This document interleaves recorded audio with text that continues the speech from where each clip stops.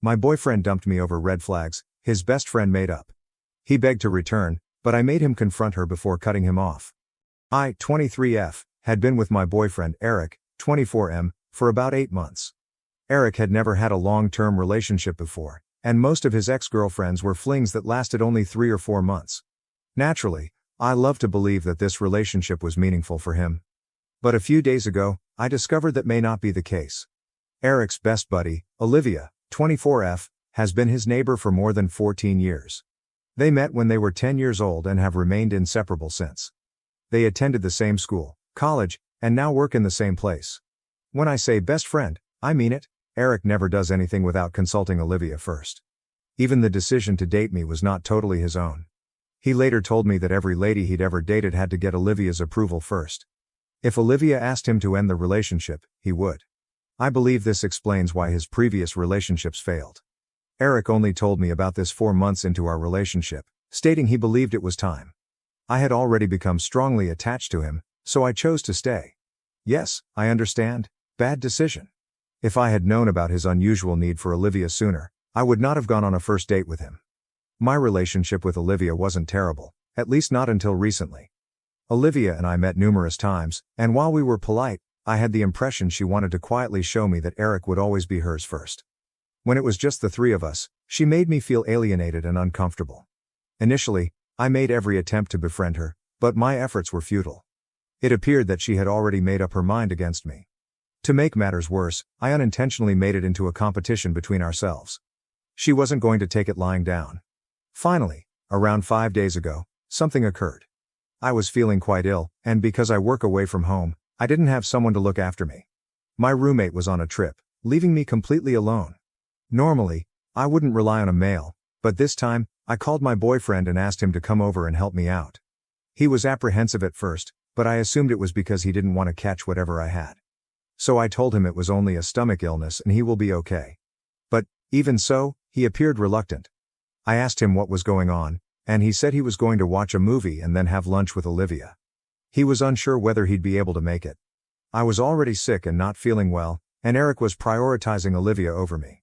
I had always understood that if it came down to it, he would choose Olivia over me, but it still hurt.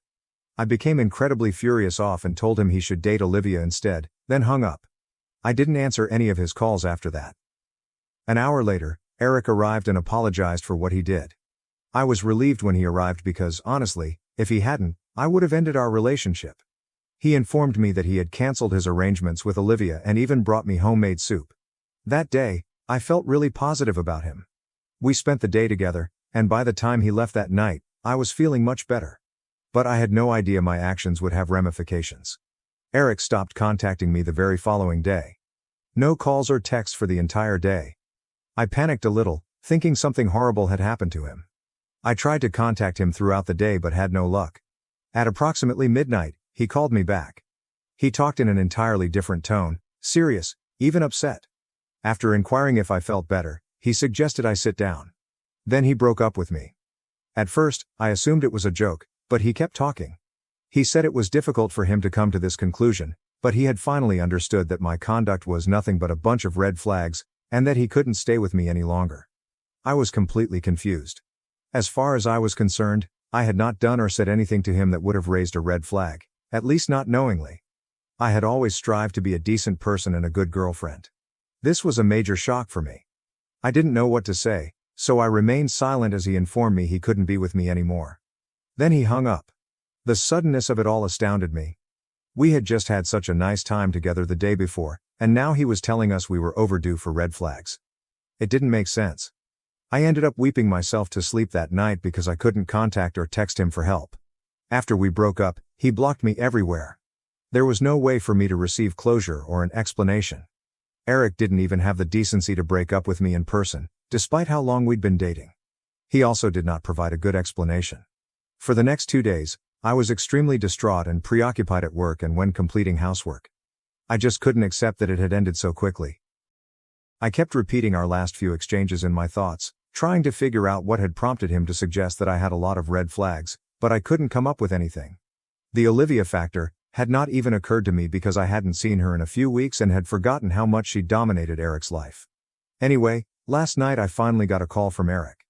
I was taken aback because I hadn't expected it. I had just started to digest our separation, so it felt quite sudden.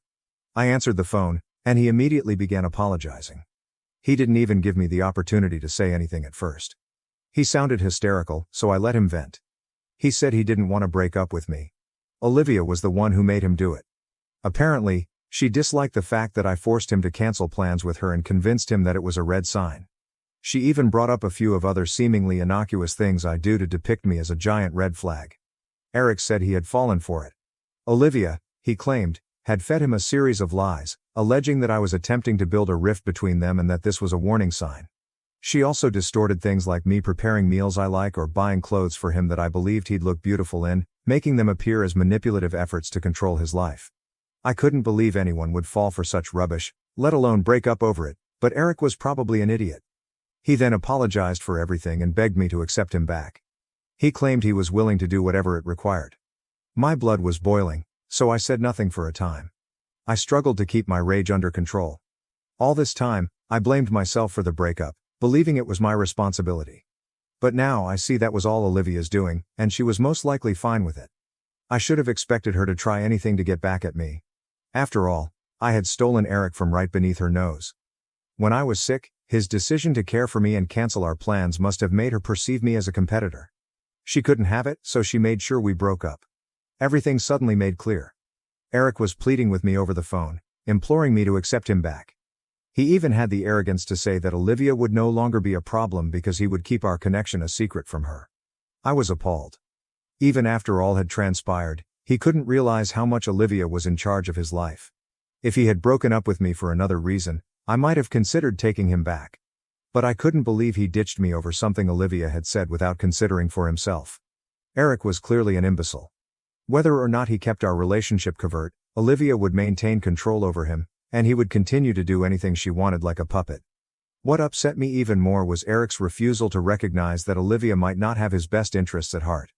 He was even willing to hide our relationship in order to keep their so-called friendship. This was a huge red flag for me. I had no intention of getting back to him. I had already made up my mind the moment he revealed the true reason for the breakup. I'd cried enough for this person, and he didn't deserve it, but I couldn't just let it go without trying to put Olivia in her place. That's why I did something so selfish and manipulative, and, while I'm not proud of it, I believe it was necessary. Last night, I told my boyfriend that I would only get back with him if he notified Olivia about his decision and confronted her for controlling his life.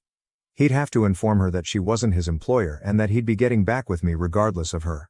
Only if he did that would I contemplate getting back together, because if Olivia humiliated me, I would undoubtedly reciprocate the favor. When I told Eric what I wanted him to do, he was horrified and tried to persuade me to reconsider, stating it was excessive and unneeded. He protested for a long, trying to get out of it, but I was determined. I informed him that I would only respond if he texted her what I had asked. Otherwise, he may say farewell and remain broken up. After a few more minutes of fighting, Eric finally gave in. He sent Olivia those texts and even provided me with a screenshot as proof. I instantly hung up and blocked him.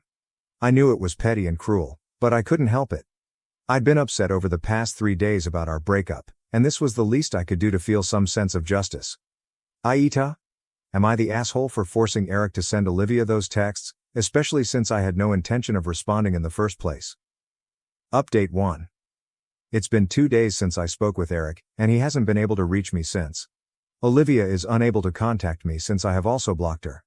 I initially felt awful about what I forced Eric to do, but after reading the replies below, I realize I don't have a good reason to feel that way. Eric had a choice, and he chose to send Olivia those texts because he wanted to be with me rather than her. It's not like I held him at gunpoint. He did exactly what he desired. Yes, lying to him about getting back together was wrong, I accept it, but I don't believe what I did was as horrible as what had happened to me. He didn't think twice before convincing me that I was the red flag in our relationship when it was truly him all along. He did everything his so-called BFF requested him to do, regardless of how it affected me or his own life. He had no idea how bad I felt throughout the time we were apart. I had no answers and started overthinking what I'd done, which just made me more puzzled. So forgive me if I don't feel too awful about what I did. I haven't told anyone about my breakup with Eric yet, but I assume I'll have to start shortly. Only a few hours earlier, one of my friends invited Eric and me to her birthday celebration. When I arrive without him, I will have to explain his absence. I'm dreading that part because I'm not sure what I'll say when people ask why we broke up. Especially since we were happy on the surface. I'll have to come up with something, but that's okay. At the very least, I am done with that relationship. Update 2. Hello everyone, it's been over a week since I broke up with Eric. I assumed that blocking Eric and his BFF Olivia would mean that I'd never have to interact with them again. Unfortunately, this was not the case. This morning, I received a call from a number I did not know.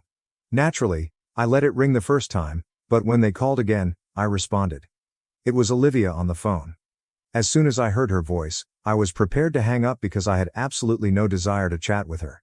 But then she warned that if I hung up, it would only reveal that I was a coward and frightened to confront her. I should not have let it affect me, but it did. So I stayed on the call. Olivia then went on to say terrible things about me right in front of my face. She called me a variety of names for what I'd done, including a sneaky little liar, and expressed her relief that Eric and I had split up since he was too good for me. Then she called me the B word, which really irritated me, and I snapped. I told her just what I thought of her. I told her she was nothing more than Eric's backup girlfriend and would most likely spend her entire life trying to keep other girls away from him so she could have him all to herself. I believe I struck a nerve with that one because, as soon as I said it, she began fumbling and sounding like she was about to cry. I took advantage of that and went even further. I informed her that she could scream at me all she wanted, but Eric had the option not to send her those texts. It was his decision and he chose me over her. That was the final straw. On the other end, I could hear her start crying. I didn't feel sorry for her because she'd called to make me feel awful. But here she was, crying. I'm not sure if she and Eric are still on speaking terms, but I hope she runs to him and complains about what I said. If they come after me again, I'd love to put both of them in their place and remind them that I'm not someone they can mess with and get away with it. They aren't the only ones who have the right to damage others' sentiments. They need to realize that if they're comfortable handing it out, they should be equally comfortable receiving it. Update number 3. Hey, there. Olivia called me 2 days ago, and the conversation ended horribly for her. Like I stated, I was hoping Eric would confront me about it so I could tell them both off. That finally occurred today. The person who introduced us was hosting a party, and we were both invited. She was unaware that Eric and I had ended our relationship. Eric entered the party about an hour in, accompanied by Olivia. They both appeared ready to battle. I drew my friend aside and recounted the entire issue to her. I even offered to depart early in case things went wrong. While I wanted to cause a spectacle, I didn't want it to happen on my friend's birthday and steal the spotlight from her. It would not have been nice. But my friend suggested I stay. She admitted that she wouldn't mind if we confronted one another at the party because she wanted to see the drama play out in person, especially after what I'd told her. I had the decency to ignore Eric and Olivia since, if anyone was going to start a fight, it had to be them. I was classier than that. But when it came to teaching them their place, I was willing to fall to their level. Eric approached me about a half hour after they arrived at the party, while I was speaking with another guy. I wasn't flirting, just making normal small talk. I believe he simply wanted an excuse to put me down because he walked up and loudly stated that I had already moved on from him. He then called me a cheater and a phony in front of everyone. Olivia appeared behind him with a malicious smirk. I swear I wanted to slap that nasty smile off her face, but I managed to restrain myself. Eric was spouting crap right in my face, even bringing up the phone call from a few days ago. He said I was mistaken about Olivia being the backup since, in fact, I was the backup and not worth dating. I laughed in his face since, if I recall correctly, he was the one who came crawling back to me just days after dumping me over what Olivia had told him. He'd had his say. Now it was my chance to reveal him and his loving BFF for who they really were. I told him that both he and Olivia were much below my level. He should have counted himself lucky that he could persuade me to date him in the first place. As far as I was concerned, he was Olivia's spineless puppet, and no other woman would want him. At the very least, I was willing to give him a chance, but he blew that as well. Furthermore, his so-called BFF was depressed and insecure enough to want to end our relationship simply because he spent a day with me while I was unwell. She even utilized a new phone number to reach me, indicating how essential I was to her. Honestly, her acts betrayed her insecurity and pitiful nature. They were an ideal complement for one another. I genuinely hoped they got together because no one should have to cope with individuals like them. By then, the party had come to a halt. Everyone stared at us silently. Eric had nothing to say and simply stared at me. Olivia, without a clear response, began flinging expletives at me. She got up in my personal space, plainly trying to get me to punch her so she could retaliate. But I maintained my calm. I didn't even want to touch her. Eric decided to leave when she began to have a breakdown. They obviously did not want to be any more ashamed than they already were. Once again, their pitiful little attempt to humiliate me had failed. Eric had to literally drag Olivia away because she refused to accept defeat. After they went, my friend approached me, told me how awesome I was, and we all laughed about what occurred. We resumed partying and finished the evening on a high note with cocktails and a delicious dinner. I'm pleased with what happened because I got the closure I needed. Update 4. Hey everyone, here's a little update. I just found out that Olivia and Eric are finally together, LOL. It's been 3 months since our little altercation at the party, and I guess they recognized I was correct. No other reasonable person would put up with them separately, so they chose to date each other instead. I heard this from a friend of a friend, as I no longer communicate with any of them. As for me, I'm seeing a new guy who is exactly my type. I hope this works, and that he doesn't have a psycho best friend that he hasn't told me about. My toxic best friend overstepped by claiming maid of honor, disrupted wedding plans, and planned her wedding on my date to create chaos. Original post. Some background info about this girl. Let's call her Jess. At this point in her life, she's kind of a hot mess. She's one of those people who airs everything on Facebook, who has a new love of my life every month, and a new best friend every few months. Her relationships and friendships usually end terribly, with both sides hating each other. How did I become her best friend? Well, she hasn't always been this way. She was relatively normal 5 years ago when I met her, save for the normal, early 20s drama. But in the last 2 years, she's lost her mom to cancer and her grandpa to old age, and she doesn't have any other family. She dropped out of school and found out her boyfriend at the time was cheating on her. After the breakup, I was acting like a shoulder to cry on since she had pretty much hit rock bottom. A few months later, she was telling everyone how close we were and started tagging me as her best friend. A few months ago, I got engaged. Unbeknownst to me, she started telling everyone she was my maid of honor, even though I've always planned on making my sister my maid of honor. But this was right after Jess's mom had died, so I just improvised and said I would have 2 maid of honors. It's still not what I would have liked, but I literally couldn't bring myself to tell this poor girl I don't consider her my best friend. That was my first mistake. About a month after I got engaged, she met a guy. 2 weeks later, she was engaged. A week later, she was married. A month later, she was divorced. Separated? I don't know if it's legal yet. I don't know if anything was legal, but she changed her last name and is still going by that, so I'm guessing it was legal. Ever since the divorce, my own wedding planning has become unbearable. She is constantly telling me how marriage doesn't work, love can't save things, etc., etc., and criticizes how much I'm spending on my wedding when she had hers for a few hundred. Vegas wedding? It's gotten to the point where she's rude to the vendors I'm meeting with, but she gets really upset when I don't take her to meetings since she's the maid of honor. So I'm at the point where I just want to cut her out of the wedding, like I should have done in the first place. However, when I confessed this to a mutual friend, my friend let me know to be careful because Jess can be really vindictive. When she found out her ex from a few years ago was getting married, she tried to contact the bride and tell her he was cheating on her. He wasn't. One of her last besties was fired from her job because Jess made multiple email accounts and regularly contacted customer service complaining about her. And since she knows so much info about my wedding already, I'm really terrified that she'll somehow try to sabotage it. So basically, I don't know what to do at this point. I feel like this wedding is getting away from me, but I also don't know if it'd be less painful to keep her a part of it, because it would save me all the drama. I don't know what she's capable of, so I'm really worried that she'll somehow make everything harder for me if I don't just grin and bear it. Help. Clutter girl I've been comforting through traumatic times turns out to be batshit crazy, and now I think she's going to ruin my wedding if I don't go with the flow. Relevant comments. Comment 1. To add, it might be a good idea to have passwords with your vendors to confirm your identity. OP, thank you for the advice. I was actually considering the password thing, but I don't know if that's taking things too far. I guess I'm kind of worried about vendors resenting me for being high maintenance. But I hear about bridezillas, momzillas, in-lawzillas all the time, so hopefully this isn't the worst they've seen. Comment 2, Jesus just told her Jess. You knew him for 3 weeks before you married him. What in the ever-loving fuck did you think was going to happen? If I've only been seeing a girl for 3 weeks, I won't even poop with her in a half-mile radius.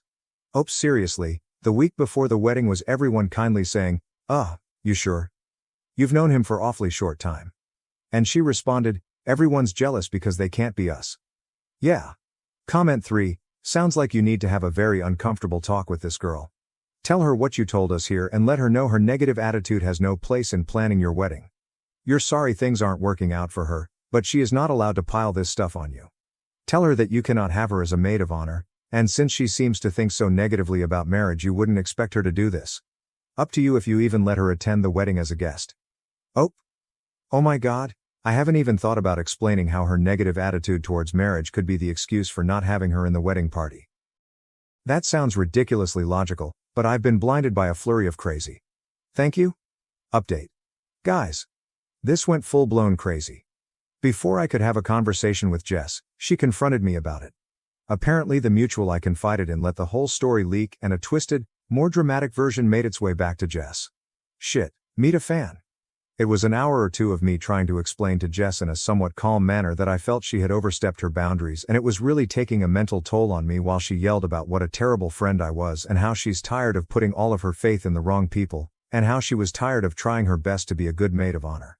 I made the mistake of pointing out that I had never asked her to be my maid of honor in the first place, and she responded with, well then I must be delusional. The first step is admitting you have a problem, so. Progress. Needless to say, we aren't on speaking terms. Shortly after that I took all of your advice and called all of my wedding vendors and let them know that my fiancé and I were going to be the only people making any decisions, and set up a confirmation word with them. Apparently this shit happens a lot because nobody even asked why. I accidentally forgot to contact the bakery making our cake, but luckily they called me and asked if I was certain I wanted to cancel the wedding cake. Apparently there was a voicemail left on their machine. Wonder how that happened. Here's where things get really nuts. A few weeks after our blow-up she apparently met some guy who is the love of her life. A few weeks after that they're engaged. I can't make this shit up. She did it again.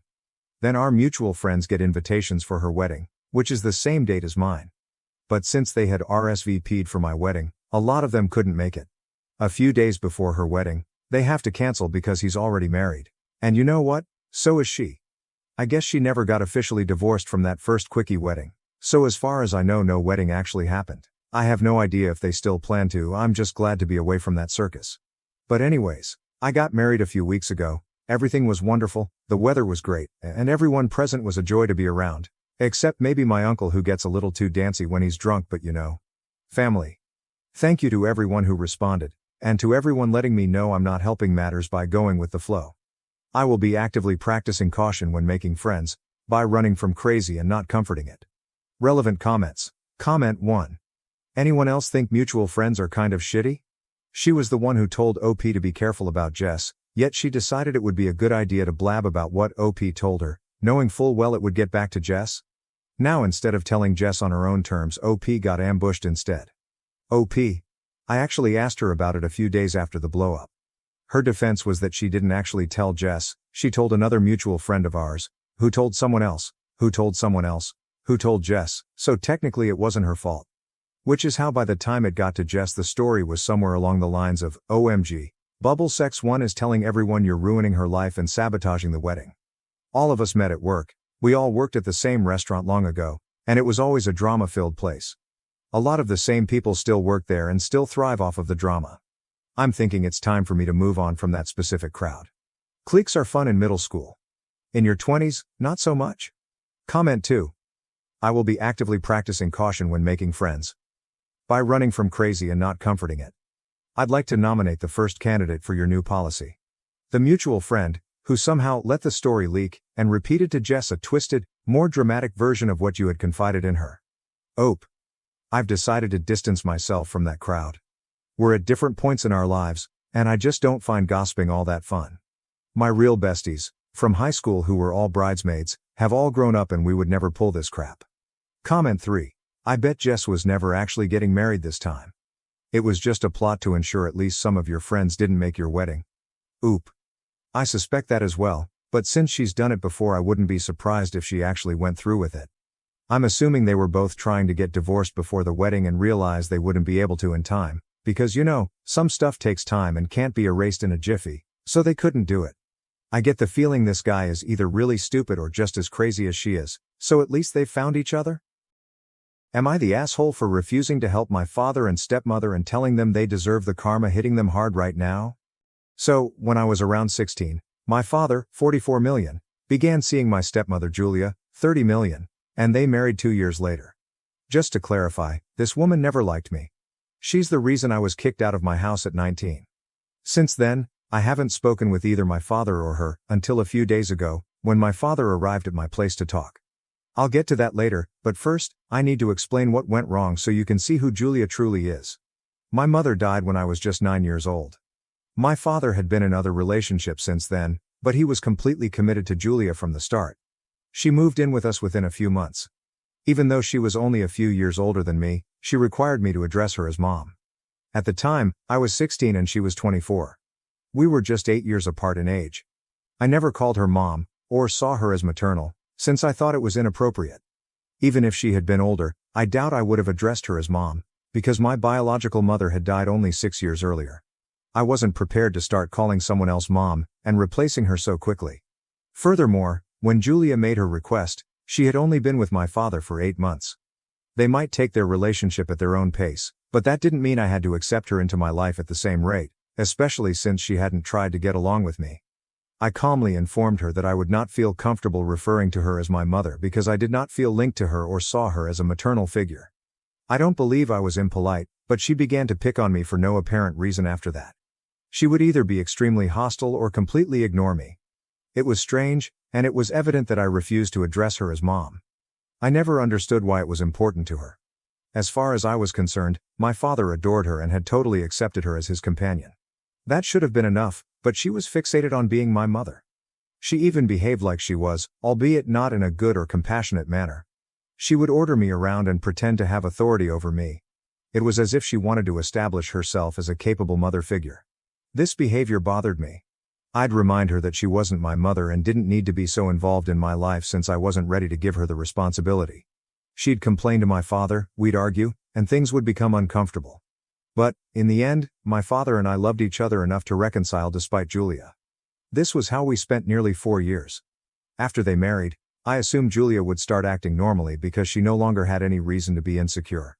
However, their marriage made her even more determined to become my mother. A few months after their wedding, she sat me down for the same conversation. This time, she said she would love it if I called her mom, since now that she and my father are married, it will help complete our family. She required that I acknowledge her as my mother before anything could happen. By then, I'd seen her true colors. I couldn't believe she had the arrogance to demand that I call her mom, after mistreating me for the previous 4 years. I wasn't especially pleased with their marriage because I knew she didn't like me, and to be honest, I didn't care for her either. I've never been one to mince things, and at 18, I made that abundantly plain to her. After the way she had treated me over the previous 4 years, I had no desire to accept her as my mother or assist her in realizing her dream of a perfect family. I advised her to concentrate on being married to my father and stop worrying about becoming my mother because it was pitiful. I informed her that I already had a mother, whom I adored, and that just because she died in an accident didn't mean the post was open. In very straightforward and respectful terms, I told her that I was not going to replace my mother and that she should stop trying. I also added that her fixation with being my mother was strange, scary, and completely unappreciated, especially given how brutally she had treated me simply because I refused to call her mom. I'm not proud of it because it wasn't very nice, but I did hint that her obsession was psychologically abnormal. That remark evidently irritated her, since she stopped speaking to me entirely following that chat. It was as if I didn't exist for her. At the time, I didn't think it was an issue. In fact, I was relieved when she eventually decided to stop bothering me. About a year later, I understood she had used that time to turn my father against me. It happened so gradually that I didn't realize my father was distancing himself until it was too late. When I realized, I attempted to fix things. I tried multiple times to bond with him, hanging out, talking, and reconnecting, but he was either too busy or constantly with Julia. I recognized that his priorities had evolved after his second marriage, and I attempted to give them space. But it backfired because Julia took up all of his available space in life. Things only got worse after I moved away to college. Whatever little communication I had with my father was vanishing as well. It felt dreadful, and I knew I needed to do something about it. One weekend, I planned to surprise my father by going home. I anticipated him to be pleased, but he appeared annoyed. He informed me he had planned to go out to dinner with Julia, but now that I was home, he couldn't do so. I found this quite offensive and challenged him about his actions.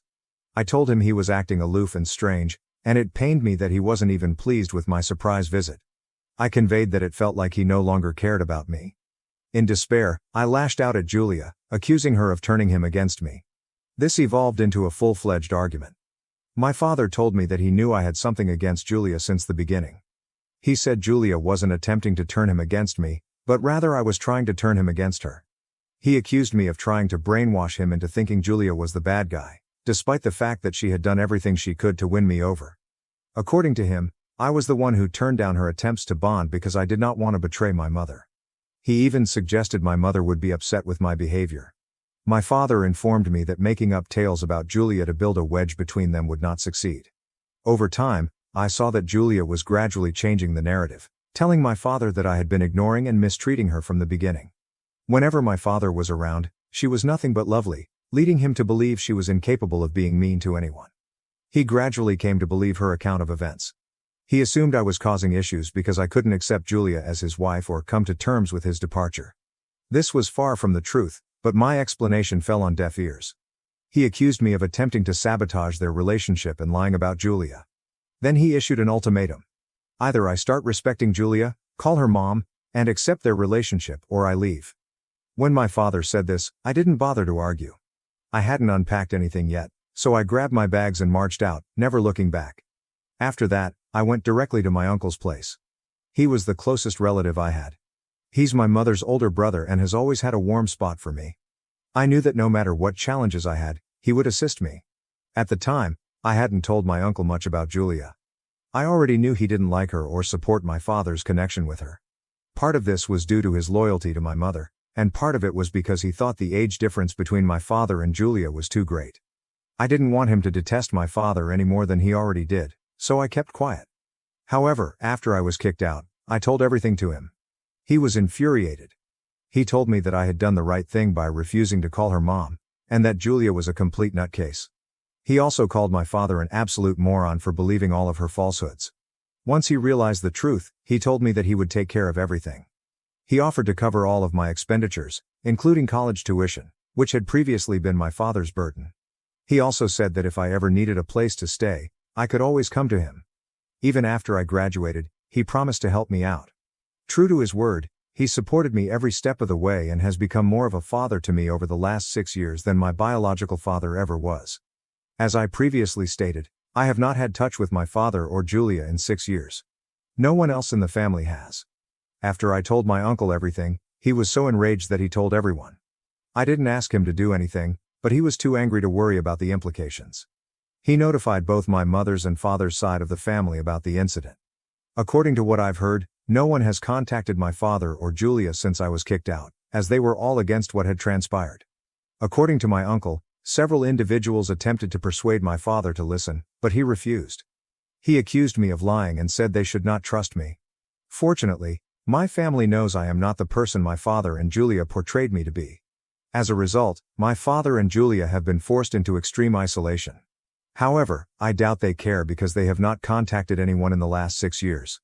On the other hand, I'm doing well for myself. Following graduation from college, I began interning at my uncle's real estate firm. I eventually obtained my real estate license and relocated earlier this year from my former apartment to a much larger one in a more desirable location. I am no longer concerned about my finances. I've even started paying my uncle back, despite his insistence that he doesn't want anything from me. My financial situation is crucial because I believe it is what prompted my father to contact me again.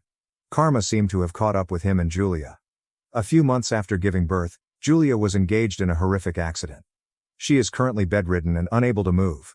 My dad paid me a visit a few days ago. During our talk, I discovered that he had quit his job a few years before to start his own firm. Unfortunately, things haven't been going well because the epidemic struck shortly after he started. He has been experiencing financial difficulties. Furthermore, Julia refused to work, leaving him with sole responsibility for financial management. This circumstance is not surprising to me. Julia quit her work shortly after they got married, which he chose to disregard. Things got even more difficult financially when she found she was pregnant and decided to keep the kid. She gave birth approximately 6 months ago.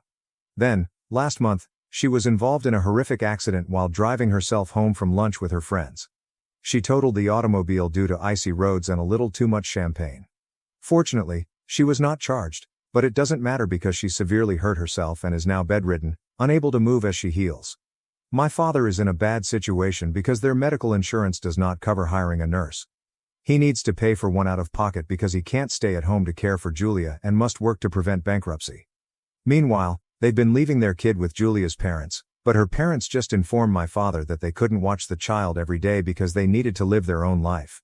This resulted in a dispute between my father and Julia's parents, with him accusing them of being greedy.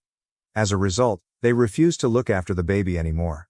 My father, now out of alternatives, admitted he had no one else to turn to and chose to contact me for assistance. When he paid me a visit, he recounted everything in the hopes that I would intervene. Without hesitation, I declined.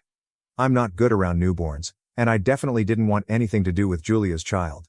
Given how much agony the two of them had given me in the past, I refused to allow myself to be used to solving their problems.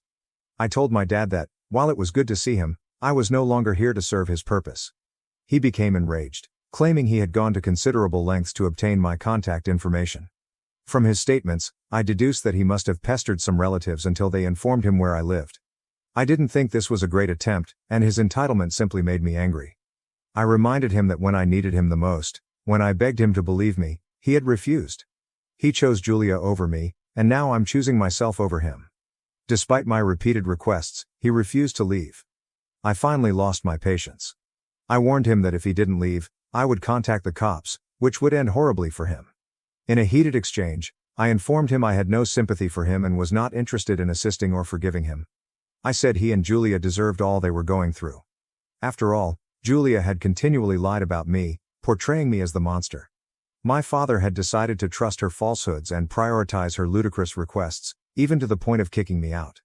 Instead of believing his own daughter, he favored his wife and her unreasonable expectations. When I said that, he looked shocked and swiftly departed without saying anything. I now feel guilty about what they are going through. I know it's bad, and I'm not sure if I should have stated they deserved it. Maybe they do, maybe they don't. I'm not the judge. Still, the guilt weighs on me. Edit. I called my uncle to tell him of my father's visit. He spoke with a few relatives and confirmed that my father had reportedly been contacting everyone after many years, searching for my location. Most people had not responded, but one family on my father's side, who isn't very close to me, felt sorry for him and provided him my contact information and address. So, I was correct. My father did not go to the great lengths that he stated. He was only attempting to make me feel bad. Update 1. I'd like to thank everyone who commented on my post. It was a lengthy post, and I have not discussed it in depth with anyone other than my uncle. It was good to finally get everything off my chest, particularly regarding Julia. Her actions deeply traumatized me when I was younger. Based on the remarks, I believe I was correct in stating that Julia may have had some mental health issues. Her eagerness for me to embrace her as my mother was overwhelming. That being said, I can only infer it. I cannot diagnose her. However, I believe she would benefit greatly from seeing a psychiatrist to determine what was driving her conduct. It seems ridiculous for her to act the way she did simply because I refused to call her or accept her as my mother. Throughout my father's relationship with Julia, I tried to make explanations for his behavior. I knew he loved her, so I tried not to make a scene. But it didn't seem to matter. He didn't care. When it came down to it, he chose Julia above me, his biological daughter. So he had the guts to come up at my house after 6 years of no communication, asking me to assist him out. Even now, I know he was not sincerely sorry. He just apologized because he wanted my aid, not because he truly meant it. In reaction, I have taken precautions to protect myself. I've upgraded security measures around my house in case he shows up again. If he does and refuses to leave when I ask, I will contact the cops right away. Ideally, I'd prefer that he not show up at all, but I realize that's wishful thinking. He's going to come back and attempt to get me to help him again. He already has my contact details. He had been contacting me for the past few days, but I blocked him after a few hours. It's been nearly 5 days since his visit, and I presume he's been taking his time. However, I have a feeling he'll come up again. Just so you know, I'm not afraid of what he may do, it's just that I'm already emotionally spent, and I don't want a long argument with him. That is why I am taking every precaution to avoid protracted chats and have him depart as soon as possible.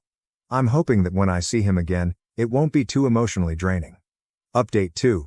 2 days ago, I posted here that I was confident my father would return. Actually, he did. He waited a week since our last meeting and came up today. When I spotted him standing outside and ringing the doorbell, I told him over the intercom that I didn't want to speak to him. I had just gotten home from work, so I was exhausted and not in the mood to deal with him. When he refused to go, I grabbed my phone, contacted the cops, and reported him for trespassing. He couldn't hear me from inside and had no idea I'd contacted the police. Until they arrived, he waited outside my door, beating on it and complaining that I was being too hard on him. He stated Julia admitted to making everything up and that they were both deeply remorseful for everything. He explained that all they could do now was apologize and hope for the best, as they couldn't go back in time to fix things. He insisted I give them some leniency, especially given what they're going through. I couldn't believe that even after discovering Julia had lied to him, prompting him to kick me out, he became defensive rather than admitting his sins. He was taking the entire issue so nonchalantly, which was annoying. However, I maintained my composure and did not speak to him. Thankfully, the cops arrived shortly, because his "what can we do about it now" attitude was really getting on my nerves. It was especially distressing because he had wrecked his relationship with his own daughter due to Julia's lies and still couldn't hold her accountable. When the cops arrived, he lost control and began yelling at me, claiming I had lost my mind and had no right to call the cops on my own father. I didn't care. I described the entire thing to the cops. I doubt he will face any charges, but I hope this teaches him a lesson. He did not physically resist being dragged away, but he did stare at me the entire time. I could see he was mortified, but I didn't mind. I was so pleased that he was being removed and that I would no longer have to deal with him. It may sound callous, but after today, seeing how little he appeared to care that Julia lied and ruined our relationship, I feel validated. What I mentioned was completely accurate. He and Julia deserved each other, and more importantly, they earned everything that was happening to them. Perhaps the small one didn't deserve it though. The only person I feel sorry for in this circumstance is my half-brother. There's not much I can do about it but hope for the best. I sincerely hope for the best for him, at least since I have nothing against him. He's merely a youngster who has no idea what his parents are like. I'm praying that he doesn't get caught up in all of this commotion and has to suffer as a result. If he does, he will be the second child Julia and my father have failed, after me. Update 3. After the officers took him away, my father did not contact me for over 3 weeks. Then, a few days ago, I got an SMS accusing me of being awful. The message stated that I was a terrible person and that they regretted reaching out to me in the first place. It stated they were ridiculous to expect me to understand their situation because I've always been a selfish brat who didn't care about anyone else. According to the book, selfishness, not Julia, damaged my connection with my father. The message came from a number I didn't recognize, so I assumed it was my father or Julia. It doesn't matter. That was the last I heard from them, and they haven't contacted me again since. Interestingly, I heard about my father and Julia again today. My uncle called to tell me that a few cousins on my father's side had notified him of their current position. Apparently, my father and Julia are now living separately because he has been requested to leave his home. Julia's parents have moved in to care for her and the baby. According to my uncle, my father considered leaving the infant in foster care until they could get back on their feet. Julia became outraged and threatened to divorce him. Although he was able to calm her down, she was still so enraged that she had him kicked out of the house while she healed. I find it amusing that after kicking me out, he is now experiencing the same situation. One thing is certain, Julia has a mental health problem. Normal people do not behave in such extremes. That being said, I don't have to worry about it because she's no longer in my life.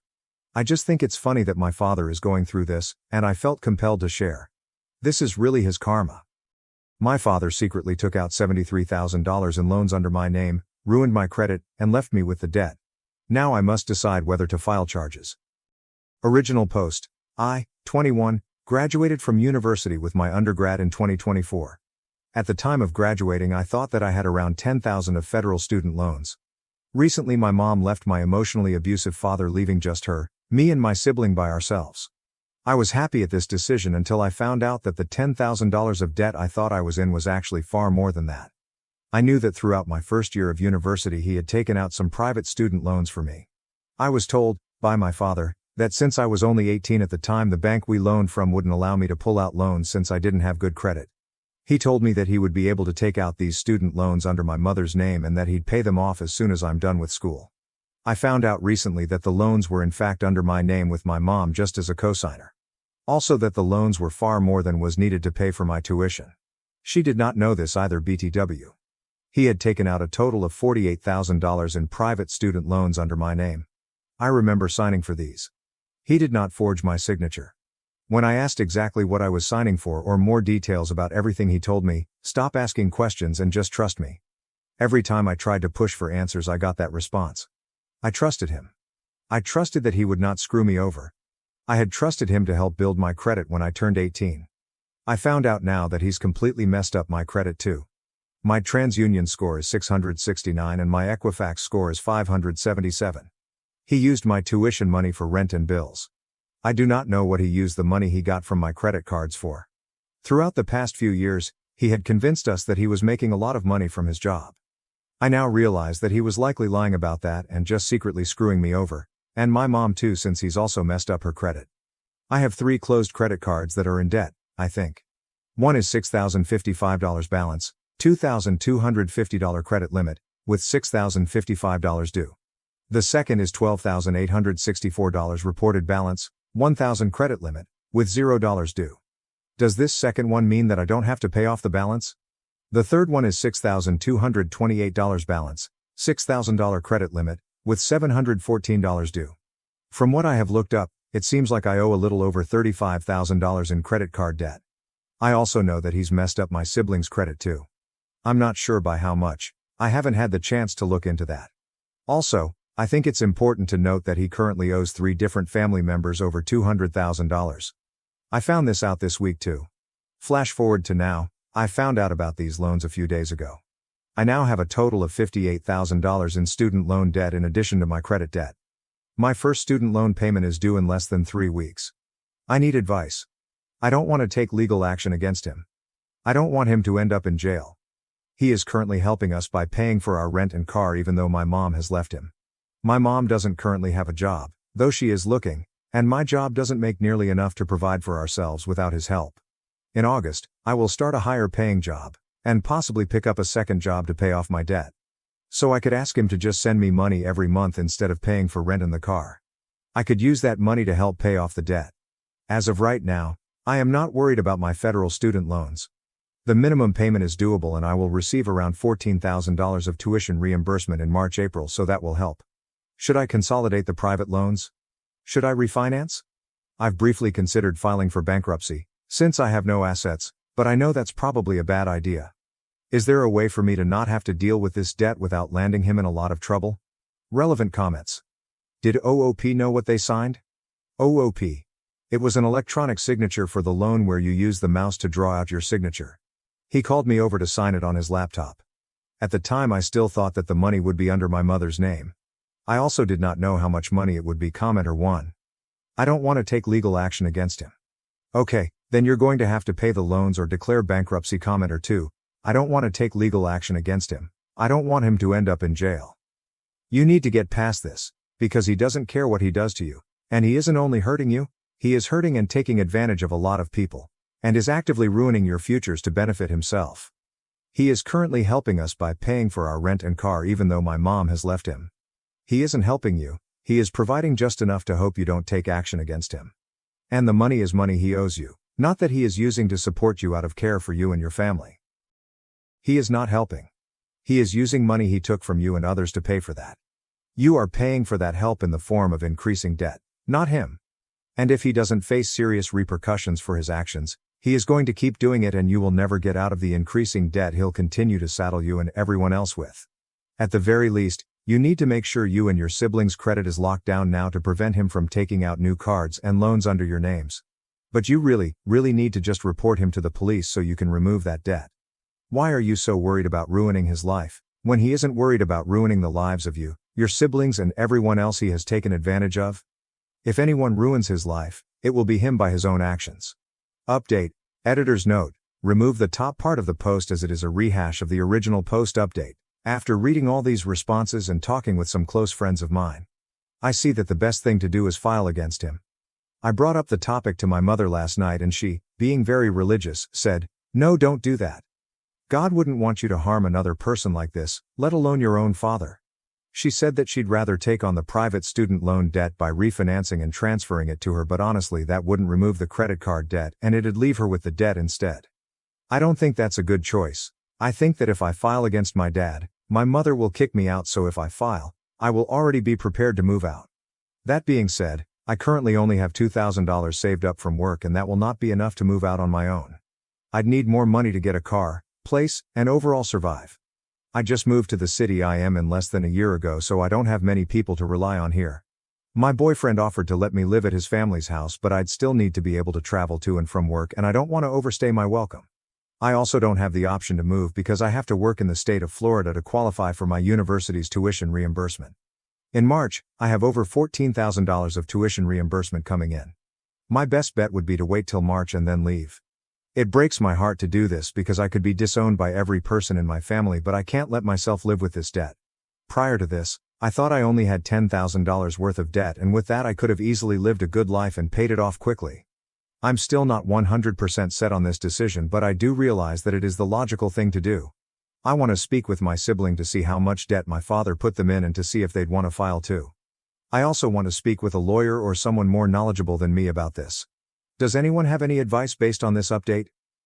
Update number 2 in response to the comments I've gotten. My mom's religious comments are obviously ridiculous, but I'm mostly looking for help with how to file or what to expect.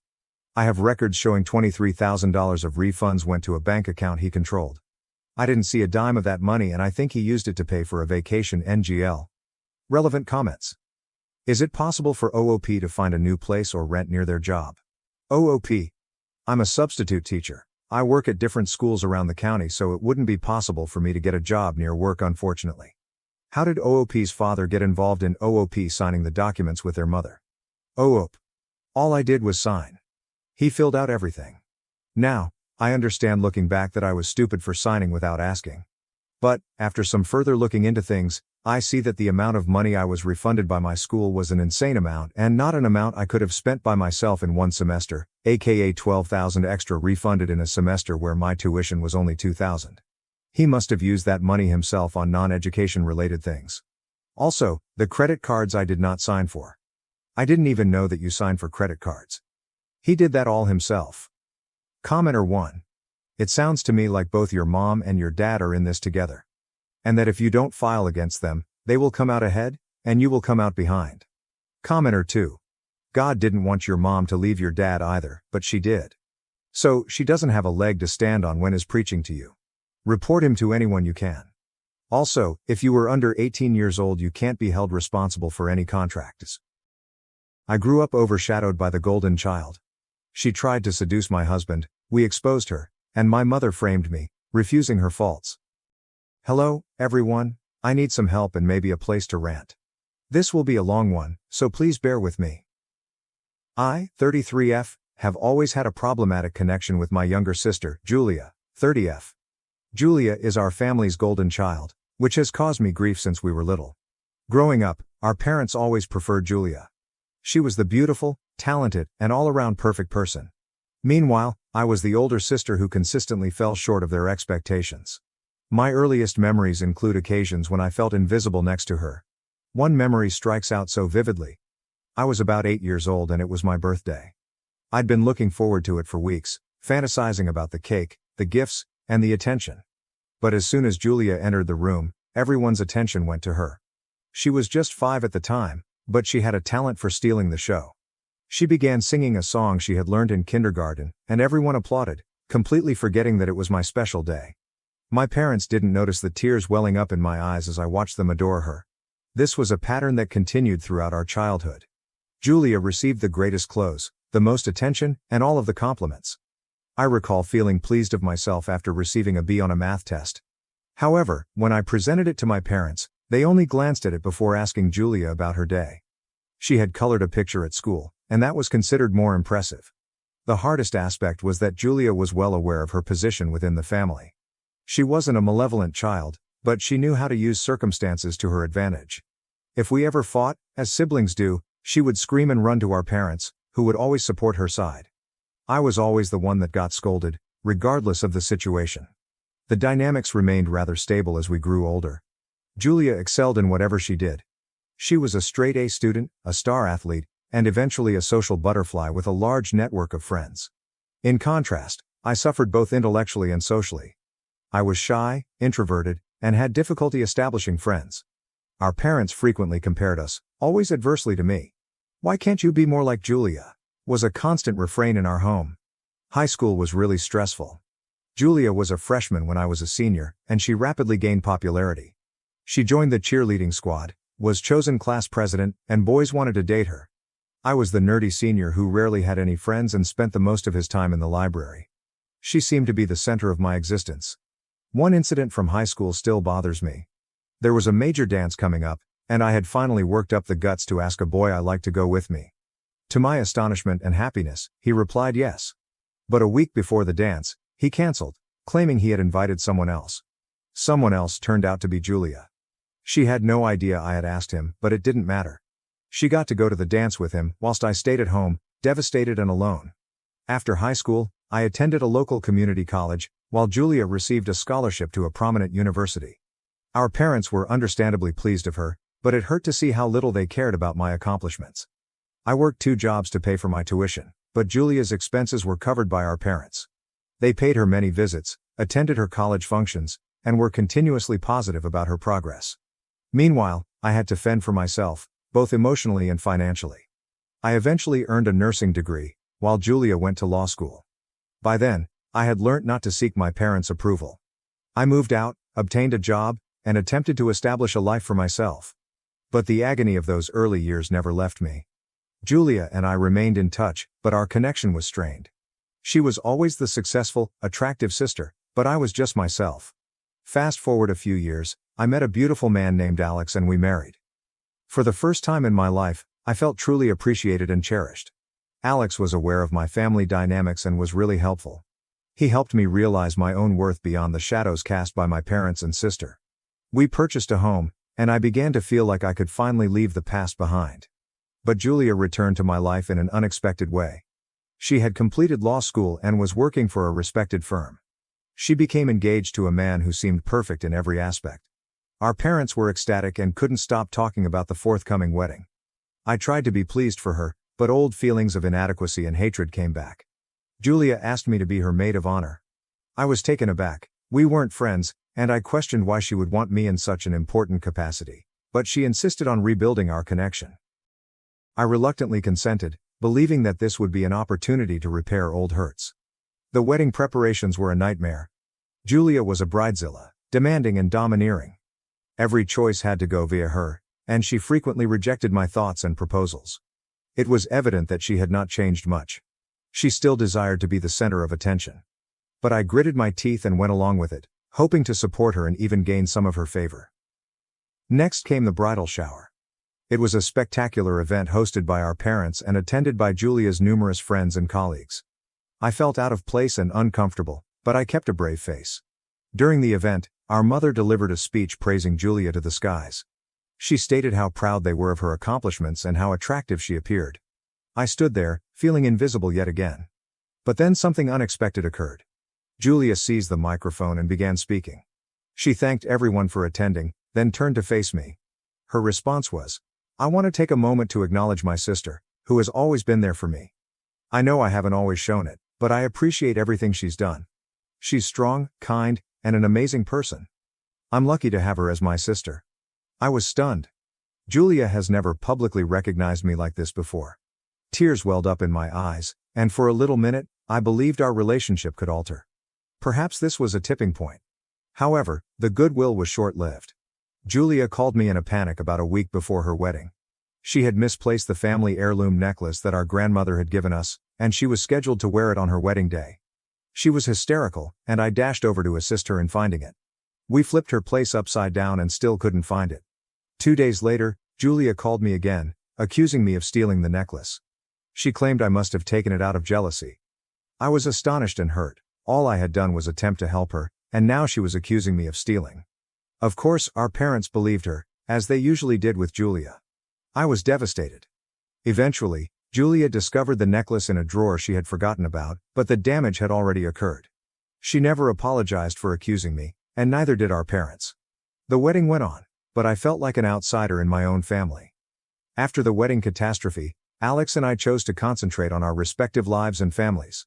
Alex, who had always been technologically inclined, began researching ways to make money online. Initially, it was a side venture, but he quickly discovered a great formula and began earning thousands of dollars. Within a year, his web projects were bringing in tens of thousands, and our financial situation had much improved. With our newly acquired fortune, we purchased a stunning mansion in a famous area. Alex surprised me with a Bugatti as a symbol of our success, and we soon had 2 beautiful children. Life was great, or so it appeared. However, my parents remained unconcerned about our accomplishments. Despite Julia's recent marital issues, they paid her periodic visits and were more engaged in her life. Julia had been living on her own since her marriage ended and was struggling with her work. She had been laid off from a top legal firm and was struggling to make ends meet. Her jealousy grew worse when she saw our success. She came over one day, claiming to want to reconnect and spend time with her nieces and nephew. Initially, I believed her. I assumed she was sincerely attempting to restore our shattered relationship. However, it did not take long to learn her genuine objectives. She started dropping up unannounced, often when Alex was home alone. She would dress provocatively and make subtle, flirty comments to him. Alex, being the faithful spouse he is, quickly informed me of her behavior. We were both stunned and outraged by her conduct. Rather than address her immediately, we devised a strategy to reveal her true colors. We installed hidden cameras in the living room and other public locations to catch her in the act. It wasn't long until we obtained the evidence we required. Julia made her move one day while I was supposed to be out running errands. She approached Alex, placed her hand on his arm, and whispered provocative things into his ear. "Come on, Alex," she said. "You deserve someone who truly appreciates you. Someone like me." Alex played along just long enough to keep her talking. "Julia, you need to stop. I love my wife, and this is incredibly inappropriate." But Julia persisted, leaning closer. "She doesn't have to know. It'll be our little secret." That was the moment we'd been waiting for. Alex forcibly pushed her away, saying, "Julia, I'm serious. You need to leave. This is wrong on so many levels." We documented the entire event on camera. With the proof in hand, we decided to take action.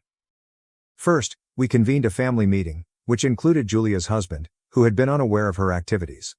When everyone had gathered, we showed the video. The room was silent as the video aired. Julia's husband's face became red with rage, and my parents were completely astonished. The video concluded with a tense silence before Julia's husband stood up. "Julia, how could you? After everything, you try to seduce your own sister's husband?" His voice was full of surprise and hurt. Julia stammered, attempting to come up with an excuse, but there was no disputing what we had witnessed. Our parents looked at her, disappointed and disgusted. "Julia, we trusted you. We always believed you were the better daughter, but this is beyond forgiveness," my mother replied, her voice cracking. My dad shook his head. "You've brought shame to our family. I don't even know who you are anymore." Julia's husband promptly filed for divorce. He left that same day, accompanied by their 2 children. My parents, who had always elevated Julia to a pedestal, were forced to confront the truth of her behavior. They moved away from her, unable to look at her in the same manner again. Julia's world came crashing down. She has lost her husband, her children, and the support of our parents. She tried to reach out to me, but I couldn't bring myself to forgive her that readily. The scars were too fresh, and the treachery was too severe. Alex and I continued to construct our lives together, stronger than ever. Julia's betrayal, however terrible, had eventually brought us together. We knew we could handle anything as long as we had each other. Life went on, but the scars from the past remained. My parents, who had always preferred Julia, struggled to accept her conduct. They visited less frequently, and when they did, it was evident that they were still dealing with their disappointment. They attempted to appear normal, but the strain was evident. Julia, on the other hand, was attempting to gather up the pieces of her broken existence. She had lost her work and was struggling financially. Her attempts to reconnect with her husband had been unsuccessful, and he had filed for full custody of their children. She was alone and desperate. One day, she appeared at our door, looking more ragged and broken than I had ever seen her. She pleaded with me to let her in so she could explain. Despite my better judgment, I agreed. She sat at our kitchen table, tears flowing down her cheeks, admitting everything. "I'm so sorry," she wailed. "I've been jealous of you for so long. I saw how happy you were, how successful, and I couldn't stand it. I thought if I could take Alex away, I'd feel better. But I was wrong. I've lost everything." Her words struck me hard. For so long, I had regarded Julia as the favored one, the one who had everything. I never realized how deep her insecurities went. I felt sympathy and hatred, but mostly I was tired. Tired of the drama, the suffering, and the never-ending cycle of rivalry and animosity. "I don't know what to say, Julia," I said. "You've hurt me in ways I can't even begin to describe. But I can't keep living with this anger. It's poisoning me, and it's poisoning our family." Julia nodded, tears still running down her cheeks. "I understand. I don't expect you to forgive me right away. I just wanted you to know how sorry I am." We sat quietly for a while, the weight of our common history hanging thick in the air. Julia eventually went, leaving me to my own thoughts. Could I ever really forgive her? Could we ever get past this? In the weeks that followed, I concentrated on my family and my personal recovery. Alex was a rock for me every step of the process. We discussed Julia, the past, and what the future might hold. I slowly began to let go of some of my anger and bitterness. I recognized that holding on to it was not benefiting anyone, least of all myself. Julia continued to struggle, but she started to make changes. She began going to therapy, getting a job, and rebuilding her relationship with her kids. It wasn't easy, and there were failures along the road, but she was making an effort, which was something. My parents remained distant. The golden child had fallen, and they had no idea how to deal with it. They continued to see Julia on occasion, but it was evident that nothing would ever be the same. They came to see us less and less, and when they did, the tension was evident. It seemed as if they didn't know how to interact to me without the usual dynamic of favoritism. One sunny afternoon, as I watched my children play in our lovely garden, I realized something profound. Despite everything, I was content. I had a nice husband, wonderful children, and a life I was pleased with. Julia's acts had been painful, but they had also brought me to a place of strength and resilience. In the end, life continued. The scars of the past would never be completely healed, but they did not have to define the future. Julia and I started to restore our connection gradually and cautiously. It wasn't perfect and never will be, but it was a start. For the time being, I've decided to focus on the now and the future. The past had its purpose, but it no longer kept me captive. Alex and I continued to create a life together full of love, laughter, and the occasional struggle. Our beautiful home exceeded all of our expectations. The mansion was huge, beautiful, and ideal for raising a family. The children enjoyed their new rooms and the wide backyard where they could play. Alex and I were happier than ever, and for a while, it appeared that we had put the turmoil behind. Part 3. An unexpected turn. Life seems to have settled into a peaceful rhythm. Julia and I worked hard on our relationship, and it gradually began to improve. She apologized sincerely, and I noticed a true improvement in her behavior. We began meeting for coffee, discussing our lives, and even planned family outings together. It was a relief to finally feel like I had a sister I could count on. Meanwhile, Alex's career soared. He accepted an early retirement option from his software employer, which came with a large compensation. We were now financially secure beyond our wildest expectations, and Alex was excited to spend more time with the family and work on personal projects. However, the peace we had worked so hard for was quickly broken. My mother, who had always preferred Julia, appeared reluctant to accept the changes in our family dynamic. She couldn't get the suspicion that I had set Julia up with the video evidence. The thought persisted in her head, and she became increasingly aloof and hostile. One morning, while I was preparing breakfast, the cops appeared at our door with a search warrant. They discovered other items in our garage that I had never seen before, including pieces from a stolen car that had been reported missing months before. I was stunned as they handcuffed me and hauled me into custody. I kept thinking that it was a terrible mistake. Alex, who was on a business trip, rushed home as soon as he received the news. He quickly engaged one of the top criminal defense attorneys in the country, Rachel Hargrove, a talented but pricey barrister. Rachel assured us that she would get to the bottom of things and clear my name. The court date arrived soon. Rachel worked tirelessly in the days leading up to the trial, going over every detail and questioning everybody who may provide information. During our investigations, we discovered the awful truth. My own mother had planned the entire plot. Apparently, my mother had underworld friends who helped her obtain the stolen car parts. She had planted them in our garage, attempting to tarnish my reputation and, in her warped manner, teach me a lesson, for what she saw as my betrayal of Julia. She refused to recognize that her golden child was at fault, instead believing that I was the manipulator. The trial was tough.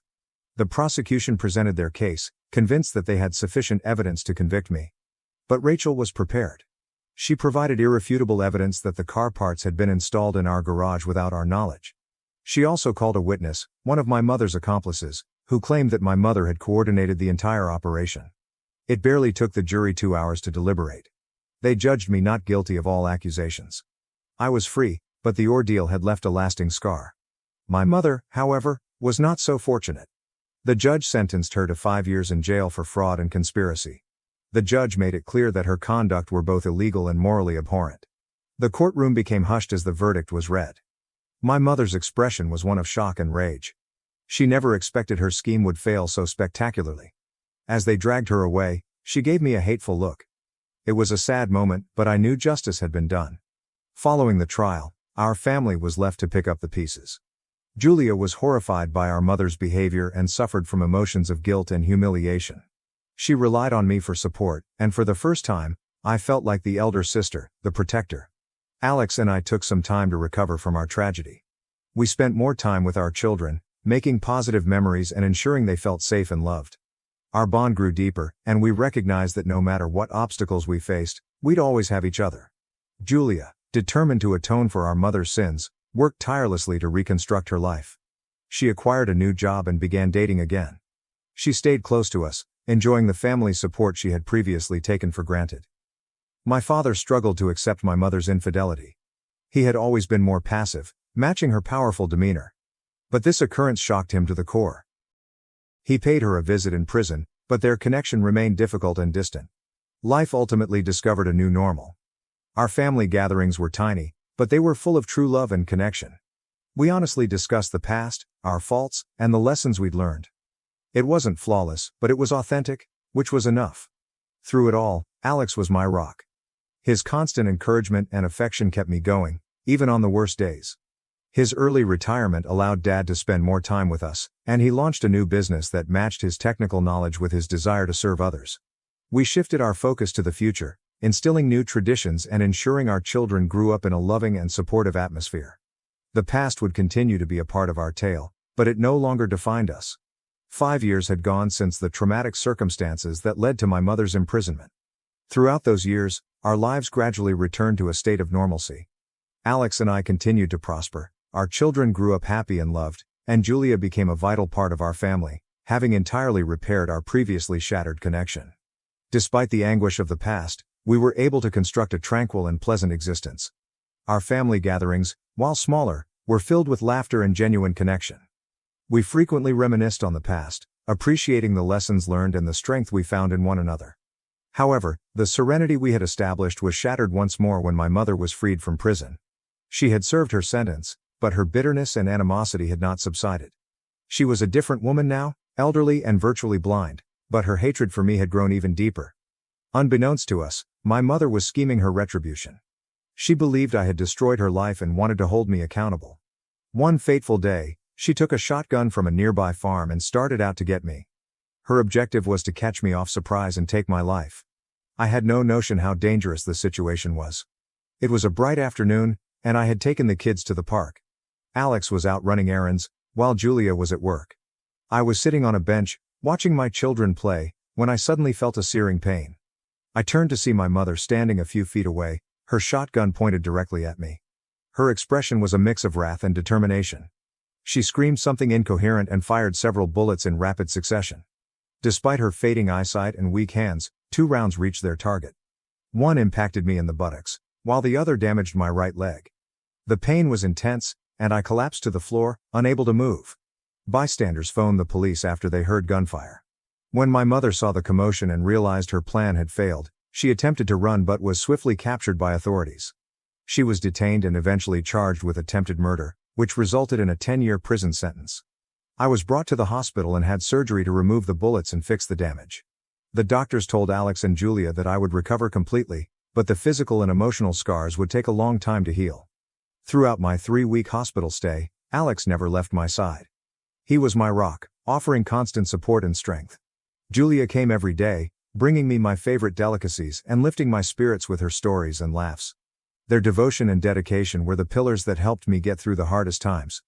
During those long, peaceful hours in the hospital, I had plenty of time to think about all that had transpired. My mother's actions left me feeling shocked and betrayed, which was significant.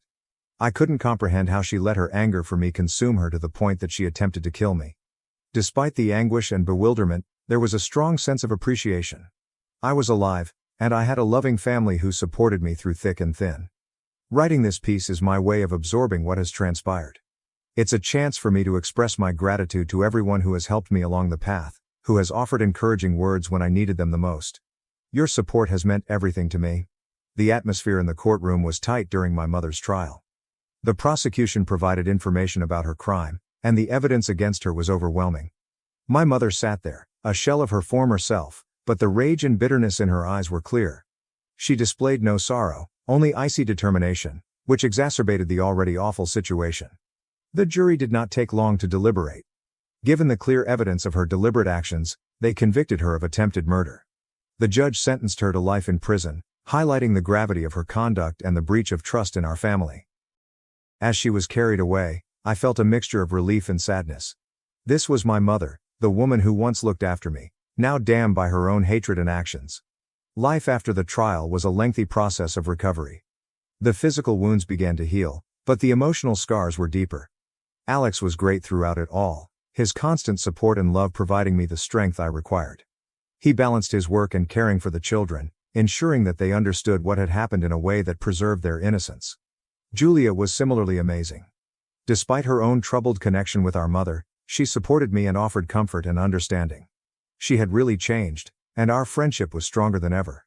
We relied on one another, finding solace in our common experiences and hope for a brighter future. During my recovery, Alex and I had many long chats about our lives and our goals for the future. We chose to focus on providing a stable, loving atmosphere for our children, making them feel safe and valued. Our house became a haven for laughter, love, and the warmth of family. The community's support was overwhelming. Friends, neighbors, and even strangers sent warm words and gestures. It reminded me of people's goodness and helped me restore my trust in humanity. I received numerous comments from people who had followed our tale, expressing their encouragement and sharing their own stories of overcoming adversity. 3 weeks after the incident, I felt strong enough to compose this post. It's a chance for me to express my gratitude to everyone who has helped me along the path, who has offered encouraging words when I needed them the most. Your support has meant everything to me. Most of all, I'd like to thank my husband, Alex, and my sister Julia. Alex, you've been my rock, my strength, and my greatest love. Your constant support and love have helped me get through the toughest moments. Julia, you've taught me what true forgiveness and redemption look like. Our bond has never been stronger, and I am grateful every day for the sister you have become. Life is unexpected, and the future is constantly unknown. But with the love and support of those that matter most, I'm confident I can tackle whatever comes my way. Thank you for taking part in my adventure. As I look ahead, I am filled with hope. My mother's acts, however painful, did not break me. They have helped me become stronger and more resilient. I am resolved to live a life filled with love, kindness, and compassion, and to instill in my children the value of forgiveness and family. I caught my fiancé with my sister while pregnant, and tomorrow I'm exposing everything at our family gathering. I have reached the edge of what I can bear. I am 28, and have been with my fiancé for just over 3 years. We live together with my 4-year-old daughter from a previous relationship. 3 weeks ago, I found out I am pregnant again. At first, I was overjoyed, naive enough to think we were finally creating the stable family I had always wanted. He grew distant the very next day. He ignored my excitement, started coming home late, and kept his phone glued to him at all times. I began noticing strange calls and those discreet social media notifications that vanished too quickly. My gut told me to investigate. I almost wish I had not. He has been secretly hooking up with my older sister behind my back. She was the one I always tolerated even though she drags drama wherever she goes. She would hug me when relatives were around, pretend to be the supportive older sibling, then turn around and badmouth me to her friends. I never imagined she would crawl into my life this deeply. It felt like a slap in the face to read their messages calling me clueless for not noticing. He told her about the pregnancy before he was honest with me about his doubts, and they joked about how stressed I would be raising another child. My sister bragged that our entire family thinks she is the more interesting and more popular sibling. Meanwhile, I am just the quiet one who apparently deserves this. I do not know if they are still meeting in secret or if they just get a kick out of hurting me. My fiancé denies everything whenever I confront him, says I am hormonal, that my imagination is running wild. My sister keeps messaging me, telling me I should keep my mouth shut and stop being dramatic. I am done hiding my anger. My mother wants me to talk it out calmly, but how do I fix something so broken I can barely breathe? My fiancé thinks I will just accept this. He is counting on me being too shy or too pregnant to do anything. Tomorrow, I plan to blow this up in front of the entire family. We are supposed to have a casual get-together at our parents' house, ironically to celebrate my pregnancy announcement. I will gather my phone logs, the screenshots, and all those humiliating texts they sent each other. Once all the relatives have settled in, I will put everything on display. No more secrets. I might burn everything in the process. I might lose any chance of a pleasant co-parenting scenario. But I feel like I have no other way to reclaim my dignity. I have been crying nonstop for days, my nerves are shot, and all I get from my fiancé is either silent treatment or insults. My sister taunts me and acts like I am worthless. I see no reason to protect them anymore. I do not know what happens next. Maybe they will run off together. Maybe they will lie or twist things around to make me look insane. My fiancé has not contributed much financially, so I worry about affording my daughter and this potential new baby on my own. Yet I cannot pretend everything is normal. I have to protect whatever self-respect I have left. I am going to set my entire world on fire tomorrow. Part of me feels terrified, the other part is numb. Regardless, I am done letting them tiptoe around my heart.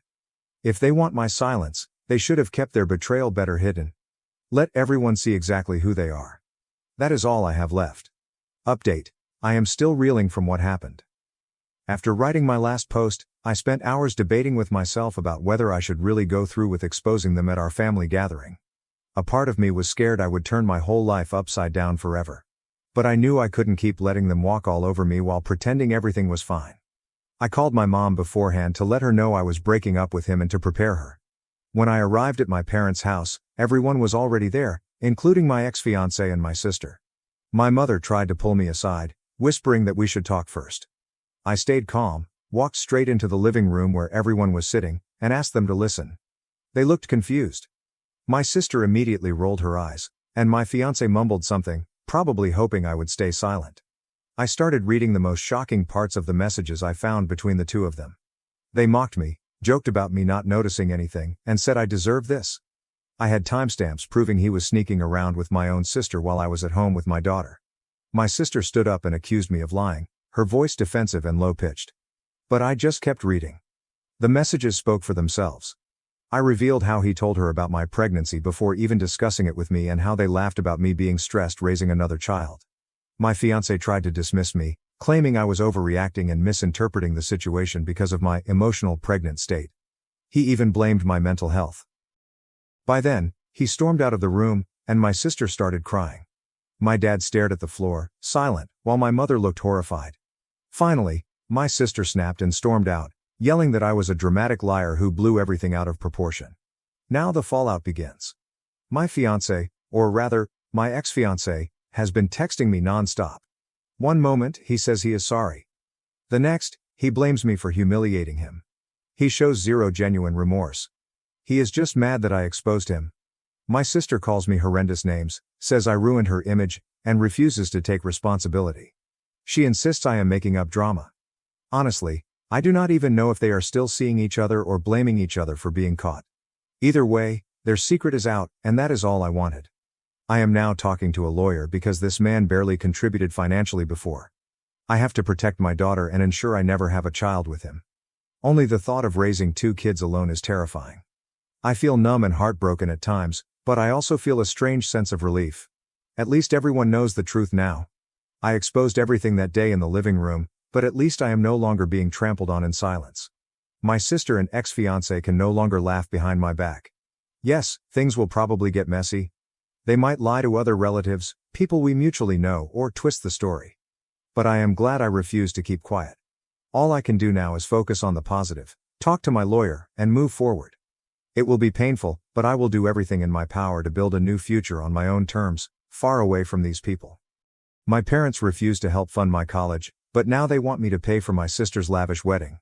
Am I the asshole for causing family drama by refusing?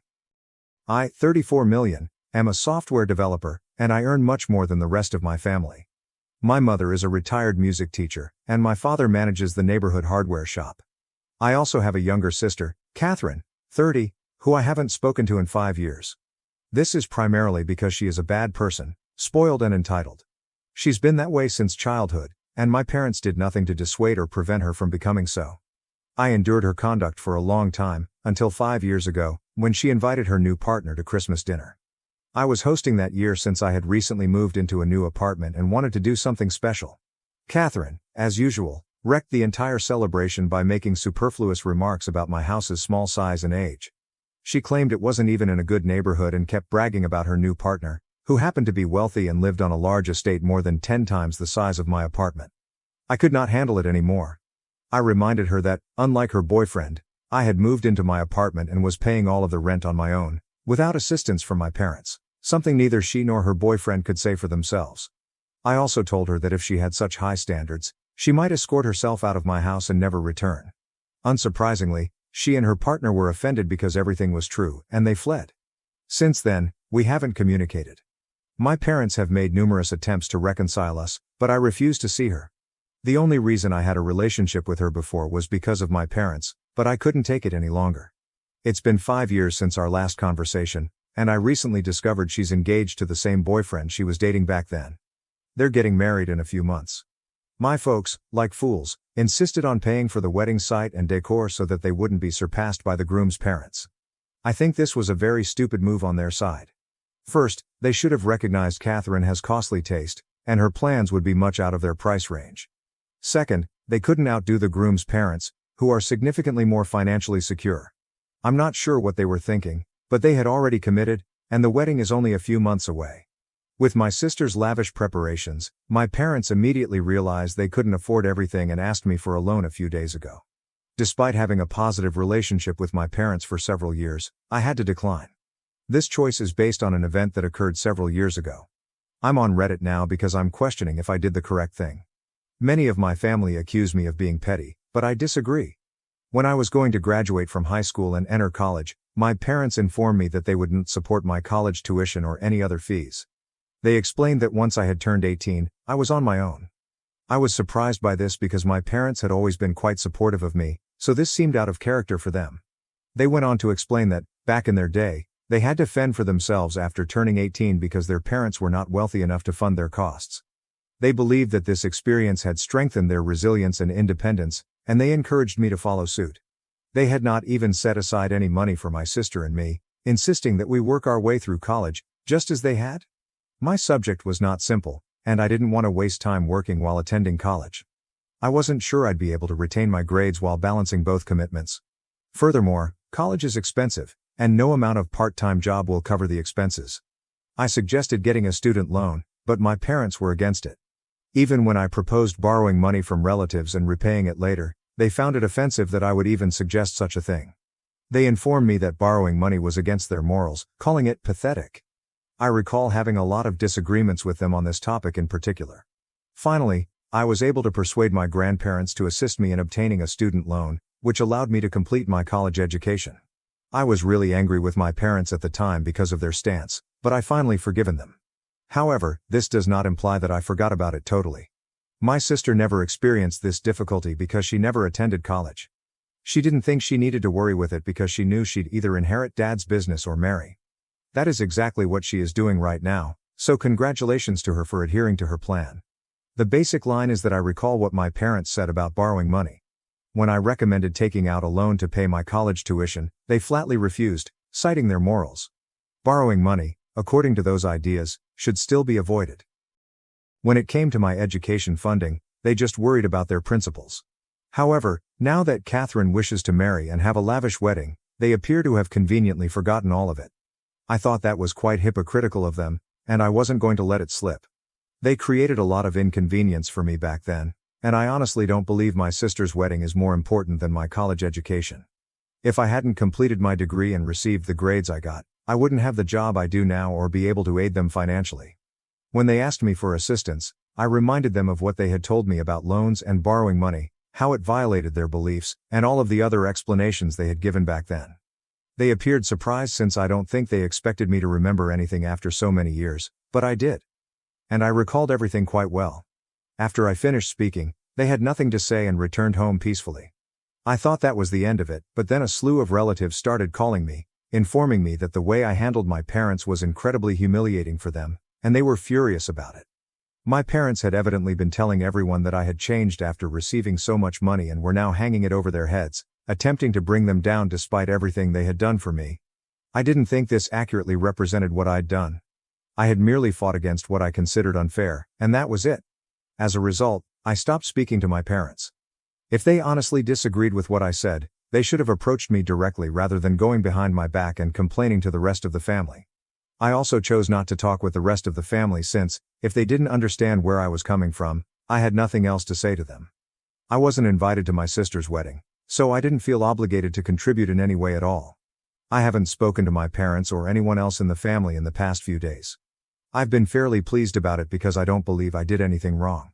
However, 2 days ago, my parents paid me another visit, and this time they were really upset. They informed me that they had been denied entry to my sister's wedding, presumably due to my presence. I don't see how I could have caused such an incident, especially because I haven't communicated with Catherine in any way. According to my parents, when they told Catherine they couldn't afford the wedding and wanted her and her in-laws to help cover the expenditures of things they couldn't afford, she went insane. Catherine began pressuring my parents to arrange the money in some way because, at this point, going to her in-laws and asking for financial assistance would make her family appear very awful, which she did not want. She was somewhat correct in that if my parents were unsure whether they could cover the total cost of what they had promised, they should not have committed to it in the first place. She's generally spoiled and entitled, but I don't think she was wrong when she said this. Personally, I believe she and her fiancé should have paid the entire expense themselves because his family is wealthy enough to do so. However, if my parents had committed to something, they should follow through, and Catherine was correct in saying that they made her seem awful in front of her in-laws. So, I believe she had every right to stress out. I told my parents, emphasizing that I was not involved. I did not urge them to commit to something like this. They brought it on themselves and had only themselves to blame. At this point, I believe my sister's decision to cancel their invitation to the wedding was an overreaction. But then again, what did they expect of Catherine? She has always been this way and they, not I, are to blame. However, my parents were not prepared to hear any of this. They said that if I had just helped them out and lent them some money instead of being petty and harboring old grudges, they would not be in this situation right now. I thought it was really unfair of them to blame me, so I told them to go, which they did. But they persisted, and now the entire family has turned against me, accusing me of being self-centered and cold-hearted. Personally, I do not believe I have done anything wrong. But, anyhow, AITA for refusing to pay for my sister's wedding because my parents cannot afford it. Update 1. Hello. So I have decided to avoid touch with my complete family. Aside from my grandparents, both my father's and mother's sides of the family are currently unified against me, which is insane. Obviously, my mother's parents are no longer alive, but my father's folks support me. So far, they've been trying to keep the peace in the family, but even they're tired of the drama. Everyone in the family has had disagreements in the past, but I believe their hatred for me has brought them together. At the very least, I am delighted I was able to help the family. But I've blocked them all, and I don't want any trouble right now. Someone in the comments remarked that the true reason they all seem to despise me so much, why they need a reason to oppose me, is probably because they are jealous. That, I believe, is a legitimate point. I don't want to brag, but I'm doing much better than the majority of my family members, and I don't think they can take it.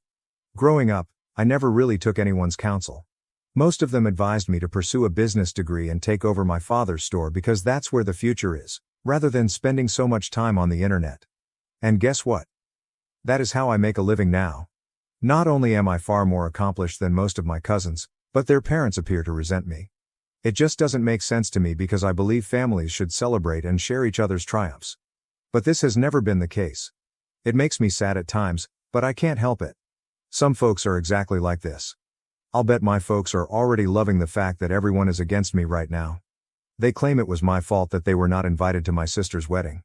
We haven't spoken since they last stopped by to accuse me of damaging their relationship with my sister, which I still don't understand. However, my grandparents have informed me that they are not speaking with my parents either. Since my grandparents are on my side, it demonstrates how ungrateful my parents are. My grandparents had helped them numerous times in the past, but they don't seem to remember any of it. That makes me glad because I didn't help them when they came to me. I believe they would have conveniently forgotten about it in the future. They take everything for granted, and it's past time someone teach them a lesson, even if it had to be someone as terrible as Catherine. Update 2. Hi. A truly interesting thing happened yesterday. I couldn't share it here earlier since I was so busy, but Catherine came to see me after I returned home from work. She arrived at my place about an hour later, which shocked me because, as I recall, we had not communicated in the previous 5 years. We do not have a nice relationship. I was very convinced she was here to talk about her wedding with me since, now that our parents aren't even invited, I assume she needed money. However, she was wise enough not to begin with that. Instead, she informed me that she came here to apologize for what she had done in the past. She stated that she was about to begin a new chapter in her life, she was getting married, and that she wanted to formally invite me before anybody else as a way to make up for her previous behavior. She said she regretted being a brat, but it wasn't totally her fault because our parents never reprimanded her conduct. As a result, she grew up believing that her behaviors were socially acceptable. Now that she is older, she understands she was a terrible person and is attempting to make up to everyone she has mistreated in the past. She believed there was no better place to begin than with me, because as her brother, I had to put up with her the most. I let her speak, and after she concluded her brief statement, I told her I was fine with it and relieved she had finally come to her senses and apologized. However, I knew there was more to come and waited patiently. Of course, she finally began to tell me that she knew our parents had been cruel to me as well. She claimed she had heard from other relatives that our parents had been calling me selfish, callous, and petty because I refused to contribute to her wedding. She tried to trick me by telling me that I was entirely correct in my viewpoint because, at the end of the day, our parents had never assisted me after the age of 18. She said that they were the ones who had pledged to assist her pay for the wedding. As a result, it wasn't my obligation to bail them out when they got into trouble, especially because we didn't have a nice relationship in the beginning. I could sense she was working up to something, so I waited for her to arrive. After I hadn't said anything for a while, she suddenly acknowledged that, now that our parents weren't invited, they had withdrawn the money they had promised her for so long. She began yelling about how unjust that was, pointing out that they were the ones who had agreed to cover at least some of the expenses.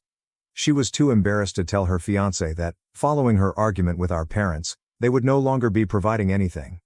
This meant that his parents would have to pay for everything. Finally, she explained why she came to meet me. She begged if I would be willing to assist her only once, pledging that she would be grateful to me for the rest of her days. She even offered to sign a contract or do whatever it took to convince me that she would return the money, ideally by the end of the year. She simply wanted my assistance right now to spare herself the shame of having to inform her fiancé of the predicament. I found it fascinating that she was willing to commit to repay the money and even go through the process to make it official. However, I informed her that I needed time to think about it. Ultimately, despite her apology, we were still not on good terms, and our friendship was strained. I assumed she'd understand, but she turned out to be quite shameless. She said I was being too pricey, and that she wasn't asking for as much as her sister. That was generous of her, given that we hadn't had a connection in almost 5 years, let alone one approximating siblings. I had realized from the start that she was only coming to ask for money. Her apology was not sincere. I informed her that she was exactly like our parents, greedy and constantly looking out for herself. Of course, this infuriated her. She began shrieking at me, but I am not my parents, and I had no reason to tolerate her behavior. I quickly told her to leave my house because I would not tolerate it. She originally refused to leave, but I grabbed her arm and forced her to. She kept shrieking that she was going to call the cops on me for attacking her, but I didn't mind. Eventually, she departed. I was really upset about it for a long, but now it just seems like a ridiculously amusing thing, and I'm not going to let it worry me. Update 3. It's been a few weeks since my last update. I assumed that because my sister and I were still bickering, the invitation she issued to me had been cancelled. But today, I was pleasantly delighted to receive an invitation to her wedding. I didn't know how to make sense of it and felt strange about the whole affair, so I contacted her. She didn't react right away, but after a few hours, she called me back. When I thanked her for inviting me over the phone, she was really rude. I decided to ask her what was going on because I was perplexed. She informed me she meant her apologies that day and was sincerely striving to be a better person now. She had also arranged for the money alone, so she no longer required anyone's assistance. She wanted me to know that she wasn't just acting to get on my good side because I was wealthy, and she insisted on meaning what she said. She also added that our parents had made her understand how much of a brat she had been in the past. She was doing everything she could to avoid becoming one of them. At this time, I decided to ask her if she wanted to invite them to the wedding also. She assured me that, contrary to what they were saying, she had never uninvited anyone. She was only upset with them because they had put her in a tough situation. Apparently, my parents knew what my sister wanted for her wedding. She had informed them from the start that her ideas were somewhat ambitious, and she did not believe they would have enough money to cover everything. Despite this, they were overconfident about it. It would be awkward for her to reveal to her in-laws that her parents were only talking and couldn't afford what they had promised. The fact that they hadn't even thought things through and were so determined to compete with her in-laws disturbed her. Because she had been ranting at them, They decided she didn't want them at her wedding anymore and effectively uninvited themselves. They arrived at that conclusion on their own, despite the fact that she had not stated or hinted anything. Instead of addressing her and discussing it with her, they chose to tell everyone else their version of the tale. I have to acknowledge that it is quite problematic for them to go about telling people that their children are bad while refusing to openly address the issue with us when they had the opportunity. Of course, after they've said such terrible things about us to everyone else, we're not going to want to work things out with them. Even so, they'll find a reason to blame us. They are continuously trying to play the victim. I'm delighted my sister is finally starting to see this. Catherine informed me that the rest of the family has not alienated her in the same manner that they did with me. However, she is still pondering whether to invite them to the wedding, given that most of them appear to be solidly on our parents' side. They've been less harsh with her, attempting to explain why my parents were right, rather than directly blaming her. I believe this has something to do with the fact that my parents are too proud to apologize but not too proud to rely on their children in the future. Because my grandparents will no longer be able to assist them, they are most likely hoping to keep Catherine on their side by leaving that door open. That's just my theory, though. Whatever the case, it's evident they're treating Catherine differently than they did me. It's sad, but it's not unusual for me. At the very least, Catherine is beginning to see the reality. If she is truly trying to be a better person, I believe I am willing to give her a chance. After we spoke on the phone, she apologized for throwing a fit the other day and stated that she would be delighted to have me at her wedding. She believed that someone from the family should be present. I haven't decided whether I'll attend, but I'll wait a few days before responding. It's difficult to mend a connection that hasn't existed in 5 years, but I don't want to be the type of person who harbors grudges indefinitely. That type of thinking would only make me unhappy. I even discussed it with my grandparents, who said that if I decide to go, they will come as well. Previously, they weren't sure if they wanted to go, but given the circumstances, they believe that supporting Catherine is the proper thing to do. Update 4. I attended Catherine's wedding yesterday and led her down the aisle. Unfortunately, our parents did not apologize to her or reach out before the wedding, so they were not invited. She was really disturbed about this for several days before the wedding. She eventually reached out to me and asked if I would be willing to walk her down the aisle. She expressed a strong need for emotional support from others. I immediately agreed. Nobody deserves to be treated this way, especially by their own parents, for something so trivial.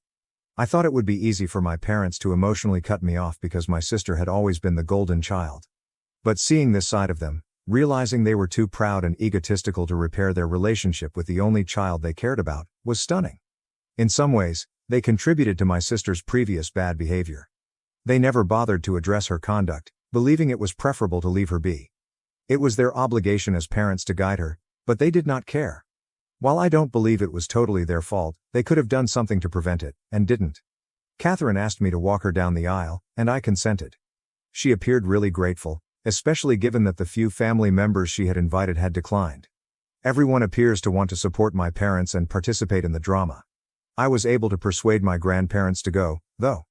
Catherine apologized to everyone in attendance before the ceremony. Her fiancé also apologized to me for his behavior several years ago. Catherine informed me that she had been open with her fiancé about the issue with our parents. He told her not to worry about the money and that he would take care of it. That's how they figured it out. However, she almost broke down before the wedding, upset that our parents would not be present. Her fiancé, our grandparents, and I persuaded her not to let them spoil her wonderful day. I wouldn't say everything is ideal right now, but we'll work on our relationship and attempt to improve things. I truly believe Catherine has evolved as a person. When I saw her yesterday, it felt like she was being completely honest about her desire to start anew. Some people may disagree with my decision to forgive her, but I believe I am doing the right thing. My sister discovered she wasn't Dad's daughter and left us for her biological father. Now, she has returned for Dad's inheritance. I never imagined I'd be writing something like this, but I really need to get everything off my chest and perhaps gain some outside perspective. This matter has been bothering me for years, and it has only gotten more convoluted. My sister Lisa's wedding 5 years ago devolved into a complete disaster that nearly ruined our family. It's still difficult to discuss at times, but I need to describe everything from the beginning so that it makes sense. I was 28 at the time, and Lisa was 25. We were always really close, like abnormally close, according to most people who knew us. We were practically inseparable as children, despite the fact that I was 15 months older. I sort of took that connection for granted. We did almost everything together. We exchanged clothes, generally without asking, had the same pals, and were constantly in each other's business. Our mother used to say she couldn't bring just one of us somewhere because we were a buy one, get one free group.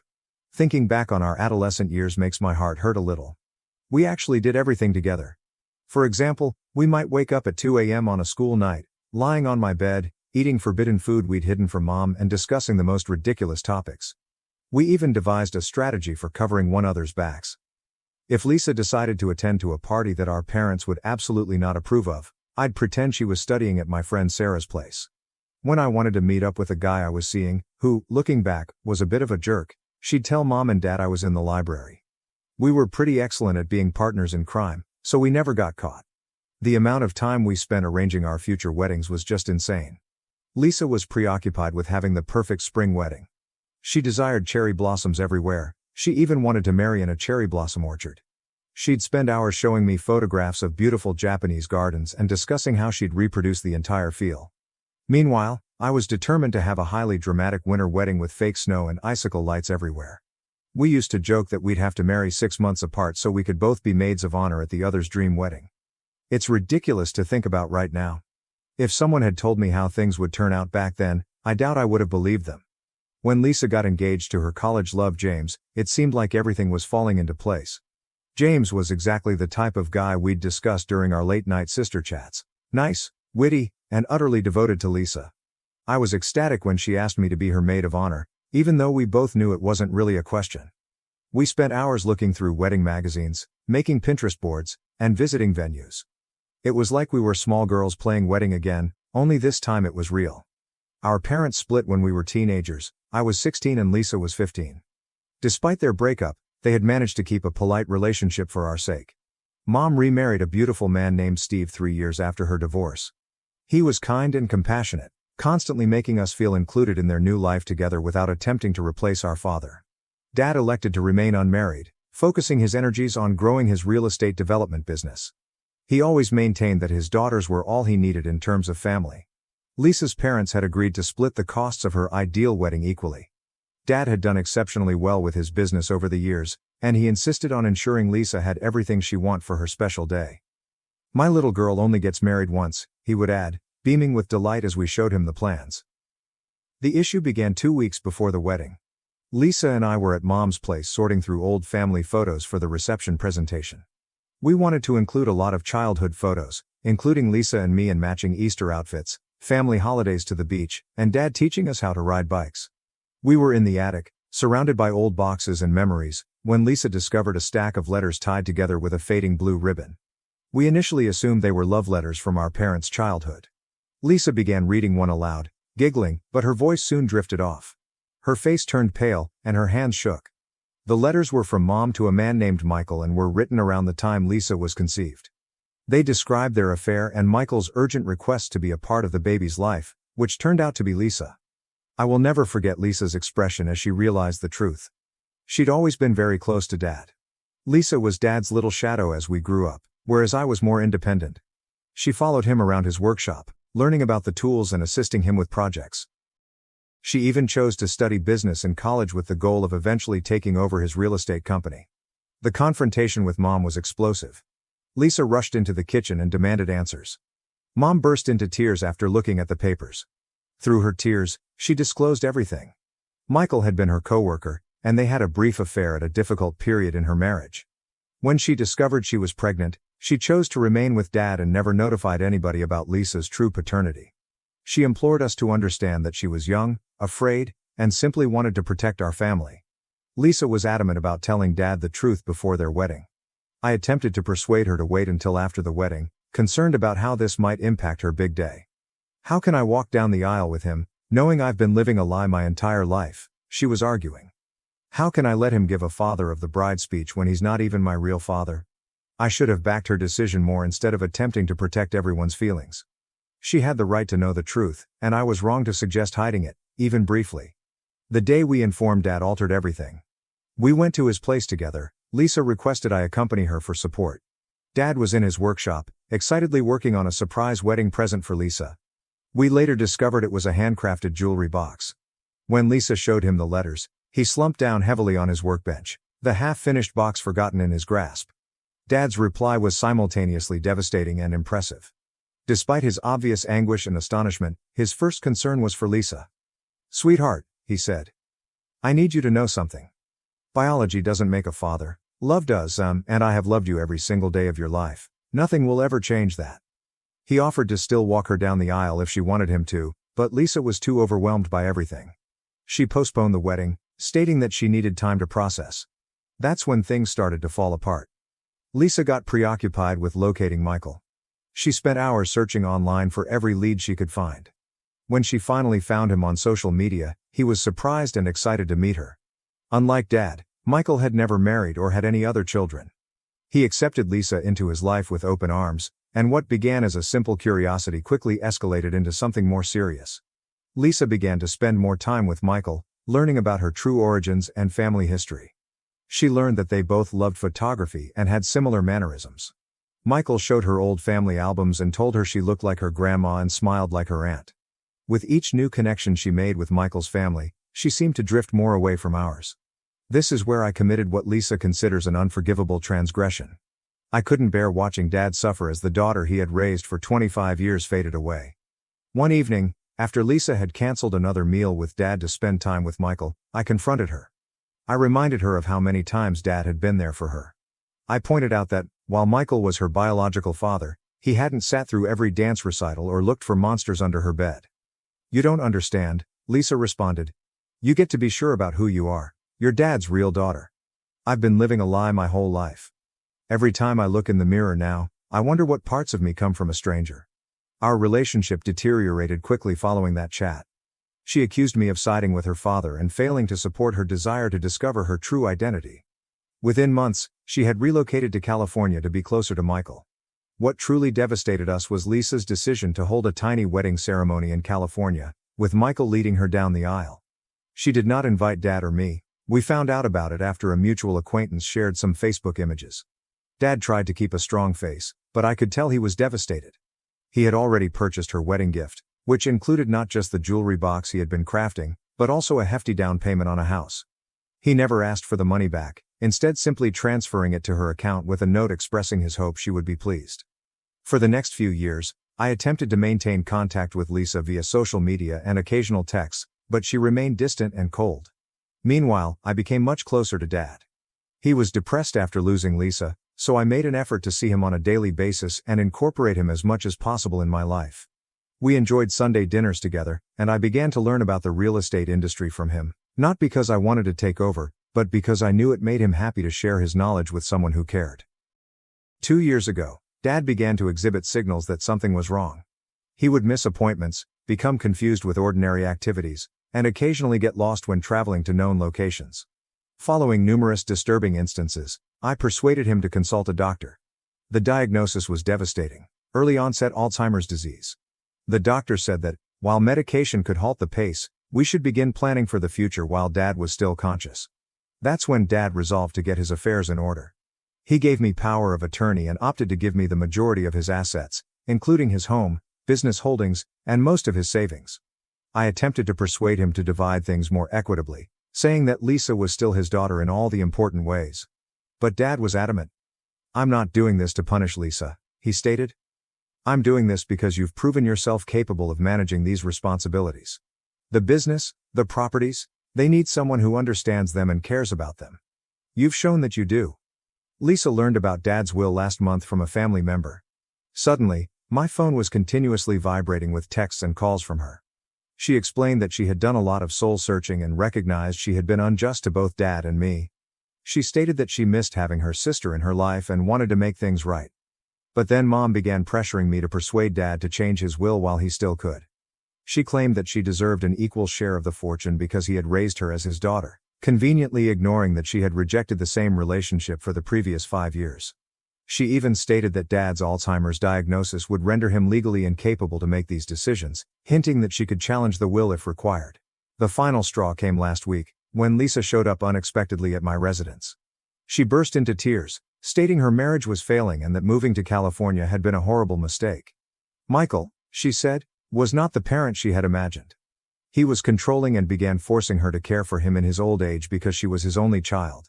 She asked me to help her relocate back home, saying she wanted to reconnect with Dad before his condition deteriorated.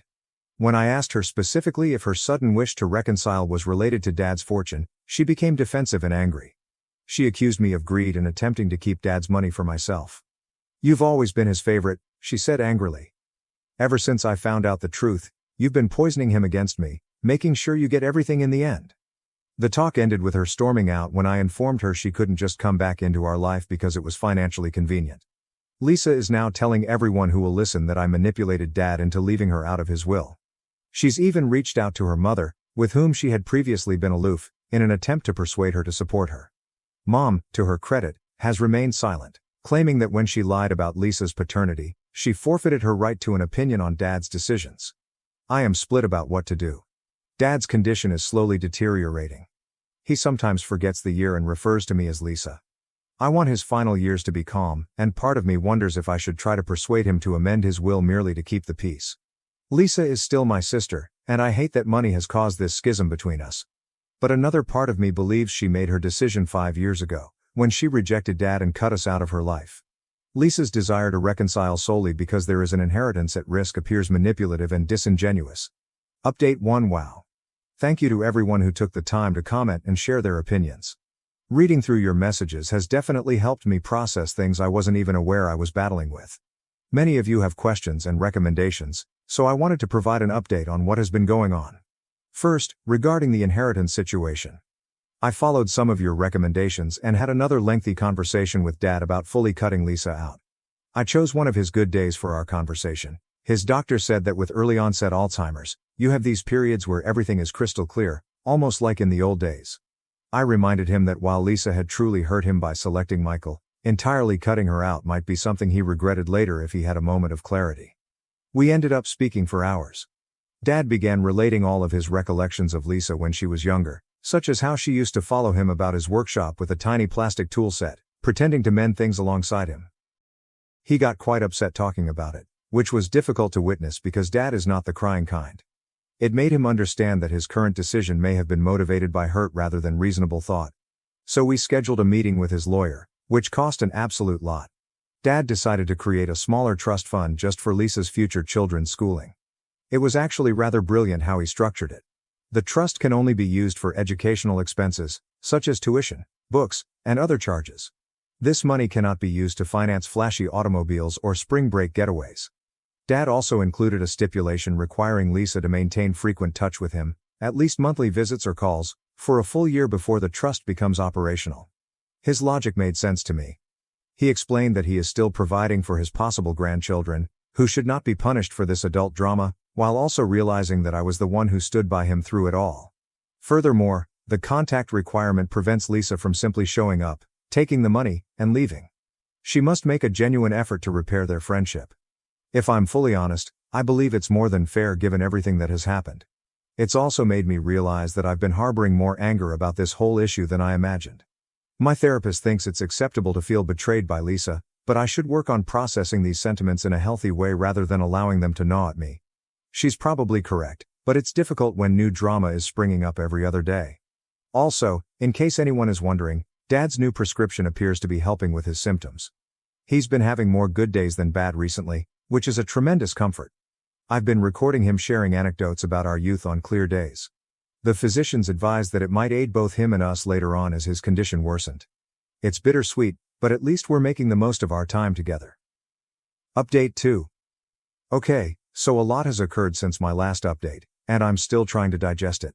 I've been sitting here for over an hour, trying to figure out how to even begin describing this disaster. I suppose I'll simply dive right in. Yesterday morning, I received an unexpected Facebook message from Lisa's biological father, Michael. At first, I considered deleting it without reading it, assuming it was simply more drama. But something compelled me to open it. Thank God I did, because what he revealed drastically transformed my perspective on the problem. Michael has been feeling bad about his involvement in all that has happened. He claimed he should have told us the truth months ago, but he was frightened of losing his connection with Lisa. Lisa had apparently been lying to everyone about her new life in California. Their father-daughter relationship isn't as fantastic as she makes it out to be. It's actually been extremely stressful over the past year. According to Michael, Lisa has been urging him to sell his house and participate in a business initiative she and James are interested in. When he declined, She began guilt-tripping him about how many years of parenting he owed her. He claims she has gotten increasingly manipulative, even attempting to persuade his sister to urge him to take out a second mortgage. The business venture turns out to be a rather dodgy multi-level marketing scheme that James fell into after leaving his job last year. But wait, things get worse. Michael also revealed that Lisa and James were having major marital issues. They appear to have been discreetly separated for the last 3 months. James moved out after they had a heated argument about money. They're literally drowning in debt because of this MLM bullshit. Lisa never informed any of us about this. She's been maintaining a picture-perfect image on social media while her life has been falling apart. I was still trying to digest everything when Lisa arrived at my place again this morning. This time, she had James with her. Yes, it appears that they are now working things out. They had prepared an entire presentation on Dad's estate and how unfair it was that I was receiving everything. Lisa kept saying that she had forgiven Dad for his rejection of her and was ready to be a proper daughter again. I let them speak for about 10 minutes until I had had enough. I got out my phone and began reading Michael's message aloud. You guys, I wish I had captured Lisa's expression. In seconds, she switched from pretending to be a kind, understanding daughter to panicking outright. James literally stood up and walked away in the midst of it. I believe he didn't realize Lisa had also been lying to Michael. Lisa was absolutely devastated after James departed. Her tears ultimately revealed the whole truth. Their ideal California life had been anything but flawless. James lost his work about a year ago and became associated with an MLM organization that sells health supplements. They spent their funds, maxed out their credit cards, and even took out personal loans to create their business. They now owe more than $100,000. Lisa claimed she had been attempting to acquire money from Michael for months, playing up the long-lost daughter story. When that didn't work, she figured she could persuade Dad to amend his will, and then coax me into giving her a larger percentage of the fortune. She explained that she was desperate and didn't know what else to do. To be honest, I felt sad for her, like my little sister was definitely in over her head and afraid. But another part of me was extremely enraged. She's been manipulating everyone the entire time, pitting us against one another while creating a fantasy story about her fantastic new life. The worst part is that she has been making Dad feel bad for abandoning her, despite the fact that she was the one who cut him out of her life. I informed Lisa that she needed to come clean to Dad. She began making excuses about his health, not wanting to upset him, but I quickly shut that off. I stated that either she tells him the truth or I will. She ultimately consented to speak with him, but only if I went with her. The conversation with Dad was intense.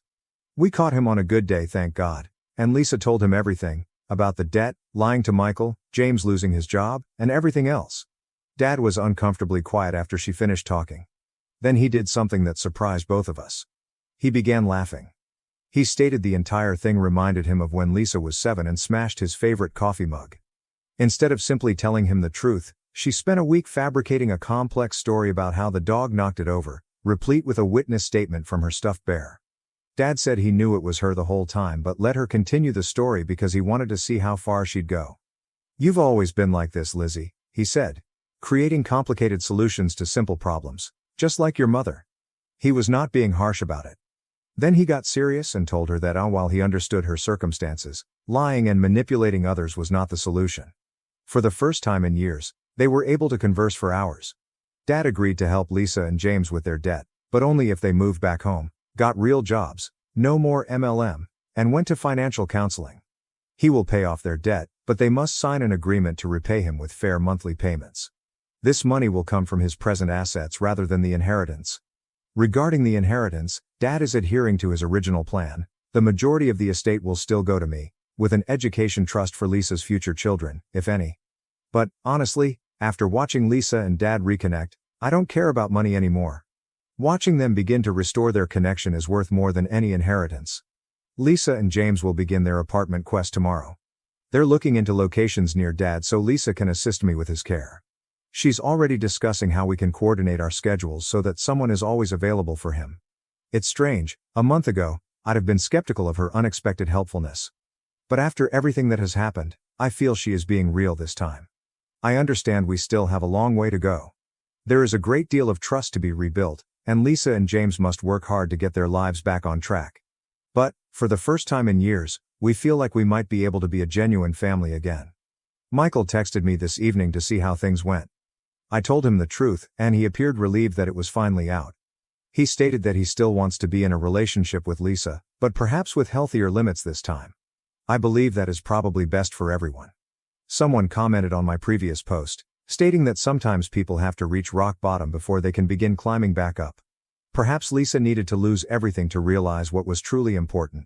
Dad used to say that the true test of a person is not whether or not they make mistakes, but how they deal with those mistakes when they do.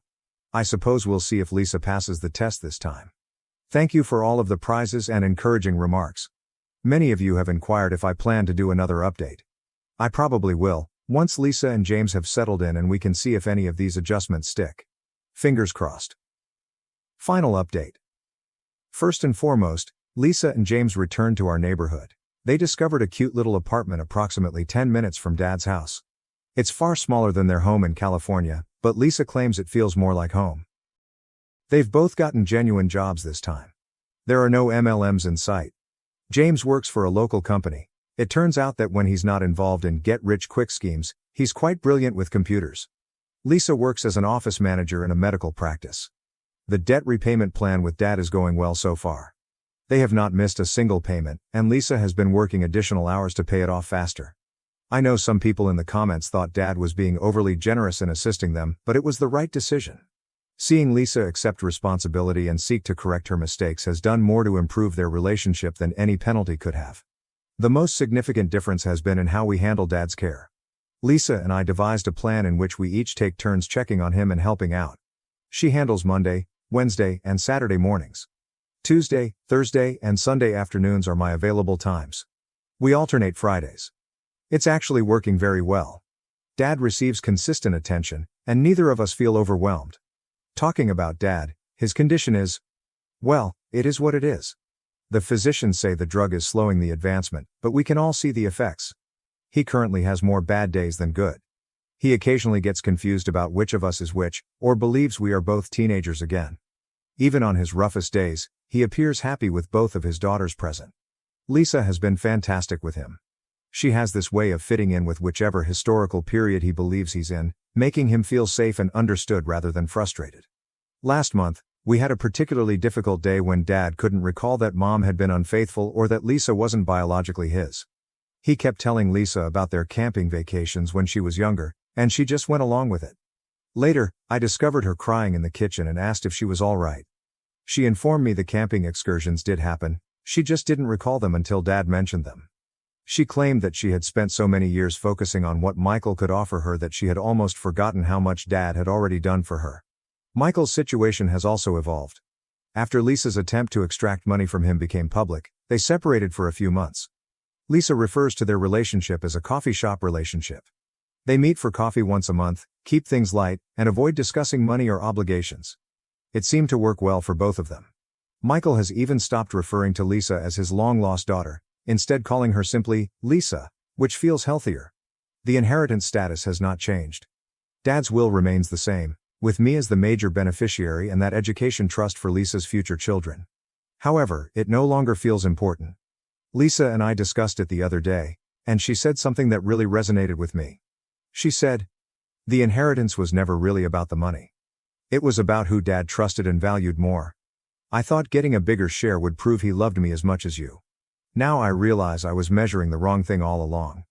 I realize this all sounds too ideal, like one of those cheesy Hallmark movies where everything works out in the end. Trust me, it is not flawless. Lisa and I still disagree from time to time. Dad still has really bad days. The debt isn't magically erased, and years of pain don't dissipate overnight. But we're all trying to do better. Parents neglected me my whole life, never noticed I moved away, and now they're demanding I return to take over their responsibilities. I'm the youngest of 5, and when I say youngest, I don't mean by a small margin. There's a 7-year difference between me and my next sibling. To be honest, I always felt invisible growing up. My brothers all had their own problems, and I believe my parents assumed that because I wasn't sick or struggling with mental health difficulties like the rest of them, I didn't need them. I'm not trying to play the victim, but this is the truth. The others were constantly in and out of hospitals, attending treatment sessions, and so forth. Meanwhile, I was right there. They call it the glass child, right? You can see me, yet you don't seem to see me. For the most part, I was okay with it. I spent a lot of time alone, playing video games, reading, and keeping to myself. I had to learn how to entertain myself because there was no one else there to do it. It wasn't like I was supposed to care for my siblings or anything. Other individuals have told me that they had to give up their childhoods to care for their siblings and sisters, but that was not the case with me. My folks handled everything, so give credit where it's due. But because I wasn't making problems or living in perpetual crisis mode like my siblings, I sort of slipped through the cracks. I didn't need aid, so I didn't get it. I don't believe my parents did it on purpose. It's simply that when you have 4 children coping with health issues, the healthy one becomes an afterthought. They were constantly so preoccupied with hospital visits, doctor's appointments, and school meetings for the others that I became the kid who didn't cause trouble. And thus didn't get noticed. I was invisible, not in tragic movie scenes, but in a practical we've got our hands full way. When I was approximately 9, I made 2 friends, Mia and Clara, who were in essentially the same situation. Their families were not wonderful either, and we just discovered each other in an unsaid way. We clicked. We knew what it was like to be neglected or left out, and that connected us. They grew to resemble my genuine family more than my own family ever did. We were inseparable throughout high school and remained so even after graduation. We attended college together, graduated together, and then moved to a new state together. It was as if we had created our own small family out of the scraps that our real families could not provide for us. After I left home, my parents and I didn't talk much. That wasn't surprising given how seldom we chatted while I was still living there. My mother would occasionally text me, primarily with small conversation like, "How's school?" or "What are you doing for work?" Our connection was quite surface level, but it was an improvement over my teenage years. Back in high school, we scarcely spoke. I didn't expect much from them, nor did I ask for much. A phone call from my mother last year highlighted how distant I felt from my parents. It was a few days before Thanksgiving, and she called unexpectedly. We never called each other, so I knew something was amiss. I had last spoken to her on the phone about a year before. When she told me the time and location of one of my sister's funerals, I realized how little we had communicated. So she phones and asks what time I'm coming for Thanksgiving. I immediately sat there like, wait, what? Since I had no idea they were doing anything for Thanksgiving. It wasn't like we had a huge family tradition. In fact, in my entire childhood, I can recall only 3 occasions when they attempted to celebrate Thanksgiving or Christmas. It was simply not a thing in my family. I told her that I already had plans. I mean, I was going skiing with Mia and Clara, so I couldn't simply drop everything and come over. Plus, I live 2 states away, and if I were going to come, I would have had to purchase a plane ticket months in advance. But she acted as if I was simply being tough. Then Mother started guilt-tripping me, saying she was going to be alone because my father was going to spend the day seeing my brother in the institution. The institution is a 2-hour drive away, so my father would be gone for the majority of the day. I got it. But she gave me 3 days' notice. 3 days. And I was expected to simply show up and make her feel better? I told her I couldn't come, and she got upset, saying I didn't care about the family or whatever. I emphasized that I already had plans, and she hung up on me. After the call, I sat there for a while, feeling both guilty and irritated. Like, I hadn't heard from them in ages, and now I'm the bad guy for not returning home for Thanksgiving? I scanned over our past texts to ensure I hadn't missed anything, but there was no mention of Thanksgiving or wanting to see me. She threw it on me at the last minute, as if I was meant to drop everything and go.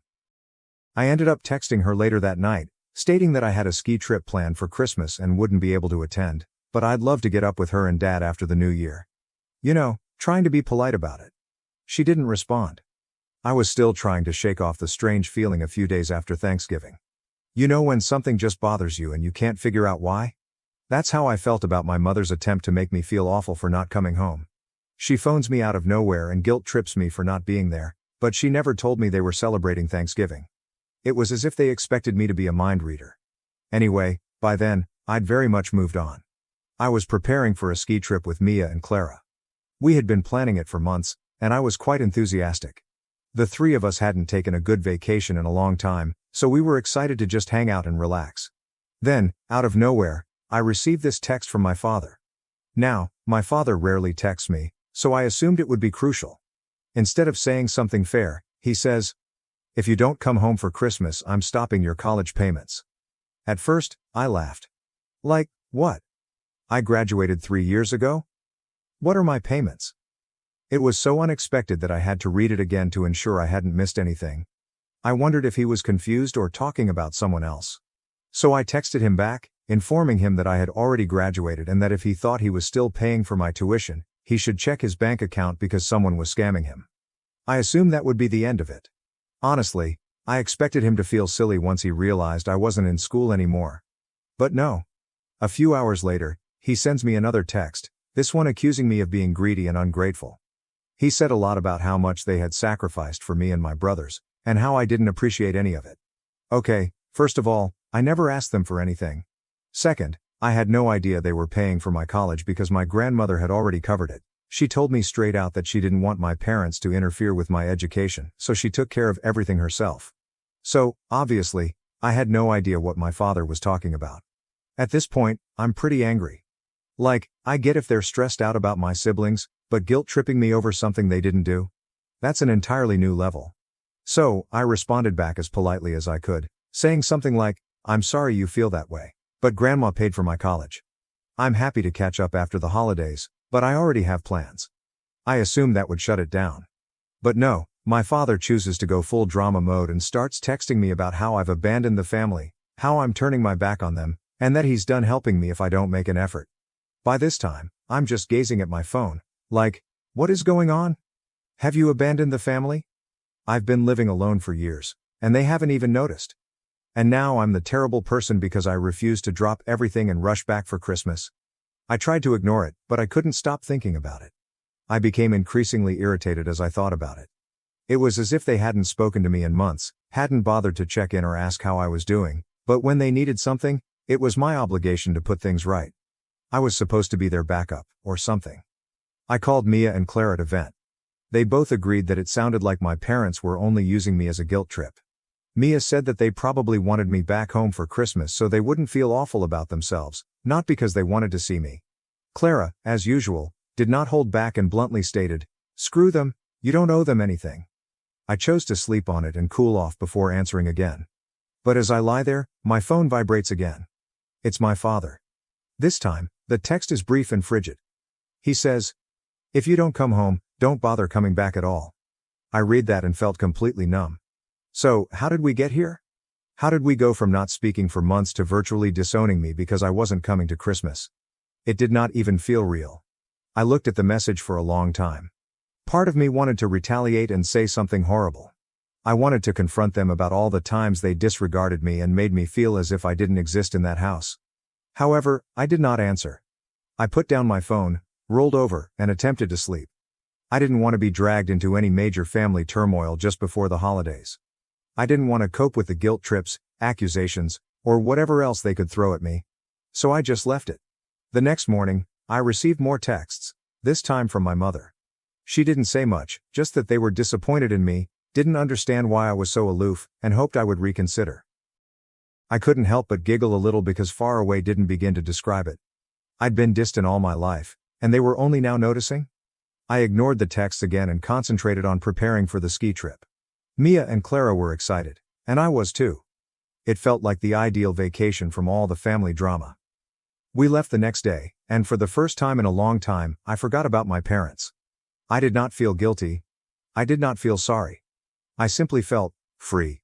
Of course, things couldn't remain peaceful indefinitely. Just when I thought I'd moved on, I received another message from my mother, this time in the middle of the journey. She was not giving up. She stated that if I did not return home soon, they would have to begin making decisions about the future without me. Decisions that I would not like. That's when something clicked. They were planning something greater than Christmas. Perhaps it had to do with one of my brothers or something about the house. I had no idea what was going on, but it soon became clear why they were pushing so hard. They wanted me back for more than simply the holidays. That knowledge felt like a punch in the belly. All this time, I assumed they were just clinging or lonely. But this was never about me. Not really. It was about what they could get out of me.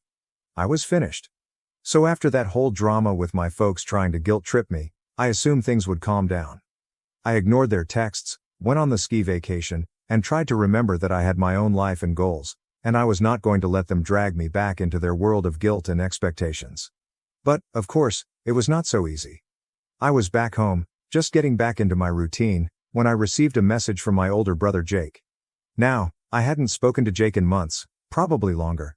Jake was the one sibling who, as we grew older, I thought would understand me. He wasn't as sick as my other brothers, so I always assumed we may have had something more. But he was always too caught up in his own life. Whatever. Anyway, seeing his name appear on my phone astonished me. His message was straightforward. "Hey, we need to talk." I had no idea what he wanted, but I was not in the mood for more family turmoil. I said, "About what?" A few minutes later, he calls me. I contemplated whether to respond, but curiosity got the best of me. So I pick up the phone, and before I can say hey, Jake dives right into it. "Mom and Dad have been talking about making you the legal guardian for one of the boys when they're gone." I swear I almost dropped my phone. My heart was beating, and I sat there shocked for a few seconds. Was this some sort of joke? Like, after all these years of hardly being present in my life, they're just going to put this obligation onto me? "What the hell are you talking about?" I eventually managed to ask. Jake sighed, as if I were the one acting ridiculous. "You know how things are with Mom and Dad. They've got a lot on their plate with the other boys, and they're not going to be around forever. They need to know someone's going to step up and take care of things when they're gone." I could feel my blood boiling. And they think that someone is me? After everything? After all the ignoring and guilt tripping, they just assume I'm going to drop everything and take over their mess. Jake didn't seem to get why I was unhappy. "Look, I know it's a lot, but you're the only one who's really stable. The rest of us, we've got our own issues." I nearly laughed. "Yeah? Well, maybe you guys should have thought about that before now. I didn't even know this was a thing." "They never told me they were going to talk to you about it," said the man, "but I figured you should know before they tried to spring it on you." I was pissed. This wasn't just about Christmas or Thanksgiving anymore, it was bigger.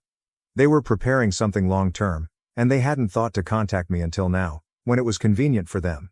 They hadn't spoken to me in years, and now they expected me to take responsibility? Number just no. "So, what? They've been discussing this behind my back?" I questioned, still trying to figure it out. "Like they just decided I'd take on the responsibility without even asking me?" "Yeah, pretty much," Jake agreed. "They've been planning it for a while." I sat in silence for a minute, staring at the wall and trying to digest everything. Part of me wanted to shout at Jake, but I knew it wasn't his fault, he was simply the messenger. But that didn't change the fact that my parents were ready to screw me down big time.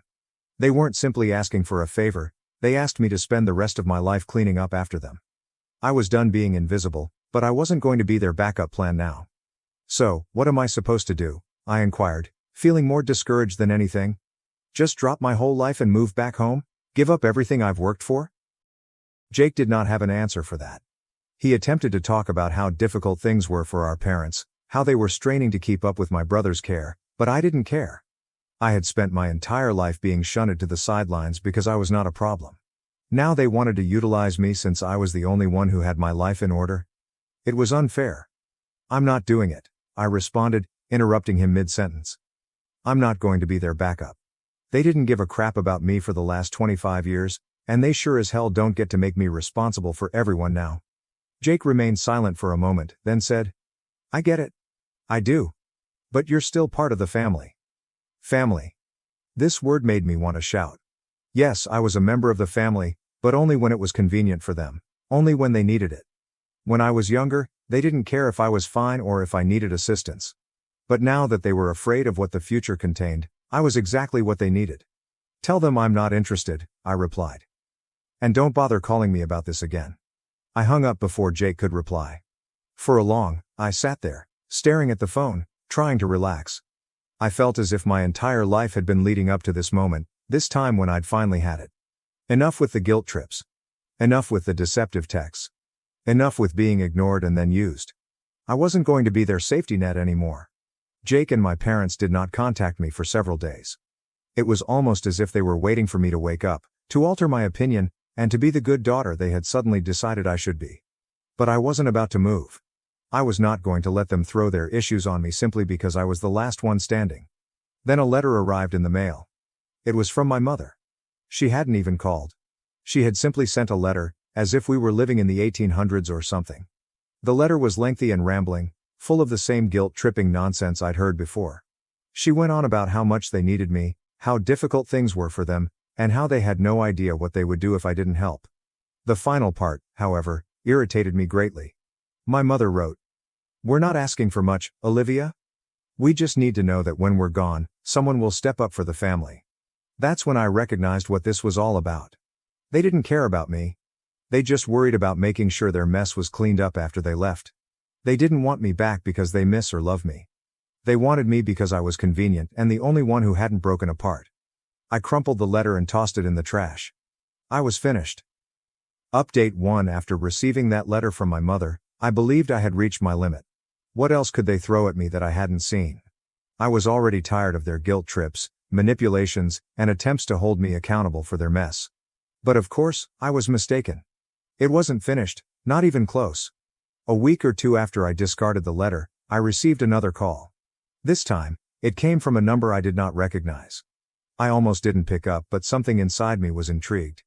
Maybe it was Jake again, or one of my parents trying a different number after I ignored theirs. Regardless, I took up. "Hey, Olivia, it's Sarah."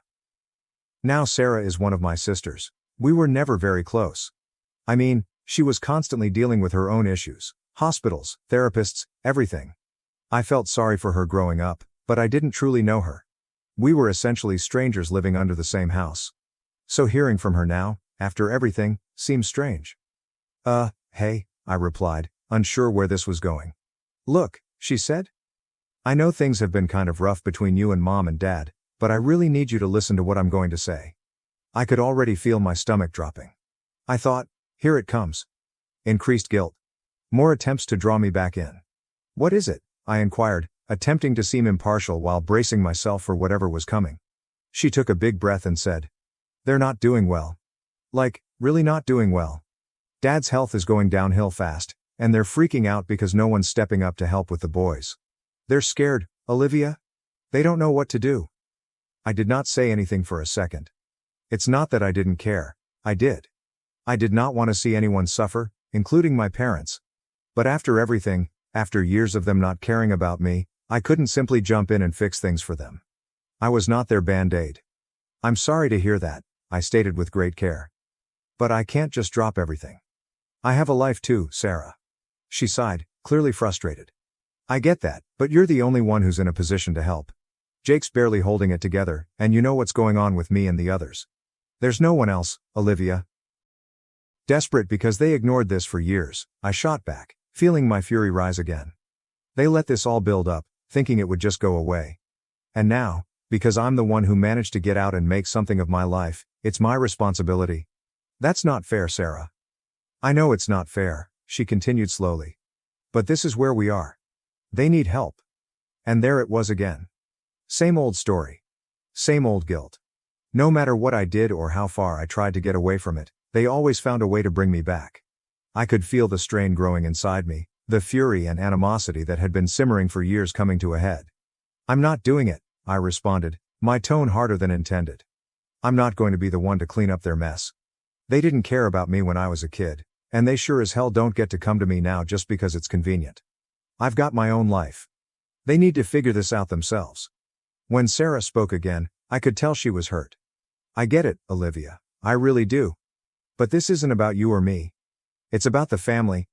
It's about what's going to happen to the boys when they're gone. If we don't step up, who will?" That hit me hard. Not because I suddenly felt responsible, but because it reminded me of how imprisoned we all were. My parents had neglected me for years, forcing me to the sidelines, and now they were attempting to use me as an escape plan. And what about my siblings? They were caught in the thick of it all, just like I was. Only they lacked the strength to fight back. "I'm sorry," I repeated, gentler this time. "But I can't. I won't." There was a long silence, and I could sense her disappointment over the phone. But I was not going to give up. Not this time. I could not. "Okay," she finally said, her voice lifeless. "I'll tell them." She hung up before I could say anything further. I sat there for a while, staring at my phone, feeling both relieved and guilty. I was well aware that I owed nothing to my parents. But it still ached. It stung knowing that my family was falling apart and that I had no control over it. Perhaps I wasn't powerless. Perhaps I was no longer willing to sacrifice myself for them. A few days later, I received another letter from my mother. This time, things were considerably worse. She didn't even bother with greetings. She went straight to the guilt trip. She wrote about how disappointed she was in me, how I had let the family down, and how she couldn't believe I would abandon them in their time of need. She tossed in a lot of things about how difficult it was for her and my father, how much they'd suffered for us, and how she didn't know what she'd done to deserve such a selfish daughter. It was brutal, and for a little while, it worked. I felt that old, familiar sting of shame, the guilt I had felt my entire childhood. But then I remembered all the years I'd spent being invisible, all the times they'd forgotten about me, and all the times I needed them but they weren't available. And I knew it wasn't because they needed aid. This was about control. This was about them attempting to draw me back into their web, making me feel as if I owed them something. But I owed them nothing. Not anymore. I crumpled the letter and put it in the trash, just like the previous one. I was finished. I was done being their pawn. I was done allowing them to influence me. I had my own life now, and I was not going to let them take it away. The following day, I blocked their numbers. I also blocked Jake, just to be cautious. It was not an easy decision, but it was the only one that seemed right. I couldn't keep letting them bring me down and make me feel responsible for their troubles. They'd made their decisions, and now they had to live with them. For the first time in a long while, I felt liberated. Update 2.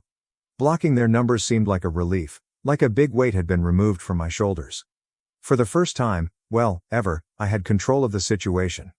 I wasn't sitting there expecting another guilt-inducing message from my mother or a surprise call from Jake. It was quiet. Peaceful. But, of course, that did not endure. About 2 weeks after I blocked them, I received a knock on my door. I wasn't expecting anyone, and honestly, I assumed it was a delivery or anything. But, as I opened the door, there she was, my mother. Standing on my porch, as if she had every right to be there. I'm not sure how she found me. I hadn't exactly been hiding, but I didn't expect her to just walk up at my apartment. She looked different. I suppose I'm older now. Or perhaps it was just stress. In any case, I could see she'd had a difficult time. But I didn't feel sorry for her anymore. "What are you doing here?" I inquired, keeping my voice as calm as I could. She did not respond right away. She stood there staring at me as if she didn't recognize me. Eventually, she spoke. "We need to talk, Olivia?" I exhaled. "No, we really don't. I've said everything I needed to say. I've made my decision."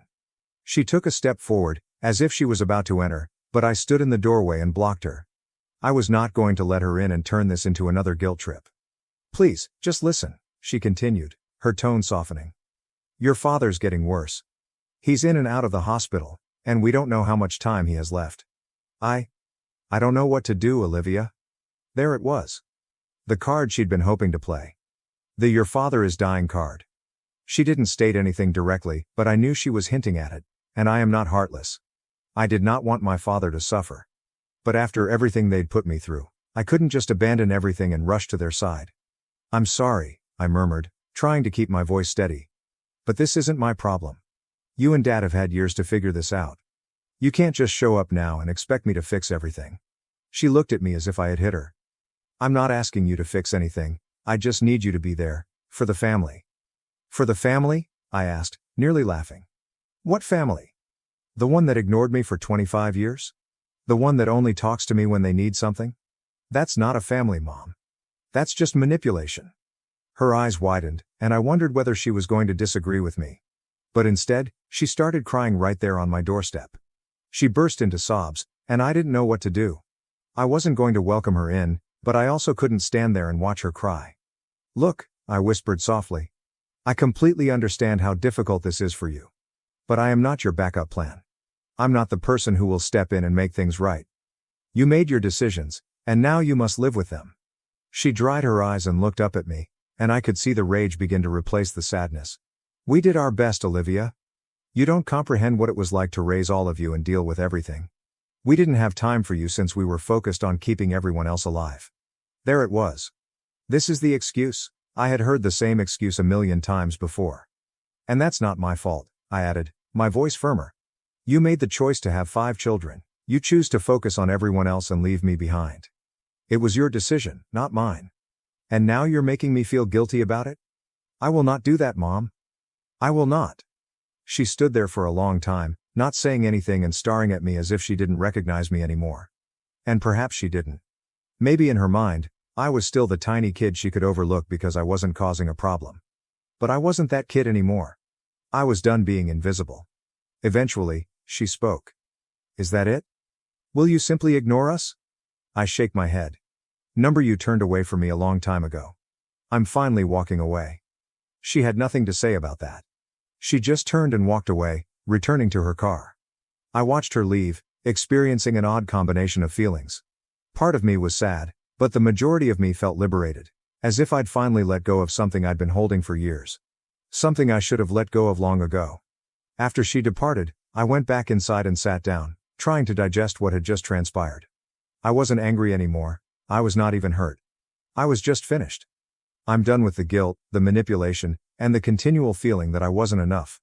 I was not going to be their backup plan. I was not going to be their last option.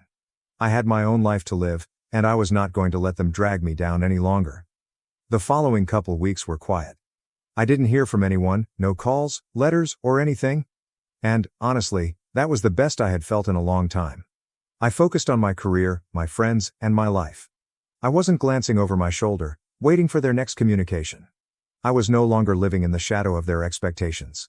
Then, approximately a month later, I received an email. This time, it's from Jake rather than my mother or father. It was brief, only a few sentences, but it contained everything I needed to know. Dad passed away last night. I thought you should know. I stared at the email for a long time, unsure how to react. I wasn't astonished, I knew it was coming. But I did not feel sorry either. I didn't feel much of anything. I considered answering. I considered calling Jake, asking how he was doing, and maybe even giving my condolences. But then I realized that this was simply another stage in the same cycle. Another opportunity for them to bring me back in. And I was not going to fall for it this time. I closed the email without responding and continued on with my day. I wasn't a part of their world anymore, and I was finally comfortable with it. My wife started overspending and left the kids to go on a trip after I got promoted. Am I the asshole for filing for divorce and blocking her cards? My wife, Meredith, and I, both 38, have been married for the past decade and together for about 13. We've had a somewhat typical relationship, with no affairs or significant misunderstandings, and our families get along well together. We also have two amazing children, a 7-year-old girl and a 5-year-old son. We come from comparable financial backgrounds. Our parents raised us comfortably, but we weren't spoiled. I'm not sure how she got into the habit of being a spendthrift anytime she thought she could afford it, even if only a little. I believe that's been my main complaint about her during our relationship. She doesn't always realize that we shouldn't spend all of our money right away. She subscribes to the "it's just money" school of thought, which is something we've always differed on. However, it has never been a major issue for us to quarrel over, and we have nearly always ignored it. This became a big concern a year ago when I was promoted to CFO at my company, which came with a large compensation increase.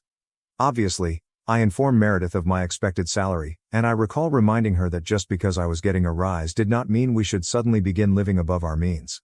I don't think she heard me, though, because she began splurging frequently shortly after my promotion. It began with buying sprees. She then began spending my money on nice items from well-known brands, even going so far as to redecorate our home. She got rid of all of our perfectly decent furniture so she could replace it with brand new, trendy pieces. You can imagine how much that must have cost me because she made no contribution to any of these expenses, despite the fact that she is a working woman. The main difference is that she is a high school teacher while I work longer hours in corporate. I have to admit that my wife handles most of the domestic tasks and spends the most time with our children. That was her initial defense. She expressed her dissatisfaction with working all day and felt entitled to a reward for her efforts. She reminded me that when I had to work late at night or travel regularly for work prior to my promotion, she was the one who held down the fort at home. With 2 young children, that was also a difficult chore. I understood where she was coming from, so even though I attempted to persuade her to cut back on her reckless spending, all I did was talk to her and hope she understood my worry. But she didn't, and things just got worse. She kept spending more money. I'm not a miser, but whenever I tried to talk to her about her spending habits, she treated me like one. She'd make me feel bad for attempting to stop her. We had recently fought a lot about our finances. Even though I was making decent money following my promotion, we hadn't been able to save much because of her extravagant spending. Then, last week, she pushed all boundaries. When I got home from work, I discovered that the babysitter had been summoned, and instead of Meredith, she was caring for the kids. I was obviously perplexed because we generally only contact the babysitter when both of us need to go out. Meredith hadn't told me about her plans for the day, which she generally does, even if it's only to meet friends for breakfast or something else. I do the same for her. I tried calling her several times but couldn't get through. I eventually asked the babysitter to clarify what was going on, and she informed me that Meredith had reportedly hired her to remain with the kids for a week, day and night. This made me even more bewildered, as I had no understanding what was going on. I let the babysitter handle the kids while I tried to phone Meredith and her parents, but neither of them answered. I even tried contacting her pals, but they had no idea what was going on either. After nearly 3 hours of attempting, she finally answered my call. I instantly placed her on blast because her behavior was so irregular, and I felt entitled to an explanation. She explained that she couldn't react earlier since she and her parents were on a flight. They had decided to take a family trip to Miami, so none of them could return my calls. She didn't think she needed to elaborate anymore. I had to ask her why she had left me and the kids behind to travel to Miami with her parents without first addressing it with me. I already knew she planned to stay for a week because the babysitter had told me. When I began questioning her, she did not take it well. Instead, she told me that I had no business referring to her in that manner because she had done everything in her power to secure her family's happiness. She felt it was time for her to do something for her parents as well. I attempted to tell her that I didn't mind her doing things for her parents, but the fact that she didn't think it was necessary to discuss it with me first worried me. That had been the situation for the previous year. She had never contacted me before making important financial decisions. She simply cut me off harshly, saying she needed and deserved a break, and hung up. I tried contacting her several more times, but she did not answer. That was the final straw for me. I had tolerated her conduct for a long time, but I couldn't take it anymore. I immediately made a couple calls to block her credit cards. Her personal card was the only one that continued to work. After confirming the cards were blocked, I began receiving phone calls and messages from her, but I turned off all notifications. I then called a buddy, who connected me with his divorce lawyer. I explained the scenario to the lawyer and requested him to begin drafting divorce papers for me right away because I'd had enough. 2 days later, Meredith returned home. When I answered the door, she instantly apologized for her actions. She claimed she had no idea how hurt I would feel. She claimed she took the next available aircraft back home as soon as she realized the enormity of her error. She claimed that she would have returned earlier, but storms had canceled all flights, forcing her and her parents to wait. Now that she was back, she stated she was willing to discuss and tell her side of the story so that we could work things out. It was too late, however.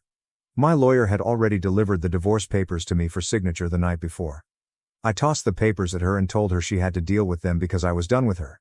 While she was still reading the papers, I shut the door. A few seconds later, she began shouting at me, knocking on the door, and imploring me to open it.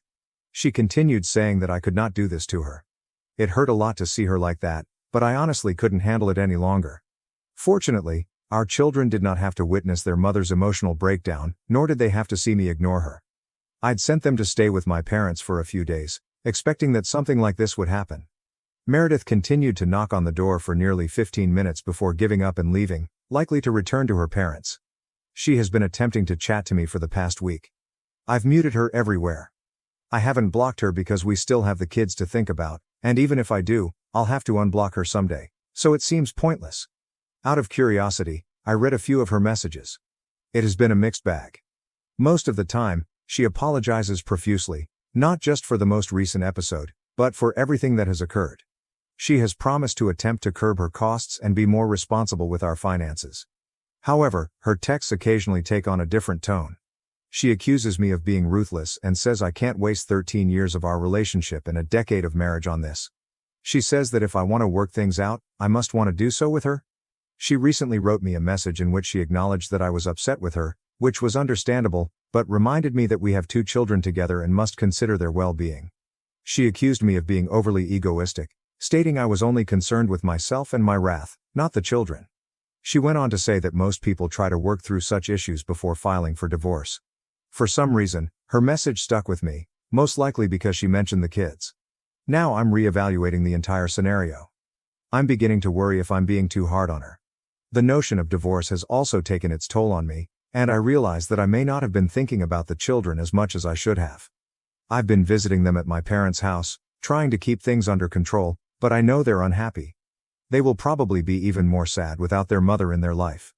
Despite her flaws, Meredith is a good mother. She was not lying when she said she had always tried to make our family happy. Perhaps I am making a hasty decision by filing for divorce so quickly. Update 1.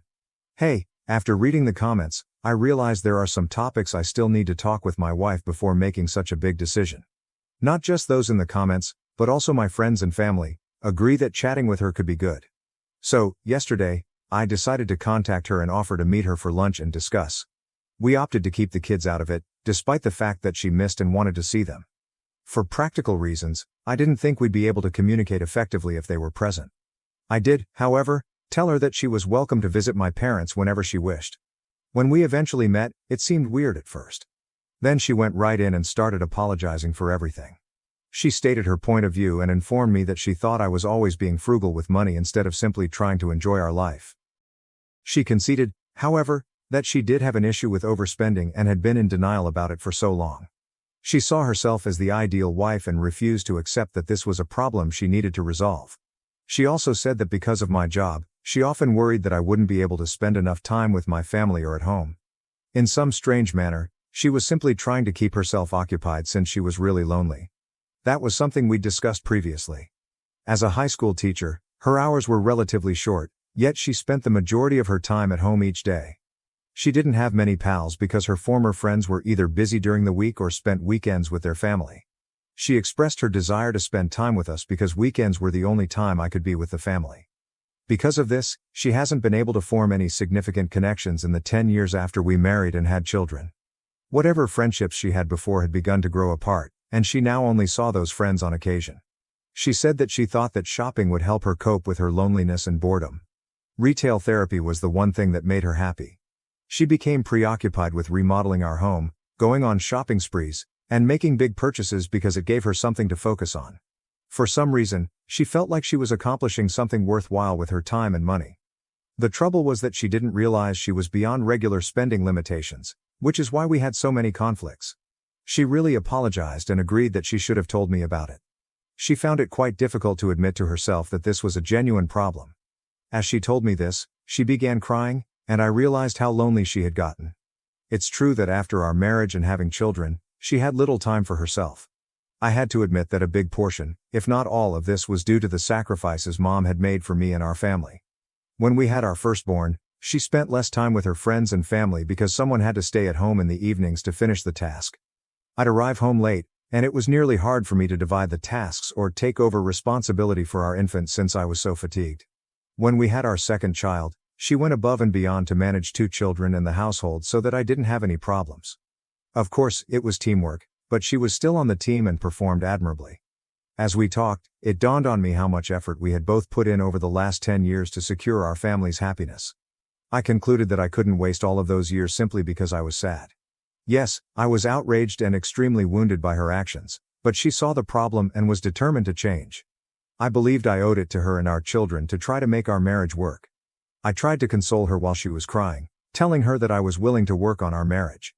However, I thought it would be best if we took a few days apart to cool off, and she agreed. We were both being realistic. After all, we had just had a massive dispute, likely one of the most serious in our relationship, especially because I had gone so far as to see a lawyer.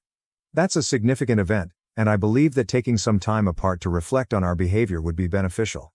I couldn't expect her to be away from the kids for too long, so I told her they were staying with her in-laws and she could visit whenever she wanted. She was pleased with the choice, and the meeting ended on a positive note. We also agreed to meet again exactly a week later. In the meantime, I intended to contact my lawyer to cancel the divorce procedures. Update 2. Hello, Meredith and I met again yesterday. We have been in touch for the past week, and we both acknowledge that our marriage is far from perfect. It hasn't been ideal in a long time, and we both agreed that we needed to work on it. We chose to attend a marriage counselor and committed to making it work. We agreed that it shouldn't be too difficult because we still love one another. As long as we can agree on one thing, we can overcome whatever obstacles that arise. This week apart provided me with valuable information and opportunity to ponder on my life. She wasn't wrong about anything. She was right when she stated I spent a lot of time at work, and she was also right about how much money she spent. We were both excessive in our own ways, and it had a negative impact on our marriage, to the point where we were thinking about divorce. That clearly has to change. As I said in my last update, I am grateful that so many individuals supported my decision. Of course, there are still others who believe I'm doing the wrong thing and have labeled me a doormat for even considering giving our marriage another chance after what she did. But that doesn't matter because she's the mother of my children and we've been together for a long time. One fight is insufficient to erase that. Besides, we're not only doing this for ourselves, but also for our kids. They definitely need both of us in their lives. I've already spoken extensively about my decision and discussed why I arrived at this determination. Neither of us was flawless, but now that we've identified the flaws on both sides, we're tackling them together. It is fine if this causes some people to be upset. After all, you only have the information I've provided, but I've been in this relationship for years and know this is the best way forward. I don't dismiss anyone's advice or life experiences, but a few people being dissatisfied with my decision on an online forum won't change or affect it. That is all. Having said that, I'm quite pleased with my choice. When Meredith and I met yesterday after our one-week vacation, we were both in a much better mood. We hugged as soon as we saw each other, and that hug gave me confidence that I was doing the right thing. It was evident that neither of us were prepared to let go. She was the first true love of my life, and I have been the same for her. We just lost touch in our relationship while juggling professions, families, and other commitments. As folks say, life got in the way. But don't worry. She's finally moved back in. She returned this morning, and I also brought our kids home from my parents' house. Now we're all living together as one happy family under the same roof, and I hope to keep it that way for the rest of our lives. I know the last 2 weeks have been extremely difficult for all of us, particularly the children. At least Meredith and I are grown-ups who can manage our emotions better than they can.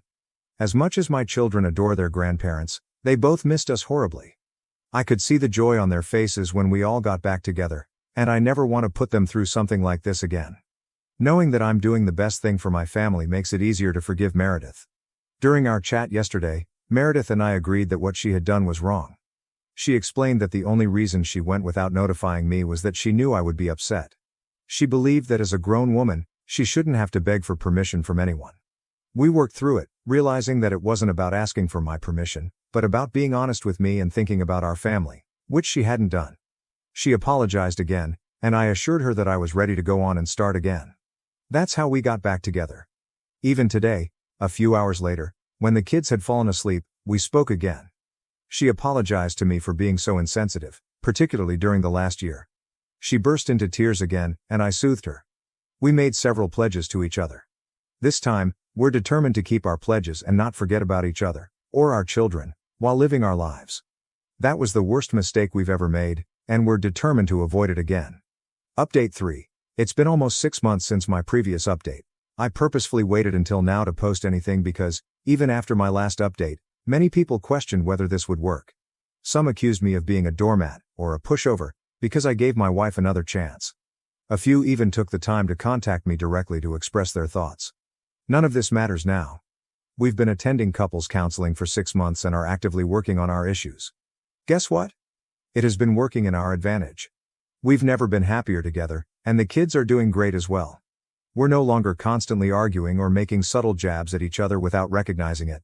We had no idea how much our behavior had been harming the children until we began addressing it. We've been working on it slowly as well.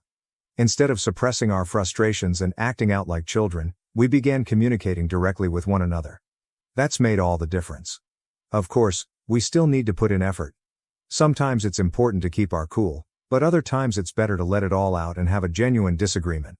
But, at the end of the day, we're still together and have always been able to work through our differences. That is what is actually important to us. Everyone in our lives is relieved we did not go through with the divorce, especially our parents. Initially, they weren't completely opposed to the idea, but they eventually concluded it would be too severe. Honestly, I don't think obtaining a divorce would have made either of us happy. We'd both be miserable.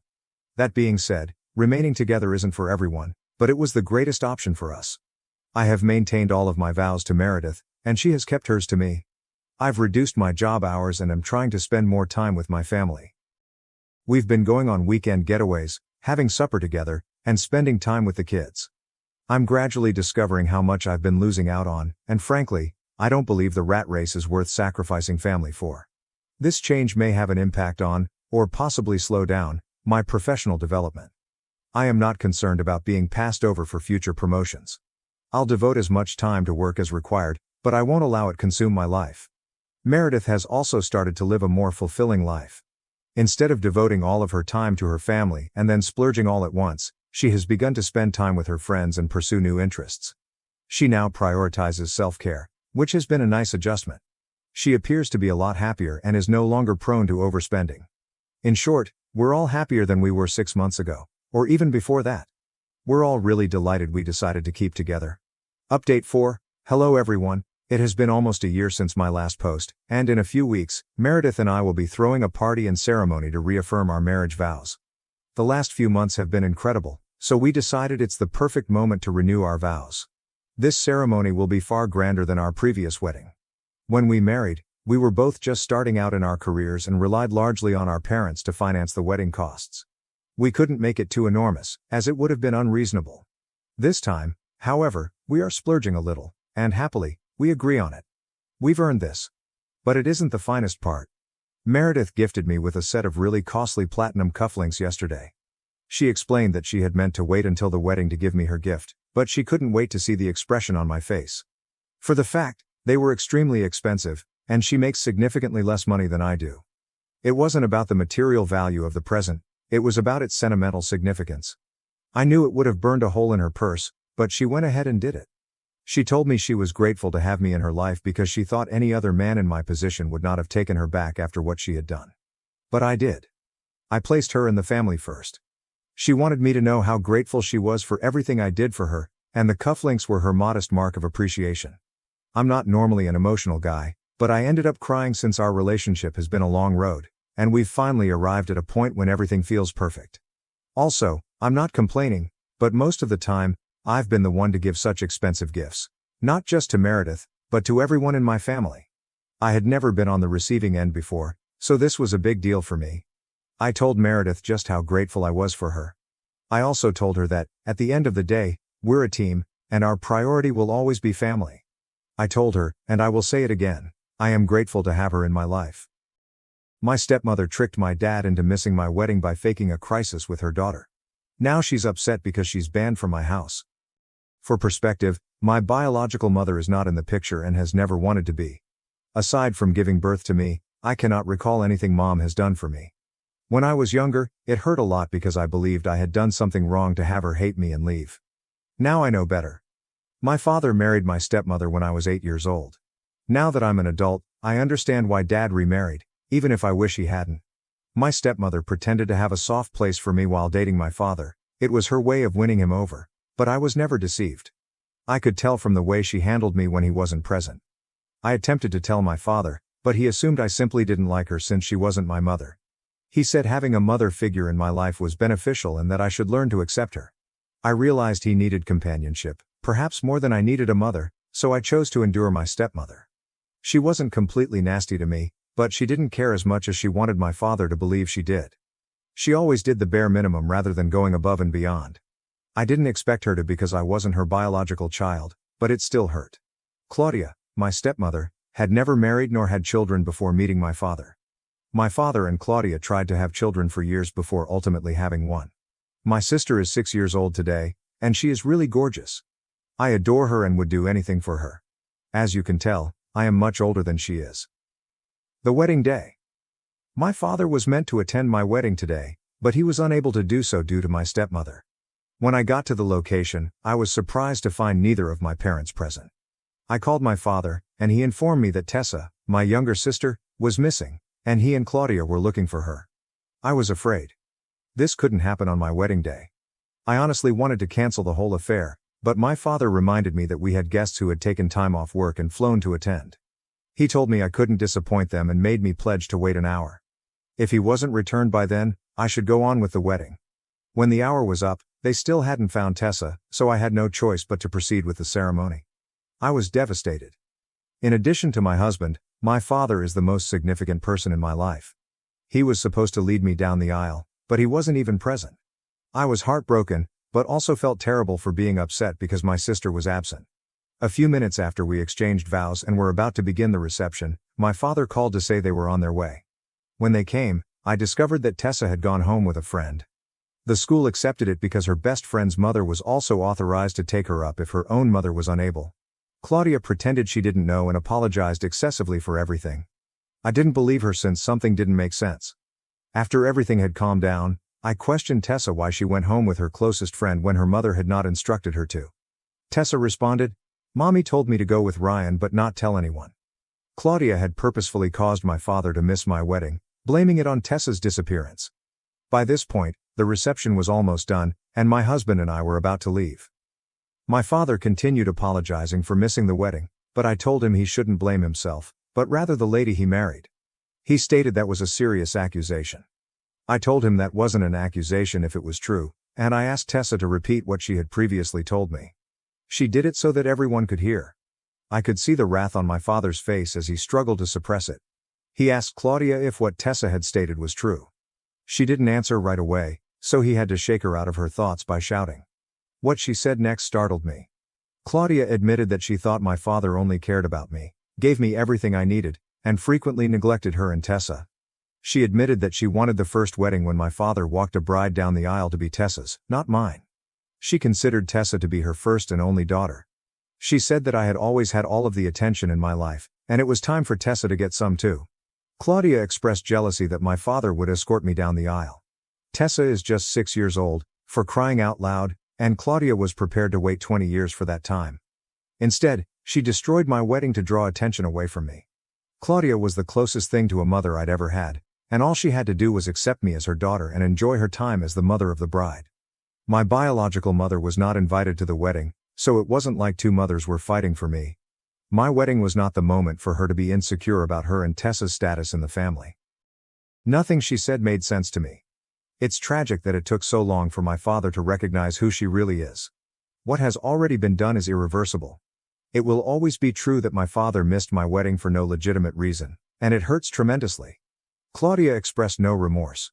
She expressed everything as if it were true, expecting everyone to comprehend and agree with her. She has always been this way, unable to admit her mistakes and unable to apologize. This time, though, she had gone too far. She tampered with our lives in an unpleasant manner.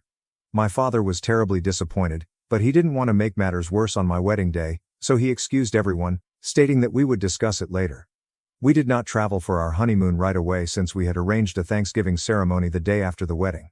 Claudia acted as if nothing had happened the day before the service.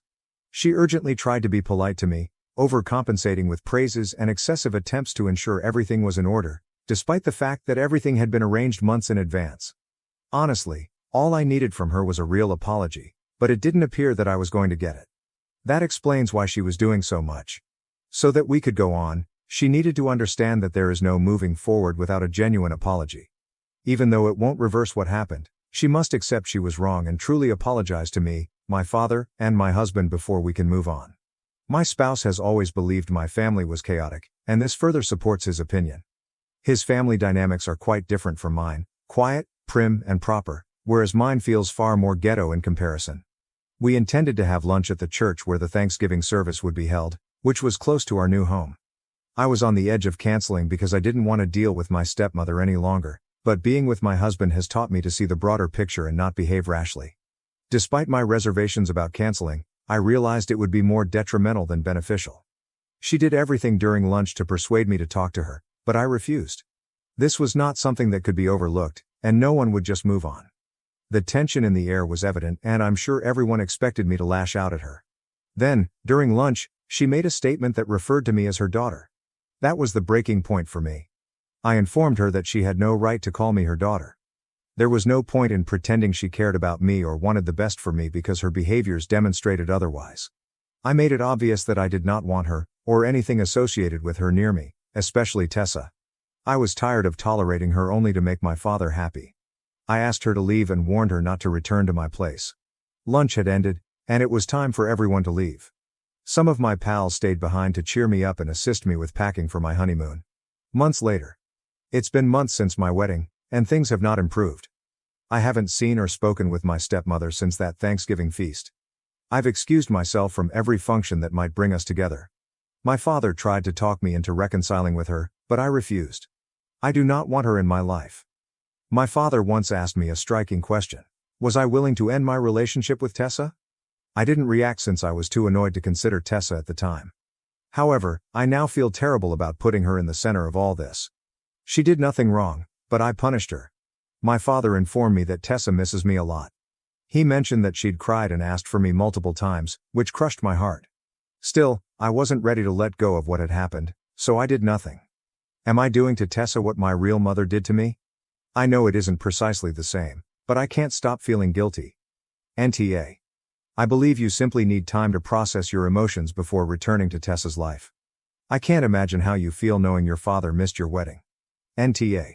Your father could have done more than just shout at her to obtain the facts. It did not appear that he took command of the situation. He must guarantee that his wife makes amends, even if it means using force. My fiancé and I have been together for several years. She met my daughter Kylie, who is 15, and they seem to get along well. However, I am not comfortable with her parenting my daughter.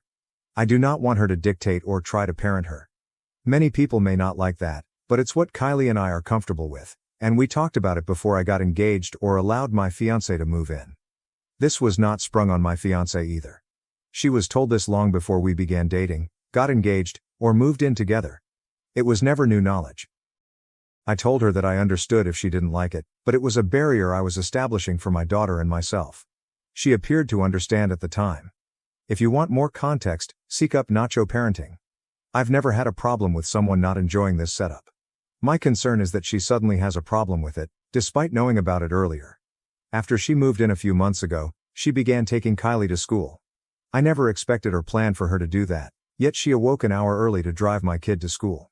Things got heated when she went to Kylie and informed her she couldn't go out because she had homework to do. This sparked an argument because Kylie was attempting to explain, but my fiancé kept cutting her off, saying, "Nope, you can't go out." When I went in, I clarified that Kylie wasn't going to a hangout, but to the library to study for a group test her teacher had planned. My fiancé was surprised and remarked, "Well, she doesn't need to be going out like that anyway. She won't focus in a group." I informed her that it was not her decision to make. I drove Kylie to the library and returned to find my fiancé seething. She accused me of embarrassing her and claimed Kylie wasn't even studying. I informed her again that she had no right to influence what my daughter did. If she had real issues, she should have contacted me, but she had no business arguing with my child in that manner. She replied, "Oh, so I can send her off, pick her up from school, and deal with all of the inconveniences, but I can't discipline her?" I told her no, she couldn't, and reminded her that this wasn't about parenting. The problem was that she had willfully crossed a barrier that had been explicitly communicated from the beginning. I told her she went out of her way to cross that limit and then tried to defend it later. That was her decision. She departed, claiming she was too angry to converse at the time. Now I feel as if I'm being set up. She was aware of this boundary and is treating it as something she can wear down over time. NTA. You set a clear and firm limit, and she continually violated it, then became angry at you for holding her responsible. If your fiancé is unable to accept this, you may need to reassess your relationship.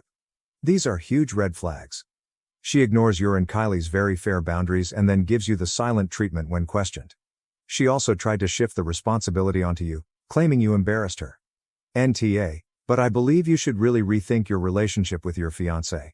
It appears she believed that as you became closer as a family, she would be able to make judgments about Kylie's parenting.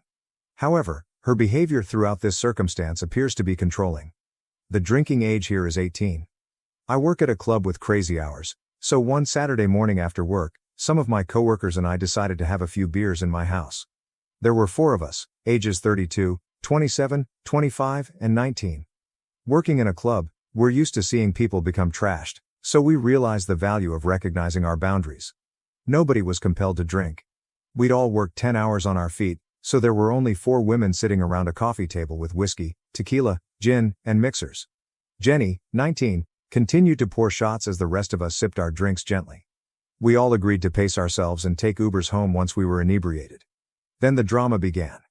Jenny began sobbing, first from delight, then loneliness, and last from alcohol. She spam called her ex constantly, lost her phone, and then asked that I find it so she could call her ex to pick her up. Spoiler alert, he never arrived. Jenny refused to go home, even if one of us accompanied her. So I tucked her into my bed and told her to rest. She then asked me to cuddle her, and as I did, she began grinding on me. I instantly excused myself. Later, she exited the bedroom, returned to the couch, and began contacting her ex until losing her phone in the blankets. Then she vomited on the couch. When I went to check my room, I discovered that she had also vomited on my bed, which had spread and saturated for about an hour. Yum. Jenny handled everything with a glassy-eyed dismissiveness that some colleagues sought to justify because of her age. Every blanket in my flat came into contact with vomit. When she finally woke up, over 6 hours later, I persuaded her to agree to leave. She ignored the mess she had made. I snapped and asked her who she thought would clean up all the puke and where she expected me to sleep. She reluctantly promised to clean my bed and bedding, but she has been putting it off ever since. The bed was cleaned 2 days later, and she didn't mind that I had to remain at my partner's house in the interim. She hasn't returned the bedding she promised to dry clean, and she gets offended when I ask for updates without being overly pleasant. She blamed her behavior on drinking, and some colleagues think she's just young and going through things. They say I'm being too harsh, but this smacks of entitlement. I've been a drunk girl before, but I've always apologized for my faults. Jenny, on the other hand, seemed to believe that my life will continue as usual even without a bed or blankets. I am a broke student working in the service business, so none of this is simple for me. Am I being inconsiderate? NTA. Don't take drunks home anymore.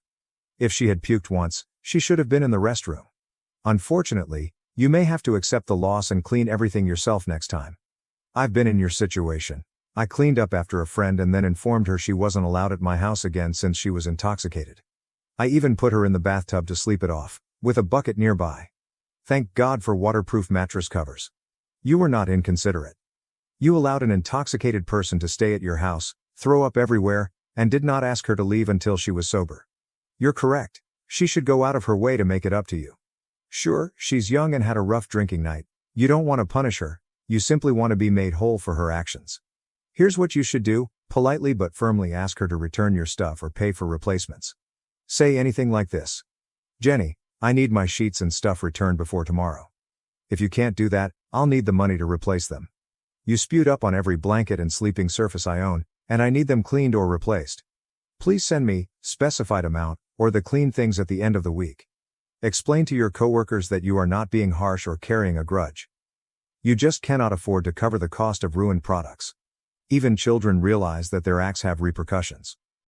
Am I the asshole for telling my mom she can't share a room or a bed with her boyfriend in my home? When I, 27 female, was in college, I met my boyfriend and we moved in together, sharing a place with some friends, after dating for a year. I was 19 when we met and 20 when we moved in together. We decided from that point onward to take turns spending Christmas with our families. But the first year we were supposed to see mine, my mom made it clear my boyfriend could not stay and we weren't sharing a room or a bed in her house. My dad argued in favor of letting it happen since I was an adult and living with him already, but mom said no. She hated that I wouldn't stay at their house then and instead booked an Airbnb. She said I should respect the rules of her house and I told her I was, but I didn't want to tell my boyfriend to be alone on the holidays and especially when his family had welcomed us together happily. After that I made it clear there would be no coming to visit like that if I couldn't sleep with my boyfriend. My mom said it wasn't like we were married, so she had every right to that rule. 2 years ago my dad died and for 11 months my mom has been in a relationship with her boyfriend. They don't live together exactly, but according to my brother he was there most nights while he was still there. My mom and brother aren't really talking right now. My brother could hear mom and her boyfriend in bed and he hated it, so he moved out. He's also 22 and had wanted to, but it gave him the push to move. My mom was furious and demanded to know why he was leaving out of nowhere, and she freaked when my brother told her he was tired of hearing them. It started mom off on him not being happy for her that she found someone again after dad died.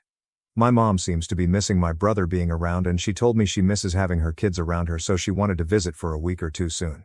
She wanted to bring her boyfriend along and I told her she can't share a room or a bed with him in my home. I told her I do not want to hear that. She got mad at me and said she's a grown woman and should be allowed her freedom. I told her she was all right denying it to me and I wasn't even planning to have sex in her house. But it sounded like she doesn't care if we hear or not and I'm not dealing with it. I also told her I wasn't going to reward her with sharing with her boyfriend when she has been so strict with me about it. My mom accused me of acting like a petty child. My seal accused me of being ungrateful after a trip with my brother, claiming I owed her thanks for babysitting her own kids.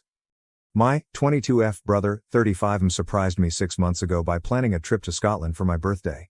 He knew I've never traveled before and wanted to take me to my dream country. Due to tight finances, it was just the two of us, which I was okay with since at the time him and I were close. For context, my brother is married and has 2 kids under 6. His wife, 34F, had said she was happy for me and didn't mind holding down the fort for a week while we're on the trip. Her and I have never been close and quite frankly just tolerate each other for the sake of keeping the peace. She's never been a fan of how close my siblings are with each other. It all comes down to growing up in different family dynamics, Mo. Anyway, the trip was amazing and I loved every second of it. I was on such a high when we came back that I thanked my brother so many times for doing this for me until he told me to shut up. Lol. I thought everything was good and we resumed our lives normally. Imagine my surprise when I get a text 3 days after coming back from my SIL telling me off and calling me rude and ungrateful cause I didn't send her a text thanking her for babysitting on her own and having to do everything around her house for a whole week while I had fun with her husband. Yup, that's exactly how she worded it. I was flabbergasted. This is the same woman who smiled and told me to have fun on my trip, and now she's berating me for not thanking her for doing me a favor by taking care of her kids for a week. Am I crazy, or is that totally irrational and just weird? I told her I'm not sure taking care of your own children is babysitting, or doing someone else a favor, and she blew up at me calling me a terrible ungrateful brat and that I never show appreciation for anything. I was so confused by all of this and called my brother, but he doubled down and told me the trip wouldn't have been possible had she not volunteered to take care of their kids so we can have fun, and that I should be thanking her for doing it for me.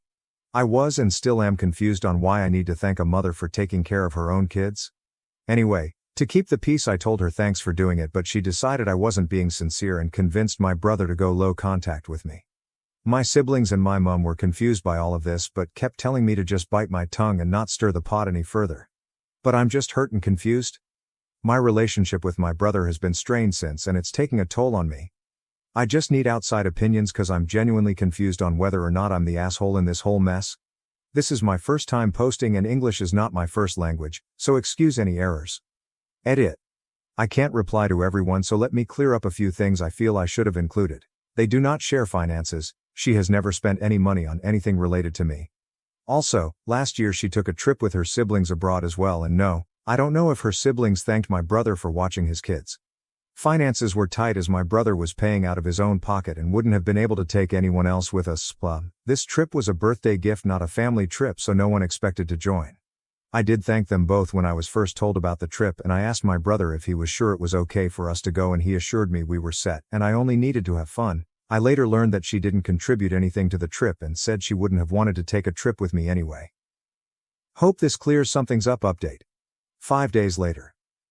Thank you to everyone for the insight on my previous post. The post kinda blew up in a way I wasn't expecting and the responses were overwhelming, but I now understand that I did not react correctly to her texts. This is a long update since a lot has happened. To clear up a few things before I continue with the update, a lot of you are fixated on the fact that I said finances are tight. I didn't mean their overall finances. They have separate finances, and from my understanding, they only share finances when it comes to their household and kids. Anything else they pay from their own pockets and don't interfere in what they spend their money on as long as the kids are good and household is running smoothly. So since my brother was paying for this trip on his own, he couldn't take many people with him as that would put a bigger financial burden on his personal savings. They're doing fine financially. They take family trips once a year. I did thank them both when I was initially told about the trip. My sil later made a snide comment about how this was all my brother and she didn't contribute to the trip at all. Last year Sil and her siblings went on their own trip while my brother took care of everything and he was fine with it. My family dynamic is apparently confusing you guys, but we're 5 siblings that are very close and hang out regularly and have a close bond with our mom, especially since our dad passed away. We are from an Asian country and the culture here and the bonds between families are different from the West. To those who said maybe she's salty, I'm getting a trip when I've never helped them out. I babysat my Sil's babies for 5 days a week for months each time her maternity leave ended, and each time they stopped needing me to help out only my brother thanks me, and that's fine with me. Sil has never thanked me or my siblings for anything we do for them. She says the fact that we're so eager and willing to drop everything to take care of each other is weird and unhealthy. I did thank her once I realized I should just keep the peace and tell her what she wanted to hear. Still, she didn't accept my thank you after I made the babysitting your own kids comment. I understand I was an AH for saying that now, since a lot of you have pointed out that it was rude and that I'm not a mother and don't get it. But to be fair, her texts were full of insults. She kept doubling down on the fact that she was stuck babysitting because of me. Many of you asked why I wasn't offered the ticket and went on my own. In our culture, women, especially young ones, don't travel on their own without either a family member or their husbands. It's not about control but more out of protection for us, so going on my own wouldn't have been an option. On to the update. Strap in, this is a long one. So I talked with my mom to better understand the situation, since many of you said I'm not a mother and don't get it. And she said my Sil worded it wrong, but maybe she just wanted gratitude for helping my brother out, cause being a parent isn't easy. I understand that I reacted to her messages wrong when I could have just said a simple thank you, but neither I or my mom understand why she was so aggressive towards me in her texts. The aggression is what made me become so defensive. I found out from my siblings and my mom that my brother only paid for the tickets and the accommodations, and that my eldest brother is the one that provided the pocket money for food and buying stuff on the trip, and that my siblings chipped in but didn't want the credit since my brother wanted this trip to be like a thank you for helping them out so much with their kids over the years, and that he had cleared it with his wife and she had given him the go-ahead. She also told me that he had asked Sil if she wanted to come with us on the trip and leave their kids with my mom, who was fine with that. But she declined as she and I aren't close and it would have been weird for the both of us. My mom told me that my brother actually asked her to check in every day with Sil to make sure all was well and to see if she needed anything. She also said my brother asked Sil's sisters to check on her as well. It turns out Sil had taken the week off of work. I didn't know that. And for 4 out of the 7 days we were in Scotland she dropped her kids off at my mom's, and the other 3 days when my mom called Sil said she had her sisters with her and didn't need any help, so what the hell was she so mad about? It's clear to me that she wasn't abandoned by my brother as some of you suggested. My siblings initially wanted to just keep the peace, but after I showed them my Sil's text they were surprised and appalled by her words. They thought this whole thing was a simple misunderstanding and now understand that it had become bigger and that my brother and I aren't talking. My sister decided to investigate and called my brother to understand what happened, and it turns out my Sil told him that my mom and siblings didn't check in on her at all, which is a lie. My sister even dropped off food for them twice. And that the kids were upset their dad left them and were throwing tantrums all the time, also probably not true, and that this wasn't what they had agreed on when he told her about the trip months ago. He was too busy trying to calm my Sil down to confirm with the family whether or not it was true. My sister then asked him if he'd seen the text his wife had sent me and he said he hadn't, but that Sil told him she just asked me for a simple thank you for all her hard work and that I blew up at her and told her she didn't deserve anything since she didn't pay for the trip and that she was entitled.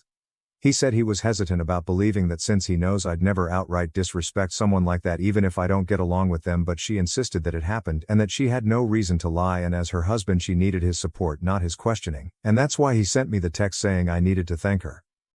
My sister then let my brother know about everything that happened and told him, more like demanded, that they apologize to me, which I didn't think was necessary. I just wanted my brother to talk to me again, and he sounded upset and told her he'll figure this out after talking to his wife. Spoiler alert, it didn't go well. Sil and my brother had a massive fight and he demanded to know why she lied and caused so much drama, and she broke down and told him that he was too close to me and my siblings and that she hated how the whole family babied me, I'm the youngest, and that his siblings' relationship with each other made her uncomfortable and she just wanted him to put a little distance between himself and us because her family isn't as close to each other, and kept telling her our close dynamic is weird and toxic. He told her her behavior is unacceptable and that she caused a rift between not only him and I but also him and the rest of his siblings as well because now they're mad at him. My brother did call me and he apologized for doubling down on what his wife said. He said it was already tense in their house and he was just trying to keep the peace and be supportive, but he shouldn't have treated me this way. When deep down he knew I wasn't at fault. He also let me know that for the time being Sil will go NC with my siblings and I while they go to marriage counseling and Sil goes to therapy because her behavior wasn't normal. He sounded exhausted and defeated and I just told him we're all here for him if he needs us. He made it clear that the NC is only for my Sil and assured me he won't limit his contact with me and apologized for doing so without even talking to me first. I asked him if he'd like me to reach out to her and apologize for what I said and give her a sincere thank you, but he said no, that it was never about the gratitude to begin with and that it's apparently a bigger issue between them that they need to figure out on their own, that we shouldn't contact Sil unless she reaches out first as she doesn't want to have any contact with us. He also apologized for her language with me on the text, but I told him not to worry about it. Safe to say Sil's relationship with us is never going to be the same again after this, and to be honest I wasn't the biggest fan of hers, but I was civil and polite to her in the past cause my brother loves her and we've never had any issues prior to this. I do feel really guilty that all this happened because of the trip planned for me, but my siblings keep telling me it's not my fault. My mom says I should have just thanked my Sil and kept the peace instead of having this all blow up so much, but my siblings told her that even if I had apologized it wouldn't have mattered as my Sil would have found something else to cause a problem. But they also told me what a lot of you had mentioned in the comments, that saying thank you was the polite thing to do, and that taking care of kids full-time is not the same as babysitting them for a few hours, and it would have been good to tell her she's appreciated. But they understand that I don't have the understanding of what it means to be a parent and that having someone basically verbally attack me wouldn't have made me reciprocate with kindness. And I get it, I was ignorant about it and I acknowledge that. There are a lot more details, but that's the gist of it. Brother and Sil's marriage is strained and so is his relationship with us, but I hope that everything works out okay. I really love my brother and hate seeing him so defeated. Part of me wishes we never went on that trip because all this drama is draining. To clarify something, the only reason I was questioning the whole "I babysat my kids as a favor to you" is because I always see people criticizing fathers who say that and calling them out because kids are the parents' responsibility and not a chore or a favor for anyone. I thought this applied to both mothers and fathers, but perhaps I was mistaken because my only point of reference on this topic is what I see on the internet as I'm not a mom, and since a lot of you have said I'm the AH and that she deserved a thank you and a gift. I messed up the thank you part, but I did buy her a magnet for their fridge since she likes to collect them. I went a little crazy and brought back little souvenirs for myself and everyone else as well, and it would have been weird and rude to give her kids gifts and not her, so I got every single family member a small Scottish-themed present. I was excited about being in Scotland, lol. Thank you all for your insights and advice. I really appreciate it whether you thought I was or wasn't the AH. All your opinions put things into perspective for me. Some comments were outright nasty though, and I didn't think name calling was productive or necessary, but oh well, that's the internet. Also, if you saw the OG post on some podcast sub, it's because my friend saw my post and told me to post it there cause she's a fan of them and thinks the podcasters would be entertained by it. I wasn't seeking out validation from a different sub. She was just excited by the idea that her favorite podcast might read out a post about someone she knows. She's weird, but I love her, so I did it. That's all. Fiancé uses my deepest trauma to win a game, revealing a competitive obsession that ends our relationship. Original post. I don't even know how to type this or explain my thoughts right now, so I apologize if I seem scattered. I, 31 male, have been engaged to my fiancé, 29 female, Emily for the past 3 months, together for 2 years. She has been the only relationship where I felt safe enough to open up and discuss my past trauma. Many nights I have cried into her arms, and she has been there to comfort me. She goes to therapy with me and has been a rock in our relationship. I have been getting much better since I have really opened up about it and have been able to live a better and liberating life the past 2 years until last Saturday. Emily is ultra competitive, not just in sports, but in life. She will do whatever it takes to win and be first. She has lost friendships, family relationships, jobs, and money. She understands this and has been trying to get better by going to therapy, stating she doesn't know why she is like this. She seemed to cool down over the summer, but she is still very competitive. Even her parents have such an idea because they were not athletes and have never pushed her to be. And her siblings are confused when this all started. I was a former college athlete and yes, I am competitive but not so much anymore. And recently my friend group has begun a monthly game night. I was on a 4-month win streak. We played board games, old video games, painting, basketball, and even football. And it was all in good fun, but Emily last month was so angry she did not win. She walked home and did not want to talk to me for at least 2 days. Before we left for game night, I asked her to please have fun, and it doesn't matter who wins. She promised she would try. As game night came to an end, Emily and I were tied with one more event. Rules are if it is man vs woman, the lady chooses the final game.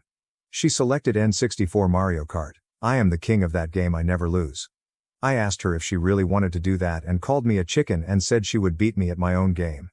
I should have backed off, but I caved, and we raced. Now, common knowledge is let her win, and trust me, I thought about it, but she gets really angry if she thinks you let her win. Her attitude is way worse then. As we started racing, it was a tight race. She kept hitting the banana peels, but she kept catching up. The last lap she started trying to distract me by saying, "He snores when he sleeps." Basic middle school insults. Then she tried bumping me to distract me, but I was locked in. I responded back, "At least I don't keep hitting the banana, love." Very simple and fun. We are in the final leg of the race and that's when she snapped, "At least I didn't get saved by my own family." I froze up and dropped the controller and she passed me and won. She was jumping up and down with joy, screaming and dancing that she finally won. From what my friends told me later, that she kept that up for a good while until she saw my face, and that's when she stopped. My friends were in complete shock, asking me if that was true. I could not speak. I couldn't breathe and was fighting back all the inner demons I had swirling in my head. I simply got up and wished them a good night and started walking. I was in a trance. I didn't know where I was walking to. Emily tried calling and texting asking where I was, begging for me to call and come home. Kept saying she is sorry. Just wanted to win so badly, and don't know why I said that. I simply needed space, and I told her to please stop calling me. I don't know what to do. I love this girl and trusted her. But use that trust to win a effing video game. My friends are asking me about my past and won't leave me alone.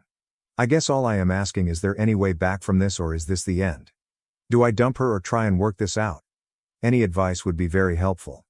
TLDR, fiancé used my childhood trauma to win a video game. Top comments. Comment 1. Man, she got serious issues. In my eyes there is no coming back from this. How could you ever trust her again? Comment 2. Dude, right?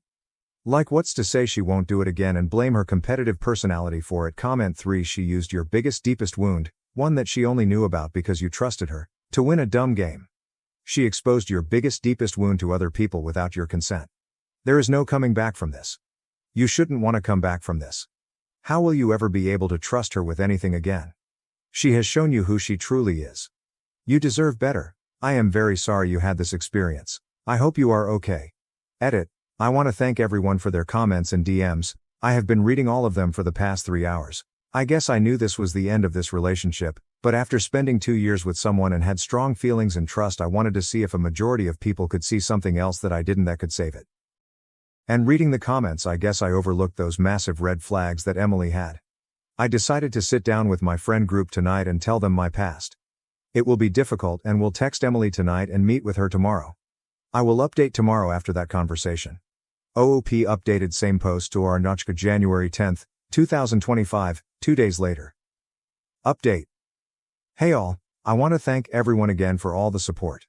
It helped me clear up my head and really reflect on the past few months with Emily and finally see the red flags I ignored or didn't press hard enough on. First of all, I need to get this off my chest. From ages 11 through 13 I was SA by my aunt. She would come over to babysit and she would do the deeds and have me do stuff to her. She would threaten me if I ever spoke out. I tried to tell my parents if she could not babysit, but my mother told me that her sister absolutely loves you and wants to spend time with you since she can't have children. If it wasn't for my dad forgetting his wallet one night, I believe she wouldn't have been caught. My mom went mental and did not believe any of it and went on the campaign tour around town saying she is 100% innocent and I am just confused. My dad went into the bottle and tried to enter the shadow realm because he couldn't forgive himself for missing the signs. My mom then threatened me to make an announcement that her sister is not a predator and then attacked me.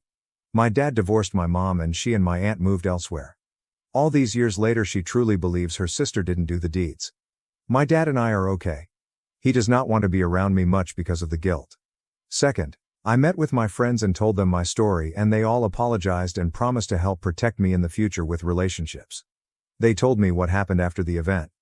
Emily was trying to defend herself by claiming I didn't mean to say it. He took it the wrong way. I just needed to win this? I love him and didn't mean it? She has been calling all of them begging for them to please help her win me back and she will do whatever it takes, and see anyone to help her with her condition. Meeting today with Emily. My friends invited her over and would sit in the other room while we talked. Emily was unhinged and came flying into the house trying to hug me, but my friends held her back and told her to just sit. I asked her why she said what she said. Emily. I don't know, I just needed to win so badly.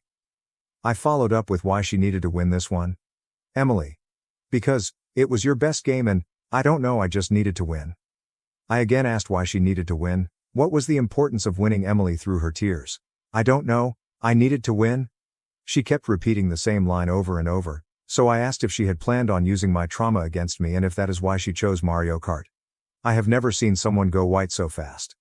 Emily just looked at me and put her hands in her face and blurted out, I can't stand not winning and I knew you would get distracted, and I could win and finally feel great.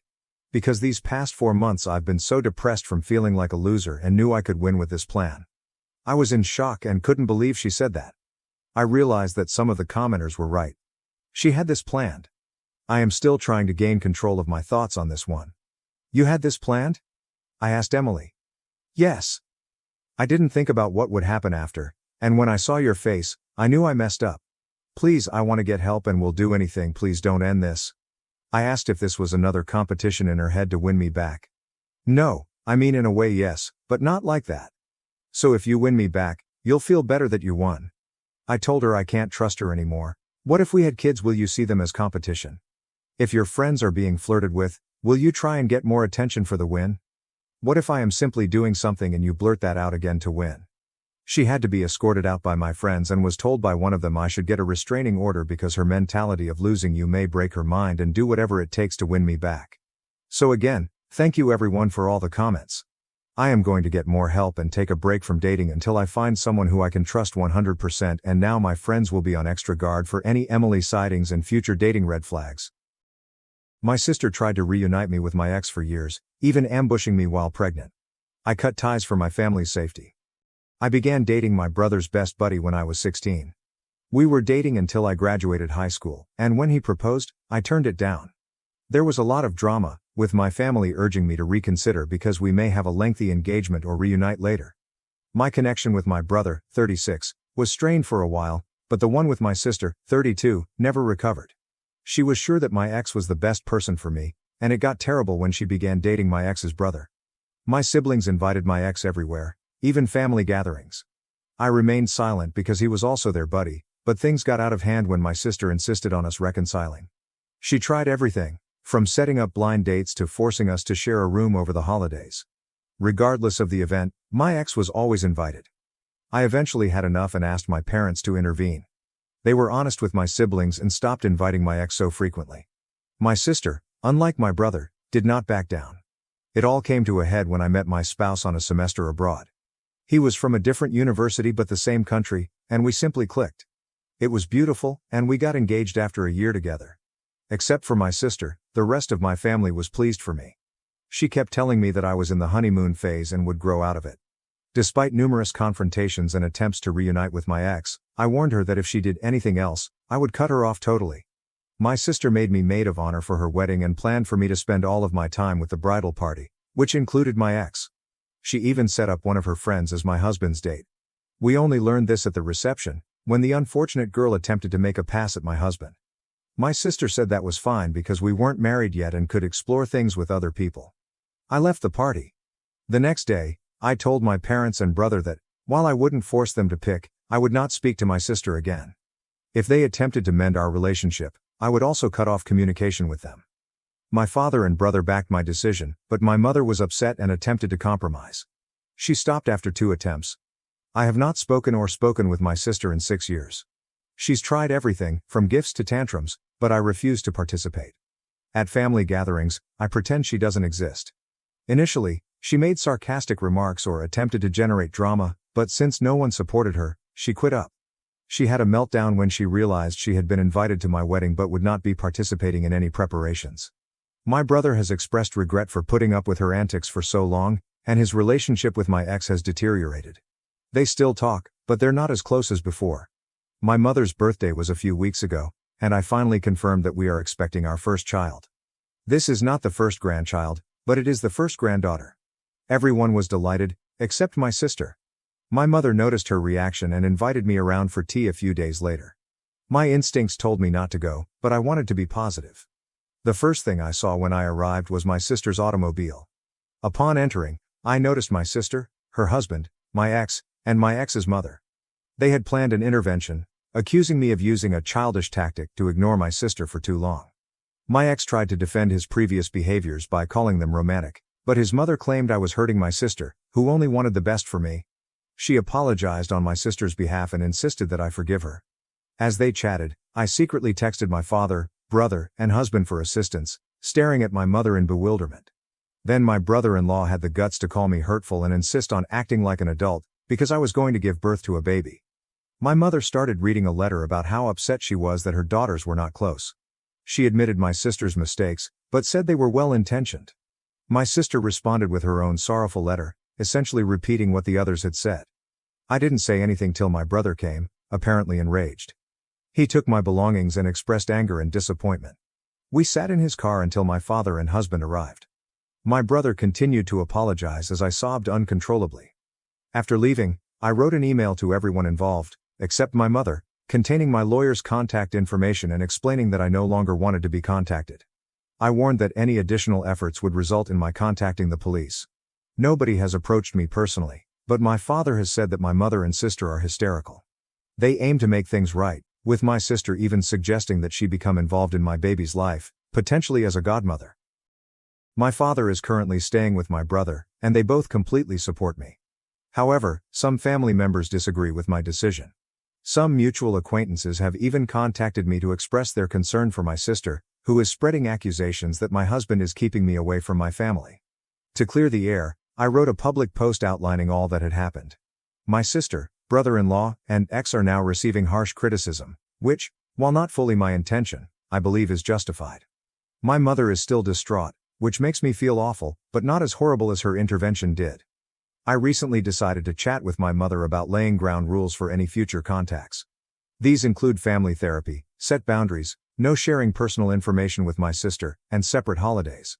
Most importantly, I informed her that if she did something like this again, I would cut her off permanently. She believes these stipulations are excessive, but has decided to comply. However, she mistook this for rapid access to baby news. I explained that it is a process, and she must demonstrate that she has changed. My father and brother refused to speak with my sister and continue to apologize for not intervening sooner. I forgave them because they demonstrated growth. My husband supports whatever option I choose, but my mother-in-law is concerned whether cutting off my mother completely is the best strategy. Ultimately, it is my decision, but I am split about what to do with my mother. Update number 1. I'd want to thank everyone for their help and advice so far. I'd like to provide some additional context indicated in my comments, as I can't respond to each one individually. My ex and I split up when I was 18, and he is now 37. The breakup occurred because I did not want to be married or engaged at the moment. My sister's desire to reunite with him derives from her fixation on the idea of us marrying brothers and being best friends. My mother has always been polite to my husband, but I'm beginning to feel it was all a ruse, which makes me quite sad. My ex has had other relationships since our breakup and has 2 children with one of them, but he is never married.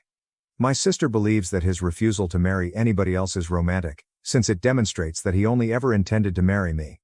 However, I've heard that his obsessive behavior extends beyond me. He behaved similarly with his children's mother. My sister has encouraged him to refocus on me. She believes his assistance will put her back in my good graces, allowing her to be a decent aunt. My brother started distancing himself from my ex after I expressed my displeasure with having him around all the time. This transition occurred while I was attending college and visiting my family during breaks. My brother also made an extra effort to welcome my husband, which affected his friendship with my ex, who felt betrayed. Now, my husband is one of my brother's closest friends, and my brother only communicates with my ex when it concerns my nephew, my sister's son, or to avoid being impolite. While both of my parents first appeared supportive of my desire to avoid my ex, it turned out that only my father really agreed. On the day of the tea party, my mother informed my father that she was preparing my favorite tea and pastries for some quality time, but he was unable to stay.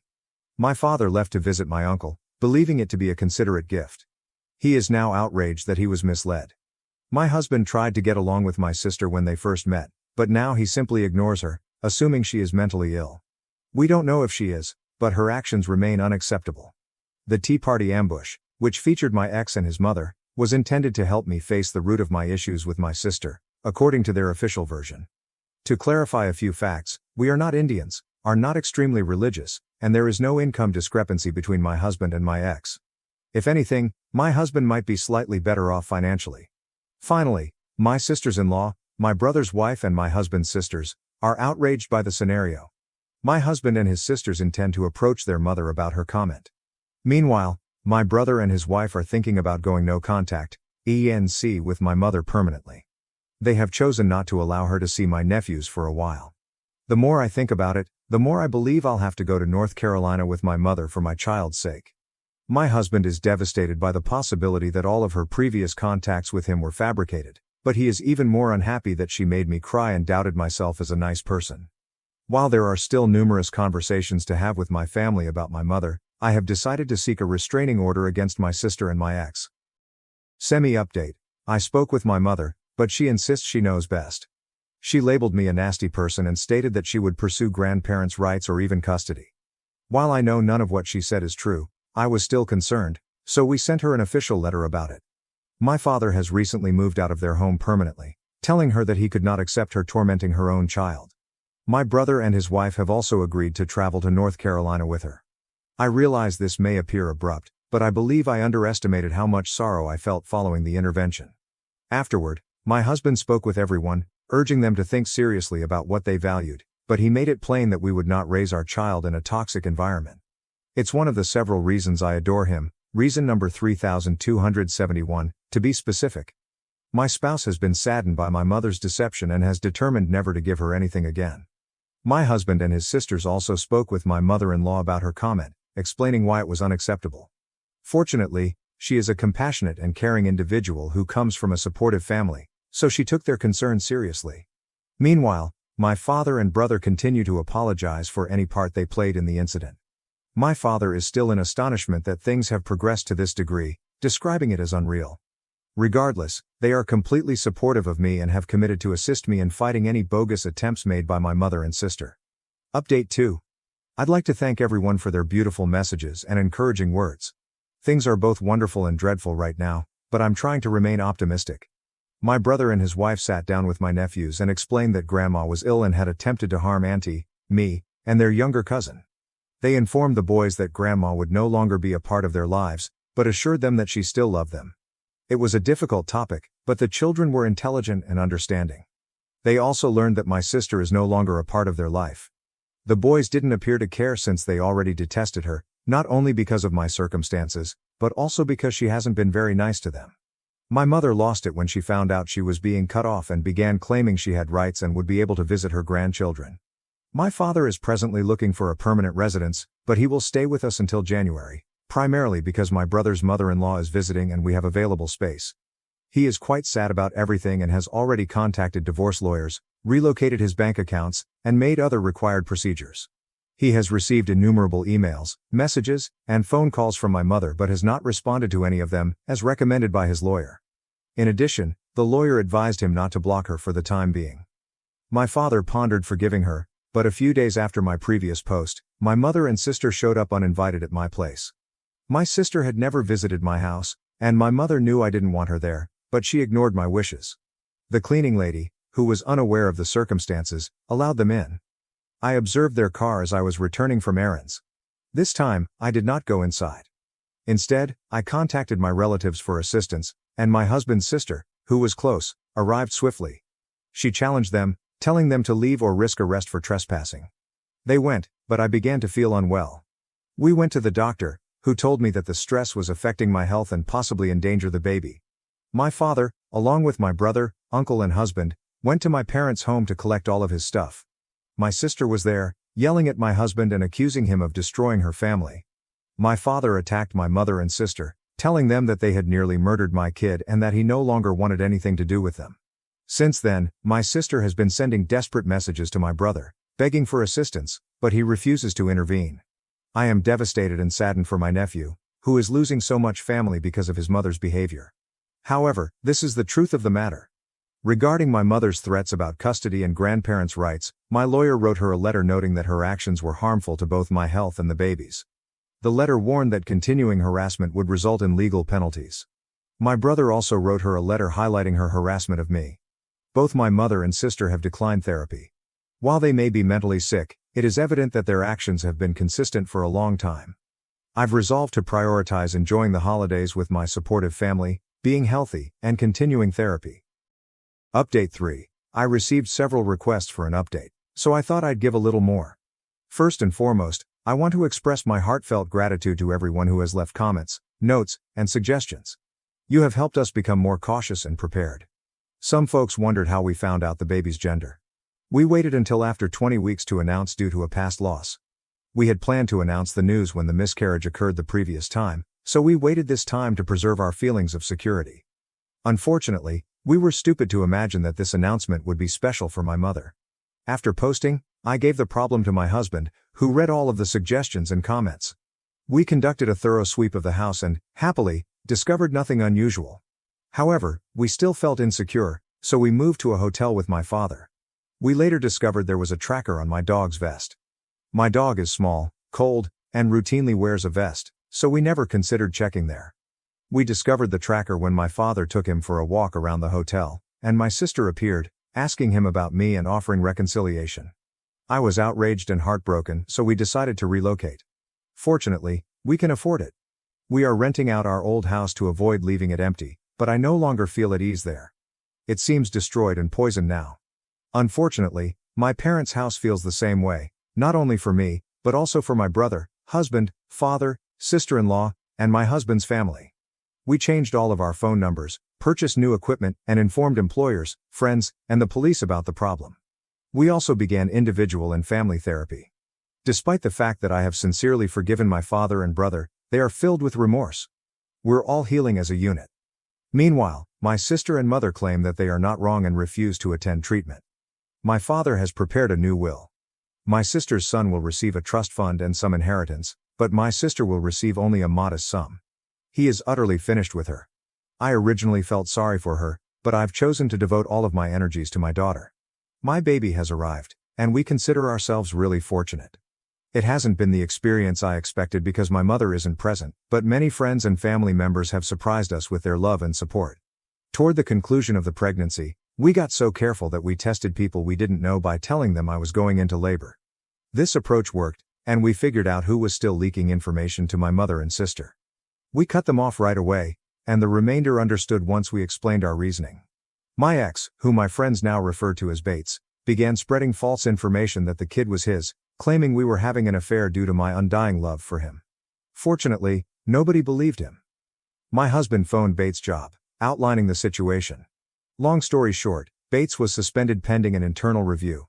I am almost certain he will be dismissed, as his boss has requested additional information and has apologized excessively.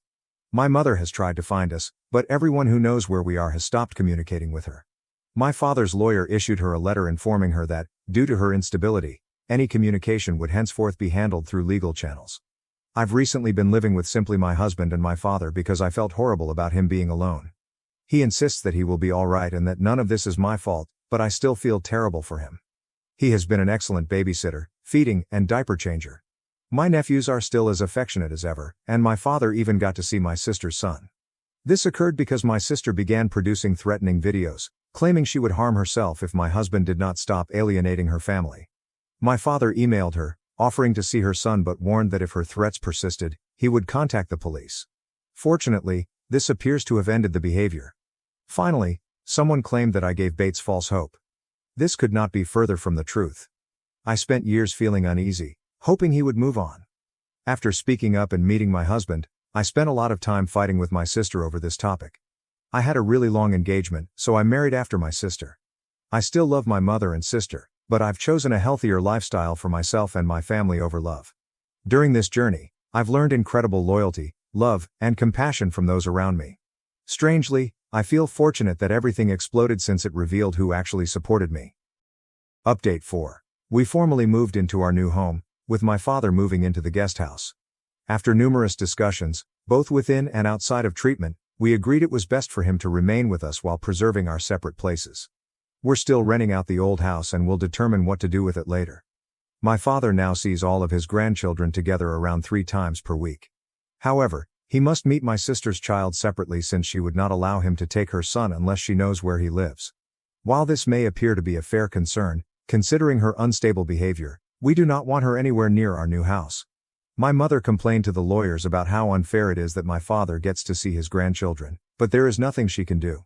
About a month ago, my father made a revelation that made me anxious. He stated that he has been paying for my nephews, my sister's sons, education and babysitting, which is why she continues to allow him visitation. He felt horrible about keeping it from me and didn't want any secrets between us. I assured him everything was all right and begged him not to feel bad about it. On Mother's Day, my father received an email containing a link to an Instagram account. The account included a sorrowful video about how my mother has been abandoned by the majority of her family, and how my sister is a saint for supporting her. It was sad and irritated me, yet I forwarded it to our lawyer. My father filed for divorce in May, and the process is still underway. My mother insists he is in the wrong, but my father has informed me he would rather drink bleach than reconcile with her. I suppose that's it. For Father's Day, my brother and husband took my father out, and they had a great day. My sister attempted to create drama by posting various things online, but we stopped my father from viewing them so he could enjoy the day. They also went camping with the kids, sort of. They booked a hotel suite, pitched a tent in the middle for the elder kids, and set up a little teepee for the newborn. Moments like these remind me of how much joy my baby has given to our life. I'm overjoyed to see my spouse as the wonderful father I knew he'd be. While it is exhausting, the support we have gotten from family and friends makes me really grateful. My sisters-in-law and I now use a calendar to organize activities for the children, ensuring that they are age-appropriate and fun for them. We have also made it obvious to the children that they do not have to spend time with someone they dislike, and that their feelings are important. Right now, all the youngsters are enamored with the infant and have declared themselves her protectors. We've done small gatherings like breakfasts, and family time has become enjoyable rather than stressful. Without my sister present, the atmosphere is much lighter. I know it's horrible to say, but she constantly appeared to drain the positivity from the room. My mother-in-law, MIL, Also enjoys spending time with the baby and typically stays in the guest room once a week. She has been really respectful, constantly asking gently and making it obvious that she does not want to overstep or take the infant to sleepovers. I feel heard and valued by her.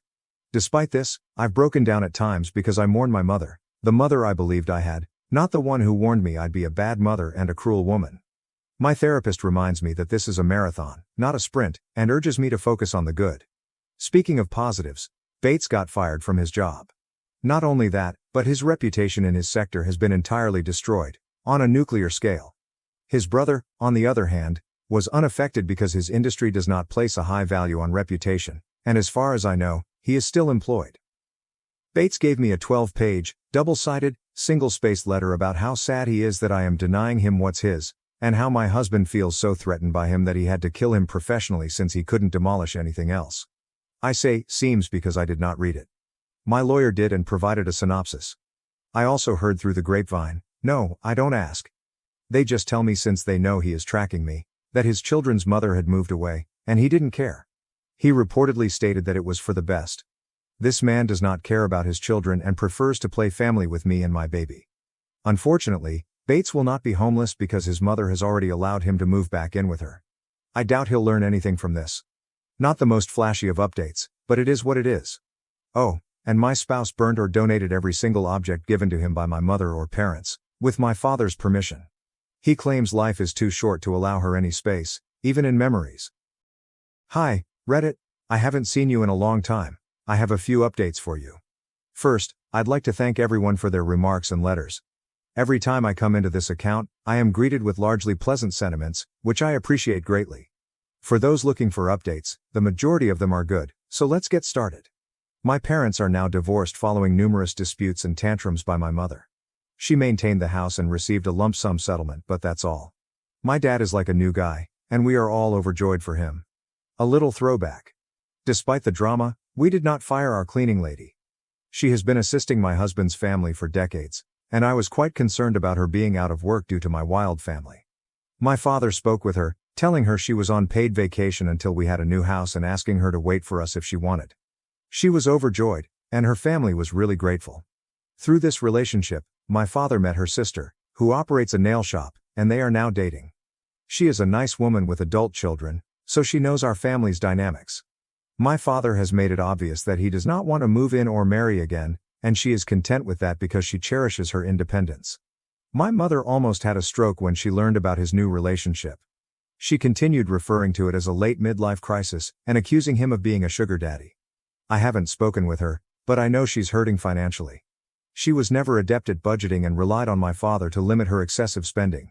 My sister is also struggling now that my father has ceased aiding her with money.